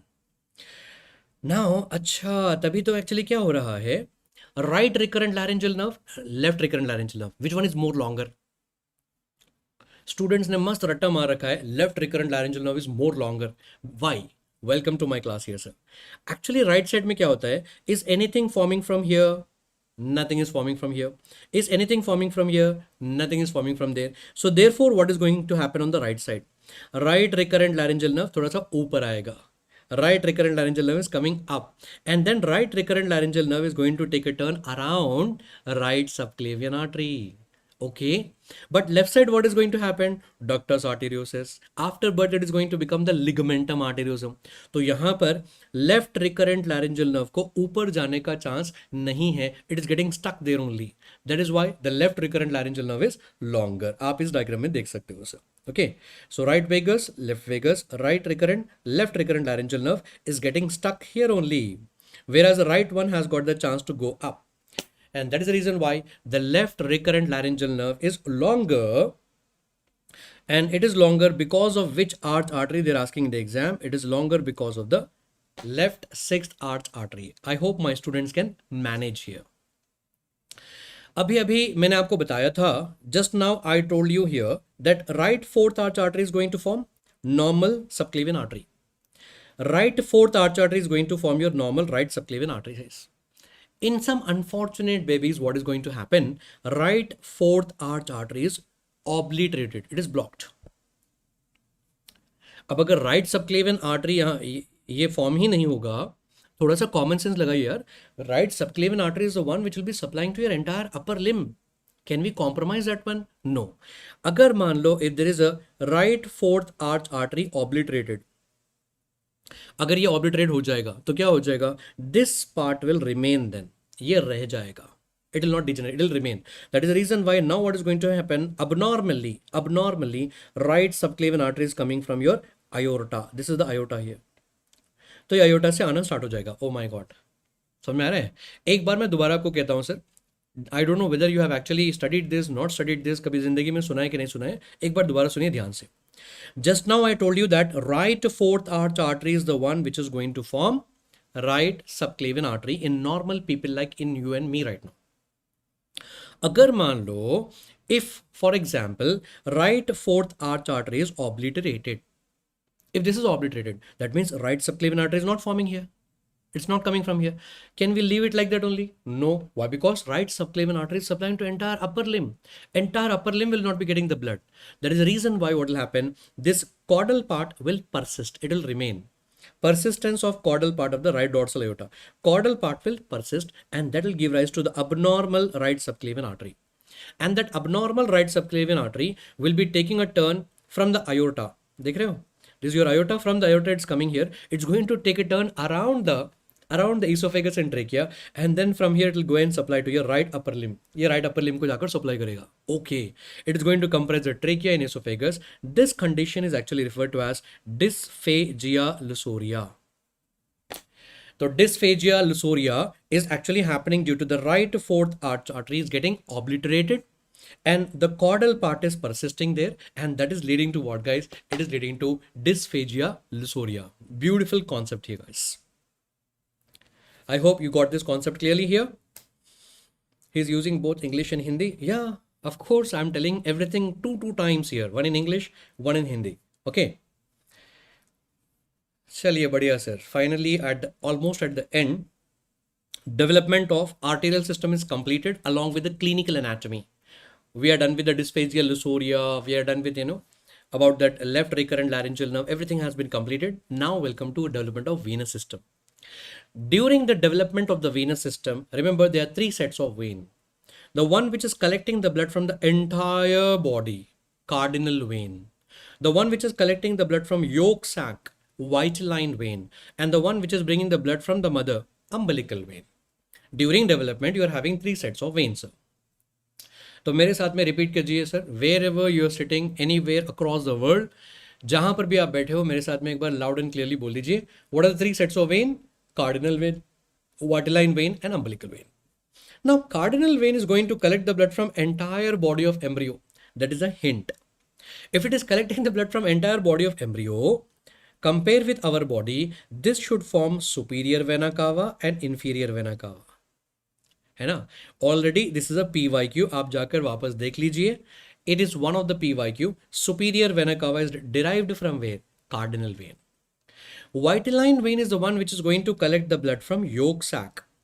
Now yolk sac is actually the one which is going to form your gut. अगर ये gut से collect कर रहा है तो obviously it has to become your portal vein. Okay. Portal vein will go inside the liver and it will be draining the blood into sinusoids. From the sinusoids of the liver, the blood will go into central vein. And from the central vein, the blood will go into hepatic vein. All this will be derived from the white line vein only. And in Neet PG exam, they have asked about the sinusoids. Sinusoids will be derived from where? White line vein. And last and final one, umbilical vein तो मुझे बताने का ज़रूरत ही नहीं है sir. Actually, umbilical vein story आप सबको अच्छे से पता है. You people know very well. Right umbilical vein and left umbilical vein. Yes, before birth you'll be having both the umbilical vein. Out of these two, come on, tell me quickly, which one will regress? Which one is gone? Yes, very good. Right regress, left is left. Right will regress, left is left. Now left umbilical vein is supplying the blood from the mother to the fetus, during the entire pregnancy. After birth, what is going to happen? After birth, we are the doctors who are going to cut the umbilical cord. So now left umbilical vein, there is no work of that one. इसका कोई काम नहीं है. Now this left umbilical vein will be closed, obliterated, and that will be in the form of ligamentum teres. So right now in your body and my body, we have ligamentum teres, and that is representing what, sir? Yes, left umbilical vein, obliterated left umbilical vein. That's all. We are done with the venous system. Arterial system हो गया, venous system हो गया. By that, CVS embryology completed. Welcome to gut embryology. In gut embryology, in this diagram, you're able to see the black colored line is the outer body wall and the red colored line is actually the gut. In gut, you'll be having foregut, midgut, and hindgut. Midgut is giving this extension vitello-intestinal duct, and hindgut will give this extension allantois. You people know till here very well. Now, welcome to our LRR session. In this, we need to revise what here? Umbilical cord. In your exam, they're asking the contents of umbilical cord. Number one, we are able to see the vitello-intestinal duct. Number two, you are able to see the allantois. Number three, surrounding this, there'll be jelly-like substance known as Wharton's jelly. We are not able to see that in the diagram. And number four and number five is very much important. Hot favorite of your examiner. What about the artery and vein? Umbilical cord will have right and left umbilical artery. दोनों भी artery होती हैं. But in vein, I think this is almost like fourth or fifth time we are revising right now. In vein, you'll be having only the left umbilical vein. बार बार आपके exam में ये पूछा जाता है कि about the artery and vein, there'll be two arteries and one vein. There'll be two arteries and one vein, sir. Lovely. Now welcome to the clinical anatomy. Normally, the vitello-intestinal duct has to be gone, but in some people what will happen, the entire vitello-intestinal duct will persist. It will remain there. Therefore, what is going to happen, the meconium present over here is going to come out of the umbilicus, sir. ये सवाल आपके exam में पूछा गया था. Meconium around umbilicus अगर आपको दिखाई दे रहा है, it is due to what? What is the reason for meconium around the umbilicus? Persistence of entire vitello-intestinal duct. Sometimes what is going to happen, distal part will be gone, sir. Only proximal part is remaining, and that will be nothing but the Meckel's diverticulum. Meckel's diverticulum, I hope you have seen those images of the Meckel's diverticulum, which will be actually attached to your midgut. To be specific, it will be attached to the ileum part of the midgut. Ileum part of the midgut, and this is due to the persistence of what? Again, the answer will be it is due to persistence of vitello-intestinal duct only, but not the entire duct, only the proximal part of the vitello-intestinal duct. Only the proximal part of the vitello-intestinal duct. Is it okay? And after this, my dear friends, one more thing that I want you to learn here is that यहाँ पर क्या होता है, hindgut and allantois will be separated apart. Hindgut and allantois will be separated apart. So we know very well hindgut is the one which is actually going to form what here? It is going to form the rectum and anal canal. Now this allantois is the one which is going to form the urogenital sinus. Okay. So hindgut and allantois, they are separated apart, and then allantois is going to form urogenital sinus. The cranial part of this one will be referred to as urachus. इसको हम urachus कहते हैं, sir. Now, what do you have in front of the rectum, sir? ये तो diagram आपने कई बार देखा होगा ना. Like male and female pelvis, if you see, rectum के आगे क्या होता है? In front of the rectum there will be urinary bladder. तो urogenital sinus has to definitely form your urinary bladder. Okay. So this is going to form the entire urinary bladder except the trigone. और ये आपका PYQ है, sir. Already exam में पूछा गया है कि trigone is derived from where? It is derived from mesonephric duct, nothing but the Wolffian duct. It was a direct question asked in your FMGE exam, sir. So urinary bladder is completely derived from the urogenital sinus except the trigone, and trigone will be derived from where? Mesonephric duct. Now what about the urachus? In normal people like you and me, urachus close हो जाता है, and that is going to form what, sir? Median umbilical ligament. Median umbilical ligament. Urachus will be closed to form the median umbilical ligament. But in some unfortunate babies, वो persist. It will persist. It is not going to close. अगर ये urachus close नहीं होगा, तो whatever urine is present in the urinary bladder here, that urine will start coming out from the umbilicus here. Oh.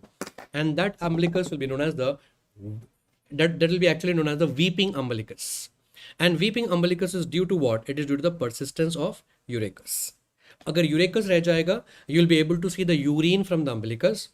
अगर vitalo-intestinal duct रह जाएगा, you'll be able to see the meconium coming out from the umbilicus. So these two conditions you have to remember. So in this one slide, my dear friend, I have revised everything about the umbilical cord, all this development here, as well as the clinical application also. Now welcome to rotation of gut. Now the first thing is, tell me that rotation of gut, foregut rotate होता है कि नहीं होता है? Remember, foregut is going to rotate 90 degrees in which direction? Clockwise direction. Midgut rotate होता है कि नहीं होता है sir? Midgut is going to rotate 270 degrees, that too in anti-clockwise direction. Done. And hindgut तो rotate नहीं होता है sir. Foregut is going to rotate 90 degrees in clockwise. Midgut is going to rotate 270 degrees in anti-clockwise direction. And finally, hindgut rotate नहीं होता है. Is it okay? Now, midgut rotation is very much important. Actually, what is going to happen, midgut rotation जो होता है, it will be happening during the 6th week. Now, during 6th week, what will happen? That long coils of ileum, long coils of jejunum, I mean to say midgut is going to come out via umbilical opening. Why? Because 6th week of development, very early during pregnancy, and at that time, what will happen, sir? You don't have enough space in the abdomen here to accommodate the midgut. That is why the midgut is going to come out via umbilical opening. Now, that is actually referred to as hernia, physiological hernia.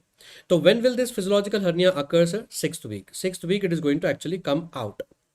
And after that, rotation of 270 degrees anti-clockwise, it is going to go back and it is going to return back into the abdomen by 10th week. Let me repeat that again. In normal people, what is going to happen? Physiological hernia occurring during 6th week, and it is going to reduce back during the 10th week, by 10th week. Fine. But in some unfortunate babies, there will be failure of reduction of physiological hernia. That condition is referred to as omphalocele. And in omphalocele, of course, it will be covered by this entire sac-like structure over here. But what is gastroschisis? Many students will be asking this one, sir, what is the difference here? यहाँ पर gastroschisis में क्या होता है? The anterior abdominal wall will be weak, it will be ruptured, and from there the coils of intestines are coming out and they are not covered by the sac. Herniation at the weak point of the abdomen, and therefore it is not covered by the sac here. And of course the intestinal obstruction will be common in the gastroschisis. Please remember all these conditions, and they have already asked in your exam, sir. Omphalocele was given as an image based question, guys. Now almost we are at the end, sir. Last 2 minutes, it will be done. Ectoderm is the one which is going to form the cleft, and in total you'll be having like 4 clefts, sir. 1, 2, 3 and 4. Endoderm is the one which is going to form pouches, and again you'll be having like 4 pouches. 1, 2, 3 and 4. The first cleft here, it is the one which is going to form external caustic meatus along with the outer layer of tympanic membrane. Second, third and the fourth cleft will be completely obliterated here. Nothing is derived from here. Thank God we don't have to learn. First pouch is the one which is going to form middle ear cavity as well as auditory tube as well as the inner layer of tympanic membrane. Second pouch is the one that is going to form palatine tonsil, epithelium of the palatine tonsil. Third pouch is very much important. So before going to the exam, please recall this one here. Third pouch is going to form thymus, और thymus को यहाँ से नीचे जाना होता है. So therefore it is going to form inferior parathyroid gland. Whereas fourth pouch is the one which is going to form superior parathyroid gland. Along with that, please even remember the DiGeorge syndrome here. In DiGeorge syndrome, I hope you all remember it is 22q11 microdeletion syndrome and all. In this, third pouch and fourth pouch will be involved. If you want one better answer, remember third pouch will be a better answer, sir.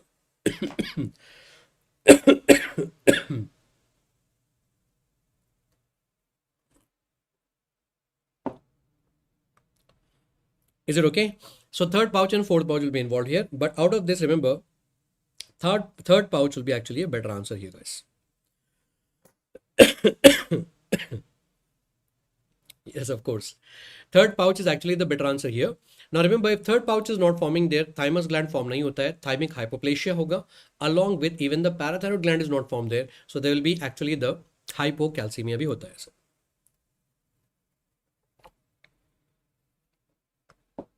Now, once you are done with this one, by this, we are actually done with the embryology part, sir. Embryology part has been done in detail. And you have seen like we are done with every system over there. Now, welcome to histology. In histology, actually what is happening is mostly they'll be asking about the epithelium, sir. And इसमें तो आपको examples याद रखना होता है, तो that is the reason why I'm just going to tell you about the important one, pseudo stratified epithelium. Actually pseudo stratified epithelium का मतलब क्या होता है, अगर आप ध्यान से देखोगे, all the cells will be on the basal membrane only, but their nuclei will be arranged at different height. Now, because the nuclei are arranged at different height, it's falsely appearing like a stratified multilayer pseudo stratified epithelium. For example, it is present in trachea and the bronchus. Now, this is given as an image based question many a times, sir. Transitional epithelium. Don't worry about the basal layer, don't worry about the intermediate layer. Look at the topmost layer. In the topmost layer, the cells will be in the form of umbrella shaped cells covering like 2 to 3 cells beneath that one. Big cells, umbrella shaped cells, and they're covering like 2 to 3 cells beneath that one. And those umbrella shaped cells, इसी से तो आप identify करोगे, it will be transitional epithelium. Now, this transitional epithelium will be present in the ureter and then in the urinary bladder as well as up to the prostatic urethra. It is present in the urinary system. That is why it is also referred to as urothelium. Now, next thing is about the cartilage. आपके exam में अक्सर ना cartilage का image दिया जा रहा है, recently भी दिया गया था. Okay, so in histology you are going to revise whatever I am going to tell you here, sir. अब इसको कैसे आइडेंटिफाई करेंगे, सर? इट्स बड़ा आसान है, sir. Just in 30 second, less than 30 second, you can identify. आपको बस दो चीजें देखनी होगी. Number one, chondrocytes, the cells present over here. Chondrocytes अगर ग्रुप्स में होंगे तो it will be either hyaline cartilage और it will be elastic cartilage. If the chondrocytes are arranged in rows, then it will be fibrous cartilage. Okay. तो अगर rows में होंगे तो fibrous cartilage we can easily identify. So what about the groups right now? It can be either hyaline or elastic cartilage. Then you look at the matrix. Second thing, if the matrix is very clear like a glass, then it will be hyaline cartilage. Hyaline word आता है hyalose से, and hyalose itself means glass-like structure. Whereas in the matrix here, if you are able to see this elastic fibers present over there, many fibers present over there, then this one here will be actually the elastic cartilage. That's all. तो चलिए एक बार दोबारा कर लेते हैं, sir. First हमको क्या करना होगा, follow my trick here, look at the chondrocytes. Chondrocytes अगर ग्रुप्स में होंगे then it will be hyaline or elastic cartilage. If they are arranged beautifully in the form of rows there, then it will be fibrous cartilage. Okay, then look at the matrix. If it is in groups and the matrix is very clear like a glass, hyaline cartilage, and in the matrix if you find the elastic fibers which are branched and all, that will be nothing but the elastic cartilage. And of course you have to remember the examples. I'm not dealing with the examples right now, guys, क्योंकि मुझे कुछ नहीं पढ़ाना है वहाँ पर आपको. फिर से दोबारा वही होगा कि हाइलाइन कार्टिलेज कहाँ पर होता है यार, आर्टिकुलर कार्टिलेज में होगा, कॉस्टल कार्टिलेज होगा, एम्ब्रियोनिक समथिंग लाइक दैट. तो you can actually read from the PDF. I will provide you this one. Yes, of course. After the class, I'll provide you the PDF and even I'll share this on my Telegram channel also. Don't worry about that. Now, nowadays they are giving the glands based on mode of secretion. They are merocrine, epicrine, and holocrine. What do you mean by merocrine? Whatever secretions they are going to produce, they will pack in the vesicles. Vesicles are going to come in the apical part and they are going to just release the secretions only. And this one will be merocrine. And this glands example will be exocrine glands and the sweat glands.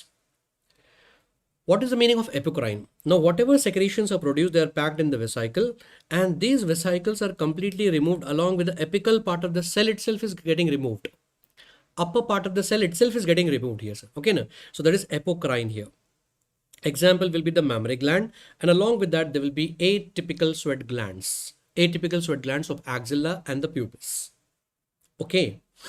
And after that, my dear friend, holocrine. In holocrine, what is going to happen? Cells are going to produce the secretion and they are packed inside the vesicle, and entire whole cell itself is going to destroy and release the secretion. Example will be the sebaceous glands. And after that, my dear friend, last and final thing, don't take the types of joints easy. One question will definitely come from the types of joint. Please remember that one. We are having three types of joint: fibrous joint, immovable one, cartilaginous joint, partially movable one, and completely movable will be synovial joint. Again, the same thing, my dear friend, you need to actually learn about what here? The examples. For example, immovable joint, fibrous joint will be actually of again three category: sutures between the cranial bones here, gomphosis between the tooth and the socket here, and then syndesmosis between the two bones with the help of interosseous membrane. That is fibrous joint.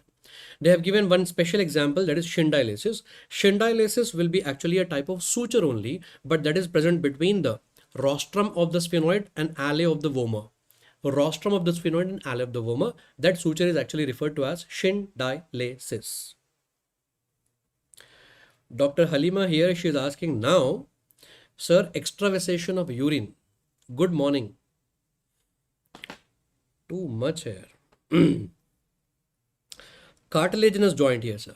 They'll be of two types, primary cartilaginous joint and secondary cartilaginous joint, sir. Primary cartilaginous joint is known as synchondrosis and secondary cartilaginous joint is known as symphysis, guys. And please remember, primary cartilaginous joint is between the epiphysis and diaphysis.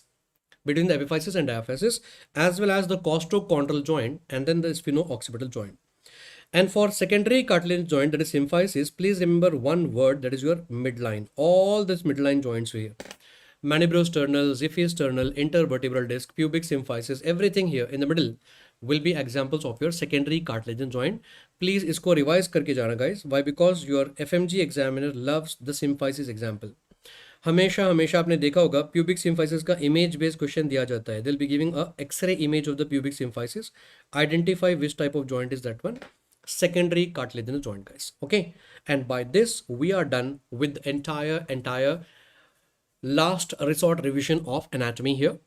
Yes, all the high yield topics has been revised in detail. I hope you'll be able to learn them. And even not even just sharing the PDF, guys, please share the link of this session with all your friends and help them also in learning in this last 10 days.